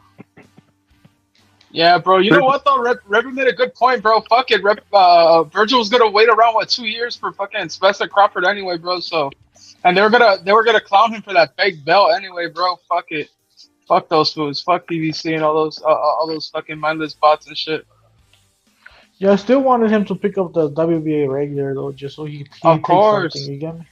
Yeah, of course. I wanted the same thing. I wanted him to get that belt and be like, "Fuck it, he's a real champion." You know, I was calling him a real champion, bro. If he wins that belt, he's a real champion and shit. Cause, you know, he's fighting everybody while these guys fight no one. Well, if he didn't get a title shot, it was because of circumstances where we already know that these old motherfuckers don't want to give any young fighter a chance. Not even their own skin color fighters like Boots and. Look, we got Chris Mannix asking what happened. What happened is this, like I said, he's moving up. He didn't make weight. He needed to be resuscitated mouth to mouth. I'm talking about Vergil. And now Golden Boy has came out and said that he's officially moving to 154. He should be fighting in 60 days, bro. Chris Mannix, fuck you, you cuck. And technique salute, he says, is Andy Ruiz fighting? No, he's not, bro. Technique. Wilder backed out of that fight. Wilder backed out of the fight. Now he's apparently going to fight, wait it out and fight Joshua in December. Hey, fool, what the fuck's going on with Andy, fool? Why didn't Andy leave PBC and try to make the trilogy with Joshua, fool? What the fuck? Why did he stay, fool? I don't get it. He has one fight left, right, on PBC? Oh, yeah? Fuck, fool, they got That's him, what I bro. heard. Fucking scam. So this is the last one, I think, from what I remember. Fuck it, bro. Give him Charles Martin, bro. Give him fucking Charles Martin versus Ruiz on pay-per-view, bro. Fuck it. Let's go. Get that shit out the way, bro. Get the fuck out of there and go fight Joshua or some shit. Again, bro. Let's do it. I mean, we know he can't really go to top rank because he comes from there. So the only option is Matchroom. He leaves PBC. Which I don't even know who. Well, they have AJ for him, I guess. Yeah. That's a fight that people need to start talking about. AJ versus Andy 3, bro. The trilogy. Hell yeah, fool. Like, just to make it clear, we need clearance between that fight because fucking Andy finished him the first time, and the second one, AJ won on decision again. Yeah, fool. Repa, you're fucking up an apple or what? Doritos, bro. Oh, Hey, damn, bro. I'm disappointed, bro. I thought it was an apple, dog. I ate an apple earlier, bro. Oh. I also got Conor McGregor fucking up Chandler, dude. Conor McGregor. I don't like that fool Chandler, bro. That fool Chandler's a total cuck, bro. Who is Chandler fighting, bro? Who the fuck is Chandler fighting? McGregor. It's McGregor. McGregor versus Chandler, bro. Oh, McGregor's gonna chin that fool, dog. McGregor's gonna knock out Chandler, bro. Chandler's a total cuck, dude. Chandler's a total cuck, dude. Chandler's a total cuck, dude. Chandler literally adopted a... Dude, that's just the cuckery, dude. Chandler's a total cuck, dude. I know he likes to adopt black kids, right? Yeah. Yeah, he did. Going not... Did you ever see that shit on UFC when they were celebrating Black History Month and they named fucking Michael Chandler and shit because he had a black son? Yeah, he has like an adopted black son or some shit. Yeah. Yeah, and they're like, let's celebrate Black History Month, and they showed a picture of that for some shit. Yeah. I was like, what the fuck's going on, bro? Michael Chandler, hell yeah. Well, I was gonna say though, look at the entire fights that are gonna happen is that obviously Pacheco. A lot of people expecting Pacheco to win like easily, right? That's tomorrow, right? No, that's a real fight right there. Don't be surprised if it's a real fight, guys. That might be a war, bro. I think that might be a war. If Pacheco knocks that guy out clean, bro, that's some next level shit, bro. He's ready to start taking these names, bro. He probably is gonna knock him out. But let's see. I don't really know who he's fighting though. Look at Gallegos. He's fighting Gallegos. Salute to Technique. AKA Technique salute. AKA better known for corny. I haven't really, or maybe I've seen him, but he's pretty good, bro. He has a chin. He kind of looks like Zurdo. But I was gonna say he's like a southpaw too. I think he's a southpaw too. Yeah. Salute to Technique for coining the phrase "project dwellers." You're saluted, bro. But I was gonna say that Yeah, fight, say and that then again. What? Luis Netti's fighting a Filipino dude, man. Yeah, I posted it on the Discord. Yeah. No, I like. technique coined the phrase. Project dwellers.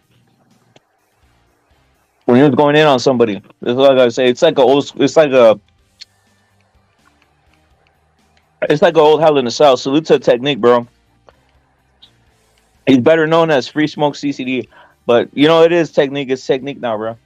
But I was gonna say, yeah, that's the best fight, bro. That to me, the best fight is that Pacheco one, bro. So far, right? Pacheco Gallegos. Yeah, the Luis Nery fight looks pretty cool too.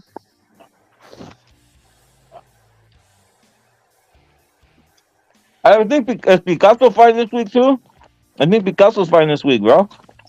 No, I think that's Next later week? in July, fool. Oh, it's July. I mean, we are in July, but I mean, That's what I'm saying. Yeah, later in Isn't it this July. week? Well, let me check. Fool. I'm on my computer, fool. I'm gonna double check real quick. I don't think he fights tomorrow, though. I mean, or Saturday. Mm-hmm. I think it's like July 12th or some shit, fool. Yeah, I think so too. It's like July 12th for next week. Yeah, because I haven't seen Tebasteca say shit about it. They usually would already have his poster up. You get me? Instead, they had Luis Nery's poster up because he fights on Saturday, and they're gonna broadcast it, I guess. Yeah, it says July 15th. Record for fucking Picasso. July 15th. So that's next week, right? That's next week. Mm-hmm. Yeah, it's a Saturday too. Bro. Yep, yeah. Hey, bro, I like how Pantera has been staying busy, bro. He's been taking good scouts, bro. First, he got the Azat, who was a fucking dark horse at Super Banta, and now he's fighting a decent journeyman or gatekeeper again, bro. It's he's staying active. He's fighting the right guys, bro. I hope he gets his title shot soon, bro. Him versus Inoue. Let's go, I was watching the sparring of I was watching Stephen Fulton hit mitts. He is legit 5'8", bro. Yeah, that guy's big, bro. He's big for that weight. He's big for that weight class, bro. I don't know how he makes 122.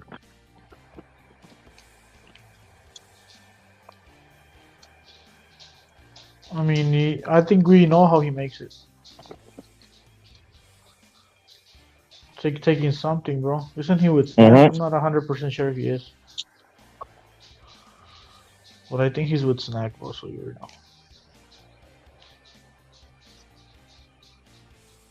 Está bien grande ese güey. Está pinche estatura del Canelo, parece, güey, la neta. Technique, salute, bro. Jump on when you can on another date. Salute to you, bro. Salute. Yeah, he is, bro. Put Canelo next to Fulton. They'll be similar size. Watch. They are. No, Fulton's bigger than Canelo, bro. Yeah, that's why all this shit about fucking Canelo being a weight bully and taking advantage of Fulton's stupid, bro. Fulton's a super welterweight, bro. Let's be real, bro. Fulton's a super welterweight, bro. Like let's be real. Fucking Jermell Charlo cuts more weight to 154 because he's a pussy, bro. He's afraid to fight people his own size, and that doesn't mean he's a little guy, bro. It just means he's cutting more weight to make 154. Canelo used to make 154 as well, bro, but then he decided to step up to the big dogs, bro. And that's why he's a 168 fighter right now, but shit. It's not, you get me? It's a good fight. There shouldn't be that excuse that the Canelo the weight bully, bro. So that sounds stupid to me, bro. I don't know how people came up with that shit. I thought they were gonna sound smart.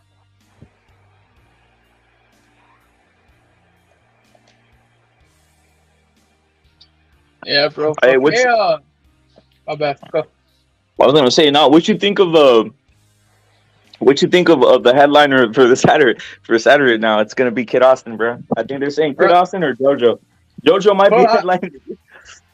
Oh, that's what I was gonna ask you. I was about to ask you who the fuck is headlining then? Is it fucking JoJo or is it the? They said it's JoJo, but now I heard Kid Austin. Wait, is Kid Austin fighting JoJo now? No. JoJo's fighting 140. All I right. think Kid, JoJo's I'm not fighting gonna at lie. 140. I'm not gonna lie though. Kid Austin might mess around and knock out JoJo, dude. At this point. Hey, bro. Hey, man. You know what? It is what it is, bro. But fucking damn, bro. JoJo's at 140 now. That was just gonna look like. That's just basically his walk around weight, fool. What the fuck? Yep. Damn. He doesn't even cut weight anymore, bro. He just shows up. Damn, that was a. Can you believe JoJo started at 122, dog? JoJo should be barely moving up to 130 right now, bro. He's not that old. He should be moving down. He's a fucking midget, bro. Yeah. He should be moving down, bro. He should be like fighting Bam or some shit. I mean, he has a big head, but doesn't mean he's a big guy, bro. Did you guys notice that when JoJo how JoJo made that transition from weak hipster to cholo hipster? Yeah. That went all essay, huh? You started rocking the polos and started rocking that mustache. Tattoos, oh god. Yeah, se cree muy chingón. But I know everybody has tattoos nowadays, but I'm just saying. Yeah. No, I don't got tats. I never got tats, to be honest. No, he went full like talking like blood, like blood in, blood out type shit, bro. Right? Like talking like the fucking He you know those Pachuco suits, rep it? He starts walking out in those motherfuckers. With like that. He's trying to like reclaim that like. Nothing wrong with that, right? Nothing wrong with that. I mean, it's cool. I mean, at least the Pachuco fools kind of have more style, right? Like more fancy clothes, that type of shit. Like, good clothing, good brands, I guess. He wears like overgrown suit. He wears the overgrown suits with the the Steve Harvey suit. So it's better than fucking sagging your pants and all that shit. Still, you know? Like yeah. You tell me you don't have any proper jeans with the hole on the knee, chingazos or what? With the holes on? Nah. Did you ever have that are ripped up? That are ripped up and shit. No, did you? No. Did you ever buy a pair of jeans that has holes on the knees? Not really, bro. Damn, chingazos on code. Not. Did you ever have a pair of jeans with holes on the knees? Not that nah. Bottom that way, nah. But on some old jeans shit. He fell, bro, and then they damn ripped up. But that's damn, what are you trying to say? Anybody in the chat? Don't lie, bro. Don't lie. Don't let us catch you slipping. Does anybody in the chat wear fucking ripped jeans, bro? Fucking Chingazos used to buy that blown fucking hoodie, fool. The blown, you know what the fuck blown is? Yeah, everybody's in here is lying. They say they wear the hard 501 jeans, bro. The 501, the fucking hard ones. 501, fuck. Who still wear 501s? Fuck no, you wear like 501s. They're wearing the 501s and shit. 501s, bro. They're wearing a classic 501s. The 5'11" or 5'10", bro. 5'11", 5'10" or some shit. Whatever the 5'15", bro. The ones. Not to admit to wearing skinny jeans. That's cool. That's cool. Nah, those aren't skinny jeans, bro. What the fuck? Yeah, the 5'11s are. The 5'11s are. Which ones are the ones that are just like regular, bro? Like the 80s jeans, like the ones that don't sag or fucking. 501, the 501. Nah, those are baggy, food. Those are baggy, food. The regular, the wash, the pre-wash 501, the 501 button-ups, bro. Fool, let me look this up. Fool, I might be tripping, dog. What the fuck? Yeah, you could buy the hard 501s. The hard 501s, which are a little bit bigger, that once you wash them they shrink, or you could buy the pre-wash 501s, bro. That's what I like about the 501s. You watch them and then they shrink, bro. You gotta get them like fucking size bigger or some shit, bro. Yeah, those are the gangster ones. Those 501. The ones that shrink are the gangster ones. Oh, it is the original fit. Oh, you're right. What the fuck was I thinking about that? No one admitted they weren't having a rip jeans, bro. Come on, bro. Stop playing with me. You have ripped jeans, Raptor? What do you? Who hasn't had a couple pairs of that, bro? You nunca. Come on, bro. I always just get the normal ones. I've actually had mine ripped by working too, by the way, bro. Like ripping them and shit like that. Well, yeah, but I mean, you're talking about buying them. The next thing you know, they're the most stylish jeans ever, bro. But they're fucking ripped from working, bro. But you know, shit cracks off with the fucking fools are lying like a sergeant has like fucking 10 pairs of them bitches lying right there in the fucking chat saying never. Motherfuckers are lying, dude. No, who's in the chat wear those fucking what are those sweatpants, bro? But they're like they look like not leggings, so but they fuck, what are they called, bro? The Everybody, hey dude, everybody in here has Ben Davis or Dickies, bro. That's everybody's lying like they're gangbangers. Everybody's Ben Davis. everybody in here is like, yo, I only wear Dickies or fucking Ben Davis or some shit like this. Salute to Matador, bro. Dickies are chilled though, for low key. I'm not gonna fuck around and shit. Yep. Damn, fool, Ben Davis, the fuck. Those are the polos, right? The one with the monkey on it and shit. Let me find out motherfuckers are wearing those Dickie shorts, the ones that go to the ankles, bro. the cargo ones? The cargo ones? You know what I'm talking about? Those Dickie shorts that go to the motherfuckers are wearing the socks to the knees and they got the fucking Dickies to the to the fucking the Dickie shorts to the ankle, bro. And it's fucking iron. Let me find that out. And at the bottom they have the pocket for the cell phone and shit. Yeah, that no one even uses, bro. No one even knows, bro. The cell phone, the cell phone pocket. Damn, you supposed to be on some scandalous shit. Yeah.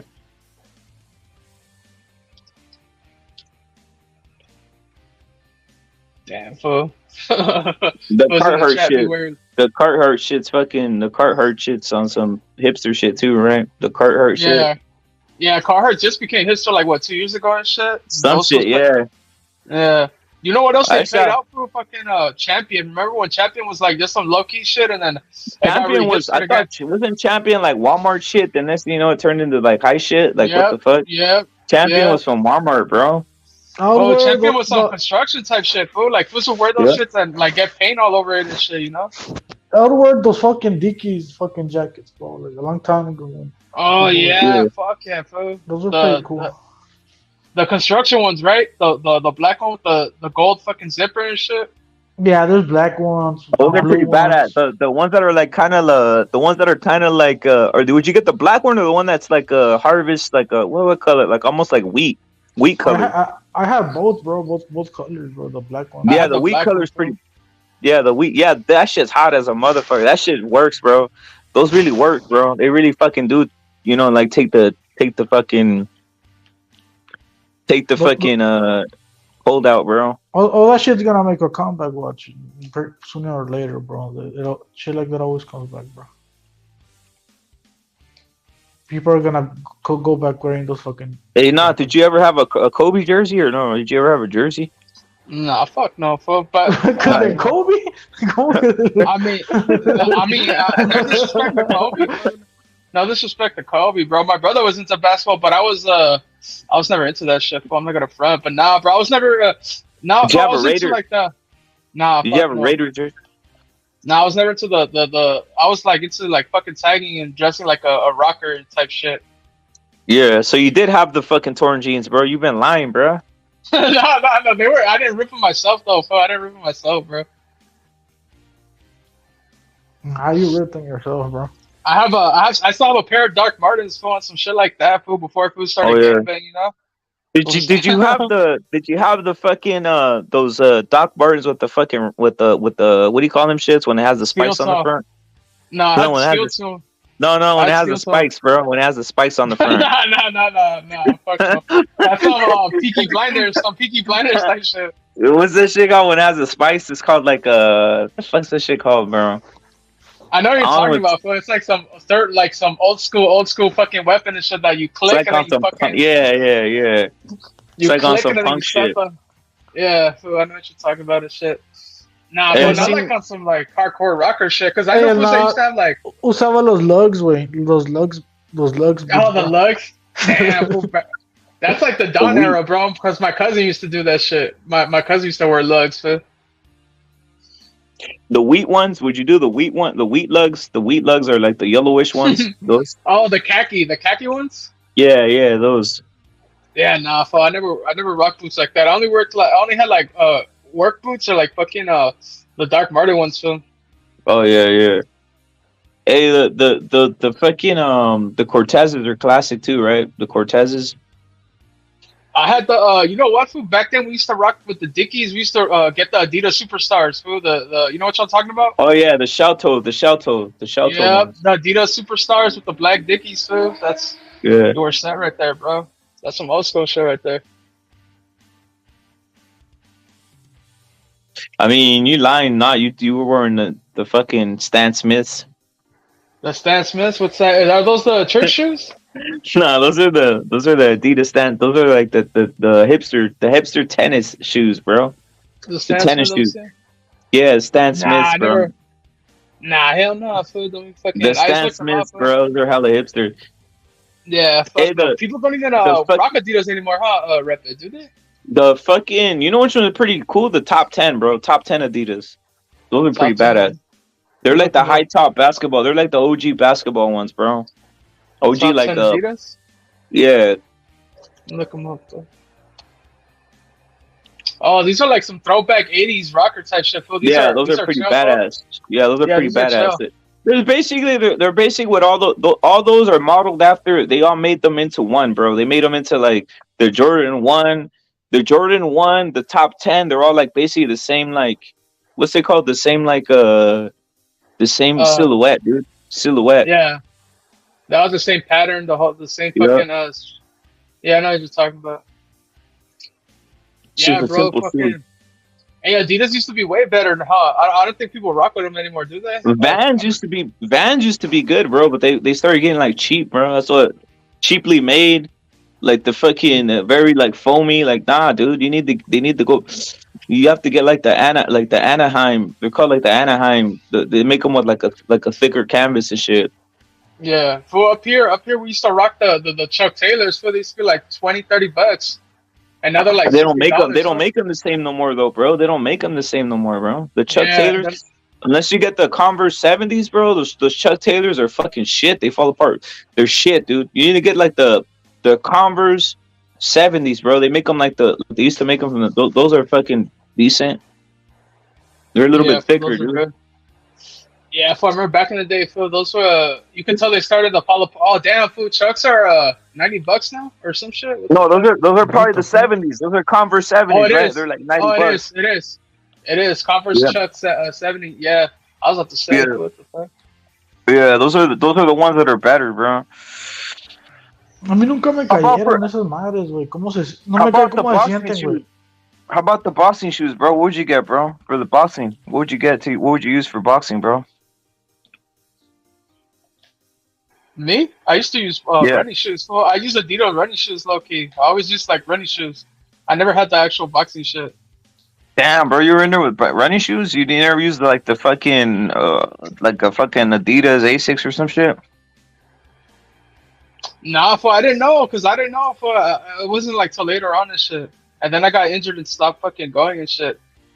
But nah, for I never went because I used to see fools go in there like, come on, fool, when you go to the gym, you'll see fools like walking off the street with fucking like fucking etnies type shit, you know? like they're doing road work and etnies and shit. Fools would work out and anything. Hey, chingazos, what would you use to spar, bro? To box?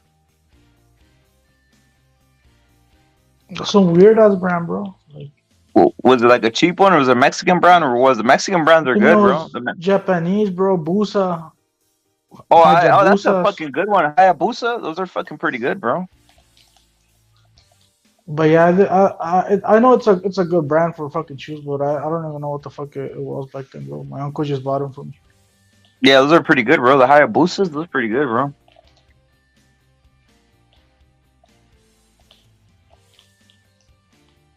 They don't mess around and be like Ray Martinez who went into versus Chocolatito with the Jordan 1s, bro. Yeah, he was fighting Chocolatito with the Jordan 1s, bro. I'm like, what the fuck? I've seen boxers wear some shit like that, bro. But are they like special edition for boxers? I don't know, bro. I don't know, but they made them replica like Jordan 1s, right? Yo creo sí son, güey, de boxing, pero with the Jordan 1 look, bro. That's what I'm thinking, bro.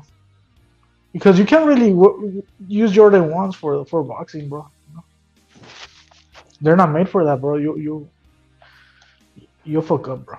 Who came out in who came You're out in in a Jordan ones? disadvantage. You're in a disadvantage. If you Ray Martinez came out with fucking Jordan 1s, bro, versus Chocolatito, dude. Damn, did he? What the fuck? I've seen Yeah, he other deserved to get his boxers best beef, huh? wear those shits, but I think it's a special edition. I'm under that impression, because like I said, if you're wearing the regular Jordan ones, I don't know, you're just handicapping yourself, bro. Like, what the fuck are you doing? You're not playing basketball, bro. And even for basketball, those are not the best basketball shoes you get me. They're outdated. They got some other shit nowadays, bro. Yeah, yeah, OG Blades, yeah. Haney came out with the same one, bro. He came out with the same thing, bro. He came out with the Jordan ones. They're Jordan ones or they're boxing Jordans? What do you mean? Like they're Jordan. I think they're saying they're modified. To me, they look exactly like Jordan 1s, but I guess they might be modified, bro. Parecen Jordan ones, way. Pero I mean, I don't think they'll be wearing Jordan ones for that shit. Yeah. I think it's a modified one. You get me? Like, no tiene sentido eso, güey. ¿No entiendes? You know when I know someone's gonna get knocked out, bro? When they go in there with the fucking when they go in there with the wrestling shoes, bro. Chingazos when they go in there with just wear the with the Hayabusas, right? when they're when they're going in there with the Asics wrestling shoes, dude, I'm like, this dude's done, bro. He's cooked. Oh, I think I know what you're talking about now. When you mean the Asics. The weird ones are the ones that Canelo wears. The ones that Canelo wears. I forgot the name, but he always has the tongue. You know, Canelo always puts the tongue. He puts the tongue down on his shit. Yeah. I forgot what the brand is, bro. Which is the brand? The one that Canelo uses. He has a specific one, and he always puts the tongue down, bro. He just puts the tongue like forward, bro. Flaps it forward on his Sí he mirado como que tiene la lengüilla así para abajo. Yeah. Pero no sé qué son, güey, la neta. Oh yeah, Mizunos. That's Japanese shit. Yeah, they're Mizunos, dude. That's weird. Yeah, yeah. He uses that. Yeah, he specifically uses those, bro. Yeah, Mizunos and Asics, they're good running shoes too. They're underrated. Oh, it says Canelo sponsored by. Well, he says he might be sponsored or wears Under Armour boxing shoes now, Phil. When was this? This article is from May 6, 2023, Phil. So it's probably new. Damn, I guess he has Under Armour, bro. That's a good brand too, but I don't think they're known for boxing shoes, bro. They just barely got into boxing shit. How I see it, maybe I'm wrong. Yeah, Munso were the ones you are talking about. He used to rock those. Now they're from Japan, but right now he fucking has a deal with with Under Armour, I guess. Yeah, pues he's a sponsor, bro. So yeah. Yeah, I mean it's Canelo, so he probably gets a new sponsor every fight or some shit, you know. But yeah, Mizuno, that's a good brand, though, you know, for sure, and the Asics as well. Damn, if I'm gonna buy some Asics boxing shoes, so fuck it. I'm gonna look into this shit. There's some other brand, dude. Underrated, the Asics and the Mizuno shoes. Not a lot of people wearing, like, in general, like for running or whatever. I mean, probably the people that know, right? They do one. Yeah, man. The Reebok's pretty damn. The Reebok running shoe is pretty cool. I like that one. I like the Reebok running shoe, bro. The fucking New Balance is good too. New Balance and obviously like you said, bro, the Asics, bro. New Balance. Yo me acuerdo que los Asics, my go-to, bro. Los Asics creo que hacían uno de gel Cayano, some shit like that. Yep. And those were pretty cool for running. And New Balance are the shoe to go for me, bro. I think they're like the most comfortable shit if you're trying to go jogging or fucking hiking or some shit like that. You hiking those? Do you have the hikers or do you have the regular 575, the low tops? No, I have I have them right in front of me. Let me see. I have the hiking versions, but they're the 410. They're the 400 trail running shoes. 410 trail running shoes. 410? Are they a mid top? Yeah, mid top. They're like the regular like tops. Yeah. On the tongue, are they gray or are they gray red? Are they gray or red suede, or black suede? No, mine are gray. Mine are gray. So. Gray suede, right? Yeah. No, they're not suede. They're not suede. Oh, actually, yeah. They're not. They're nylon. Yeah, they're nylon. Suede, right? Yeah. ¿Qué cosa? New Balance, güey. Hay unos como grisecitos, ¿no? Pero cuestan como $200, güey. Yeah, there's the USA ones. The USA ones are made out of they're like the hiking made in the USA ones are probably like fucking 150, bro. The hiking Yeah, made in the bro. USA New Balance ones. Yeah, Yeah, bro. These are only like 70 or something, but I get them like on sale type shit, bro. And when they're on sale, I'll Well, buy like 2 pairs. You know what I mean? peep the yeah. There's tongue, a peep the tongue, peep the there's a tongue. On the certain tongue, does model, it say? bro, of New Balance that's always like $200, $150. Yeah, that's the made it. Peep the tongue. If it says made in the USA, that's the legit. That's sort of the expensive ones, bro. I know, cause I used to Nah, sell those shits, bro, for Indonesia, the fool. finish line. These are All the right, right. Indonesia ones. Y me Yeah, siempre you me get the llegaban USA como ones. The USA como ones are the expensive ones, bro. me Oh llegaban yeah. como white people, like white men, wanting those shoes, the New Balance. I forgot what they were called. This was like fucking 10, 12 years ago, 10 years ago. I forgot. They're the white ones, right? The all white ones or some shit. No, los que yo digo eran como grises, güey, como tipo suede, así, o grises o como brownish. I forgot what color it was, but I But remember being like, they look like dad shoes, right? I remember dad shoes were like a big trend for a bit and ya shit. se guacha que tienen algo bien de support en la sole. Yeah, I remember that. Those are good for walking too, bro, or like exercising and shit. The dad shoes, low key, Yeah, they those offer are like good support. those guys you would get them for walking, but obviously they're good for running too. Yeah. But yeah, it's always that same model, bro. Que siempre costaba así, and I noticed like the other New Balances they were cheaper in price. I don't know I don't know. Maybe that model, the way they make it, like Rep said, it's USA or something. And that's Yeah, the probably the USA difference. ones are more expensive, bro. All the USA shit's more expensive. And in I'm China, about to look these up. what they do in China, like, obviously yours are made in Indonesia, but the ones that are made in China, they use dog skin, bro. They use Damn, dog bro, skin. what If the it's fuck? suede or leather, they use fucking dog skin, dude. Yeah, I heard they Damn. use dog skin over there in China. For Yup. real? To make Yeah, shoes? yeah, it's an industry. Obviously, they're not gonna tell you it's made out of fucking dog. O esos güeyes, los que venden esa madre, la leather esa, no le van a decir, oh, es de perro. They just, no, o no le traen al perro, güey, le traen ya the end product. You get me? But Damn, yeah, fool, fuck. there's videos on it, bro. Yeah, that's why the I'll see. That's why all the like Jordans, bro. Like they're all made in China, bro. Like it's fucking nuts. Like it's crazy, dude. They're made in China, so it's like you basically have like if you have like the Jordan ones, like the fucking what do you call it? The red, the fucking black and red ones, the OG ones, or the black toe ones, or even the blue ones. It's fucking dog skin, dude. It may be. It maybe depends. If it's synthetic leather, then maybe not. But yeah, but that's shoes in general over there in China, not just exclusively to Nike again. But Yeah, obviously, I mean, Nike's really big over there. That's the thing. Well, Nike's the big minute, everywhere, bro. Like, but dude, they made it. the minute all that shit went to China, bro, like it's like shit fest, bro. Like even like it's crazy paying like it's crazy paying 200 for fucking for Jordans, bro, or for 200. It's crazy for me, bro, because it's like first of all the leather's not quality, the craftsmanship's not there. It's just fucking a bunch of like 7-year-old Chinese kids fucking making your Jordans, dude. Esos güeyes eran más de baseball y basketball, güey, Nike. Then they got into soccer later on, like in the 90s. They got into boxing. That to me, that shit, dude. Yeah, boxing too, everything. Dude, how do you not wear like a classic Mexican shoe, bro? Like for boxing, or a classic Mexican glove, dude?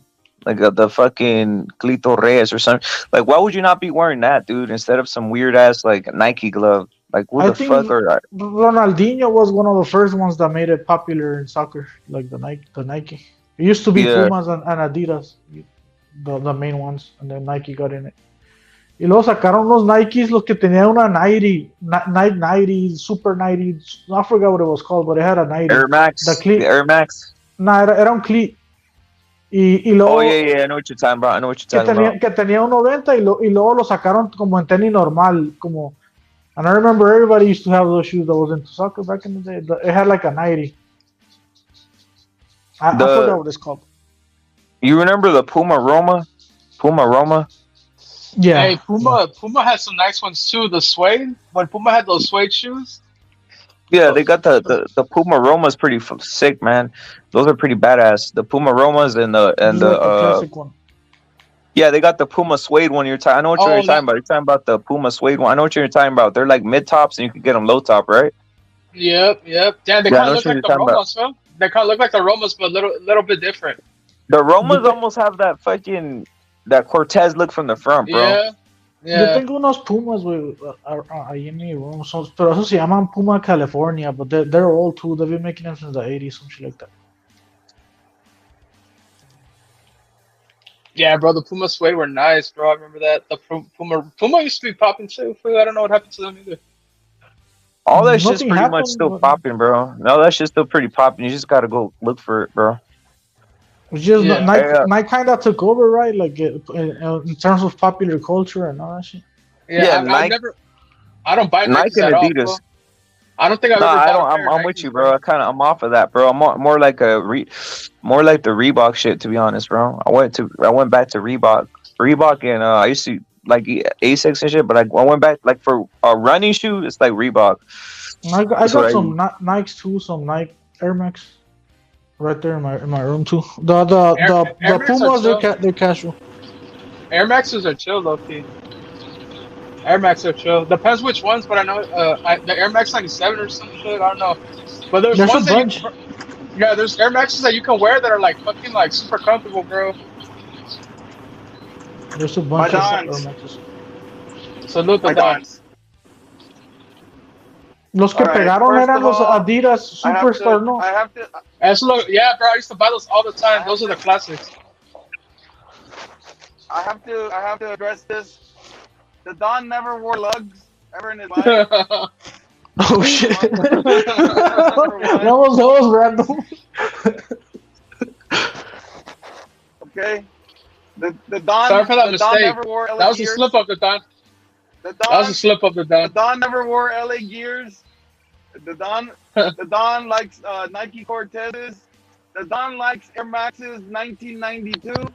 The Don likes Jordan 3. The Don likes Jordan 3s.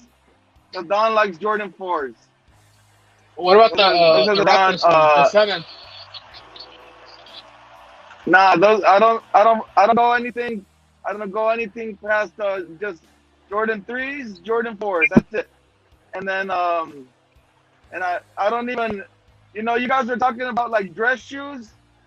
Like fucking like like the only dress shoe I wear, because I'm a big guy, so I just put on the Hush Puppies. I put on the Hush Puppies. You know what I'm saying? They're probably made out of dogs. That's why they're called Hush Puppies. But those are the only ones that are comfortable. You're talking about like the Clarks, Don? We're kind of like Clarks or what? The Hush Puppies. Just kind of like, what the fuck are like, Clarks? like they're just, I don't know. But Hush Puppies. Yeah, man. The Hush Puppies. ¿Cuáles son esos, bro? They're like moccasin. They're like moccasins, bro. I know what you're talking about, Don. They're like have the moccasin front, right?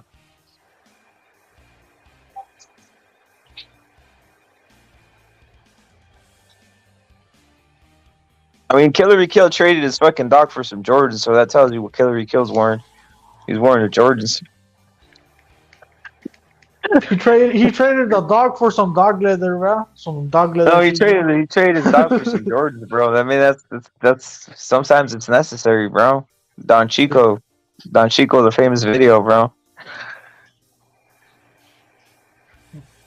Pobre Don Chico, ¿qué le pasó? Yeah. He felt betrayed, bro. Yep. But it's like, look at dude. The whole point is this. I just want to know about the boxing shoes. But for me, like I just don't like. It's weird that these guys use like corporate boxing shoes when there's like literally people in Mexico making this shit by hand, bro. Like literally making the fucking the shoes and the gloves by hand, dude. Right, Chingazo was like, why would you be using like one of these hips to, like use the fucking Clito Reyes, bro. Why even wear a basketball brand, right? Like wear a brand that specializes in the boxing, right? Or at least that's been in there for many years, established, and they already did trials and errors on shoes. You get me? Like I don't know if the I don't even know if the fucking new ¿Cómo se llaman? Under Armour are gonna be good for Canelo, but I mean, I'm shocked. I didn't even know that, bro. He pulled out the Under Armours, bro. The Mizunos are pretty cool.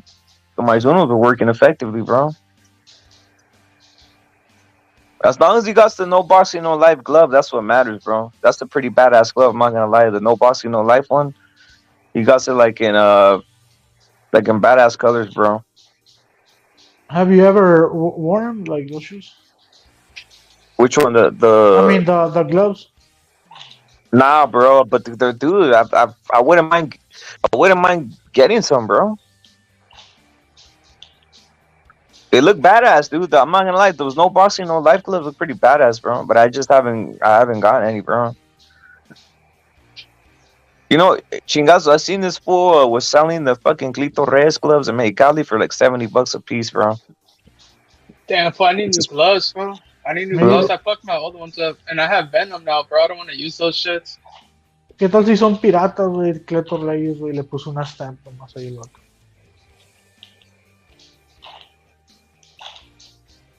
Le cosió un pinche patch que hice Cleto. Yeah, he basically, he stamped that shit out, bro.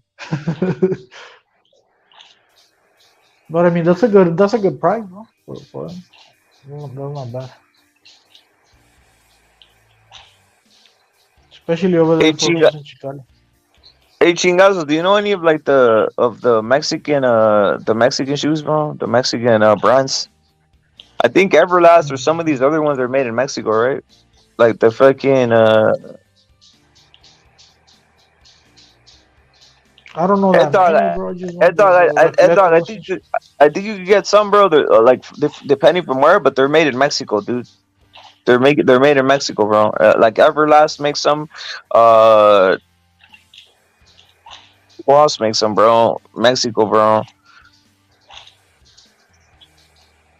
Grant, of course, Grant. I'm talking about the shoes, brown Mexican, the shoes, bro. The shoes, bro.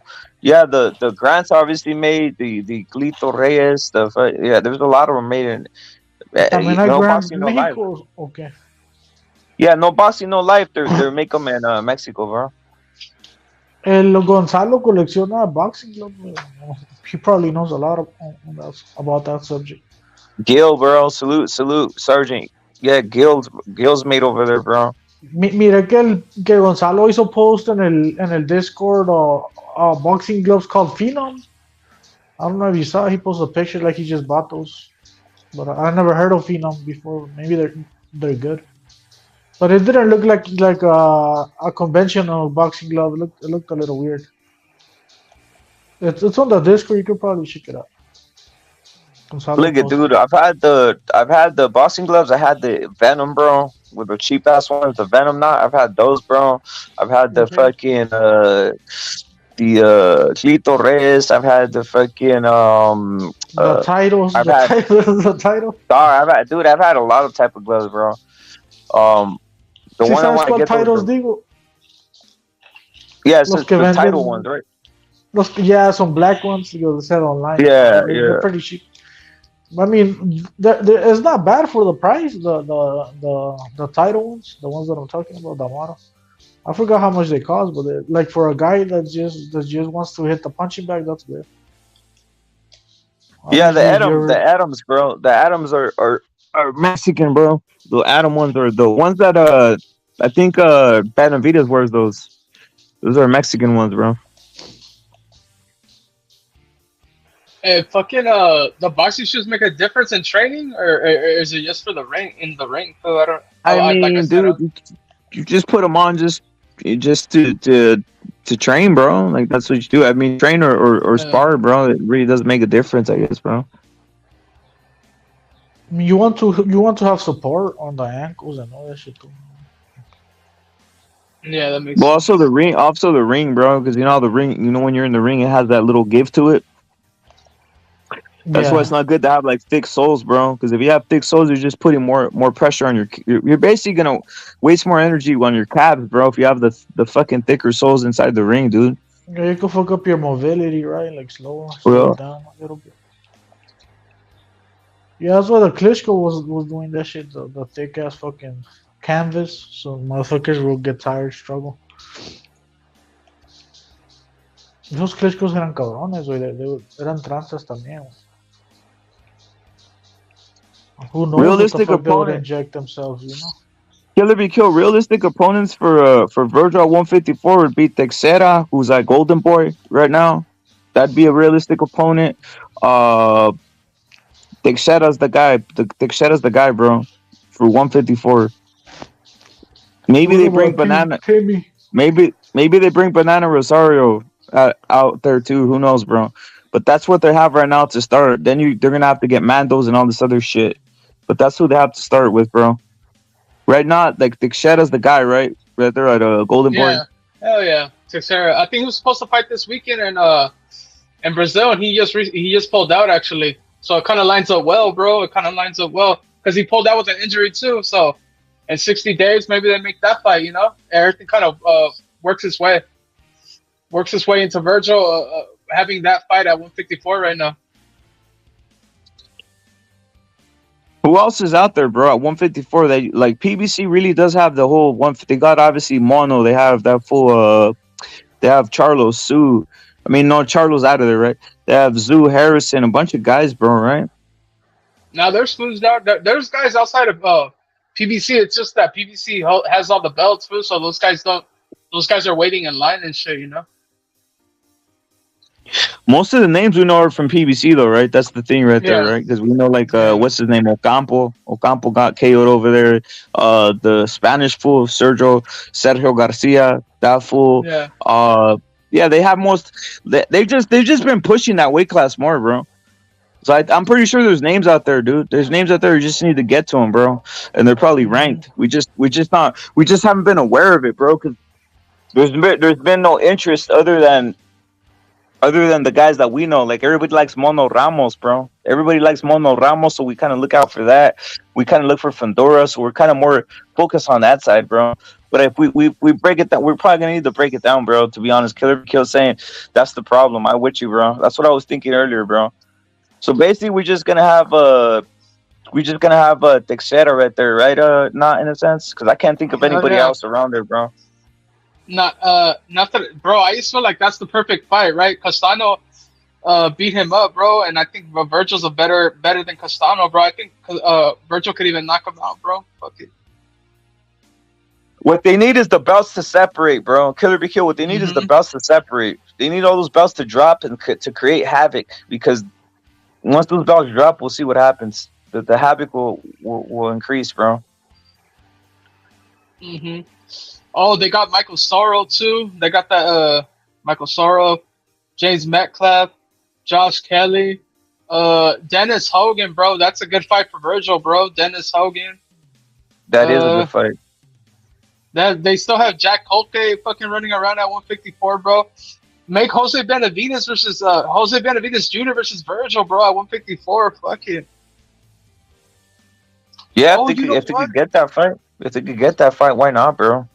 He could even fight that Ukrainian guy, the one Brandon Adams knocked out like 2 years ago, bro. He's making a comeback. Sergey Bakachuk or whatever the fuck his name is, bro. There's some names out there, bro. Whatever happened to these other guys? The guys who were the guy who moved out of there, bro. He was like a famous. Was he at 154? Brandon Adams? No. The other. What's his name, bro? He was again another PBC guy, bro. They kind of do have a lot of guys. Was it Williams? Was it J Rock Williams was in at 154? Yeah, he just got fake stop versus Adonis. I think he need Jared Hurd, bro. Jared Hurd, guys like that, right? They need the Jared Hurd, wasn't he at Golden Boy? I think at one point, and then he moved it. Yeah, and then he left, right? So they need to get guys like that. That's the problem, bro. You know, that's why I say what I was saying earlier, Killer Be Kill 160, bro. 160, you just move up. That's where they have guys. That's where they have bodies on that side. 160, bro.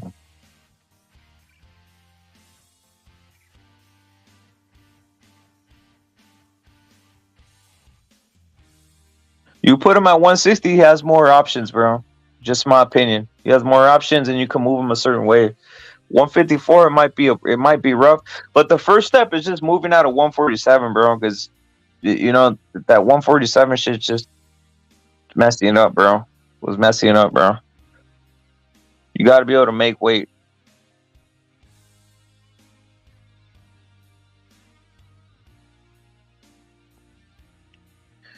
The bottom line, guys, the good news is that at least Vergil is not gonna fall for it. He's not doing what other fighters have done in the past when they go in there and they want to be Captain Tough Guy or Captain Macho and take on something that's that's not basically gonna render them anything. Just like someone mentioned earlier about Mikey and Spence.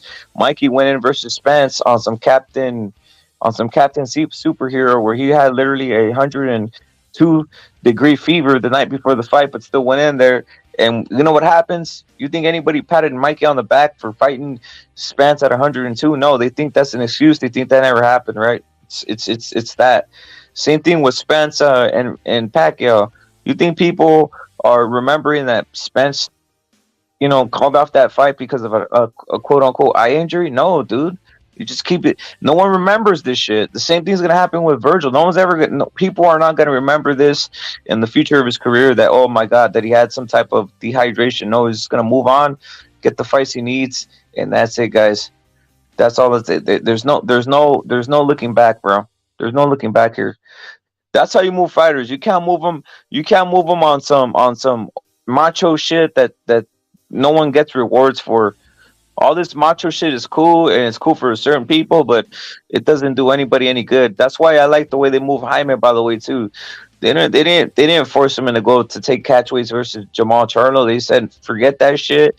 Move him smart, man. That's how you move fighters now. Yo, Brown Mexican, I heard that. Salute to Brown Mexican. But the thing I'm talking about is the Mikey versus Spence fight. If you look back at that, he literally had a 102 fever before the fight. But again, people are gonna say that's an excuse or that's bullshit.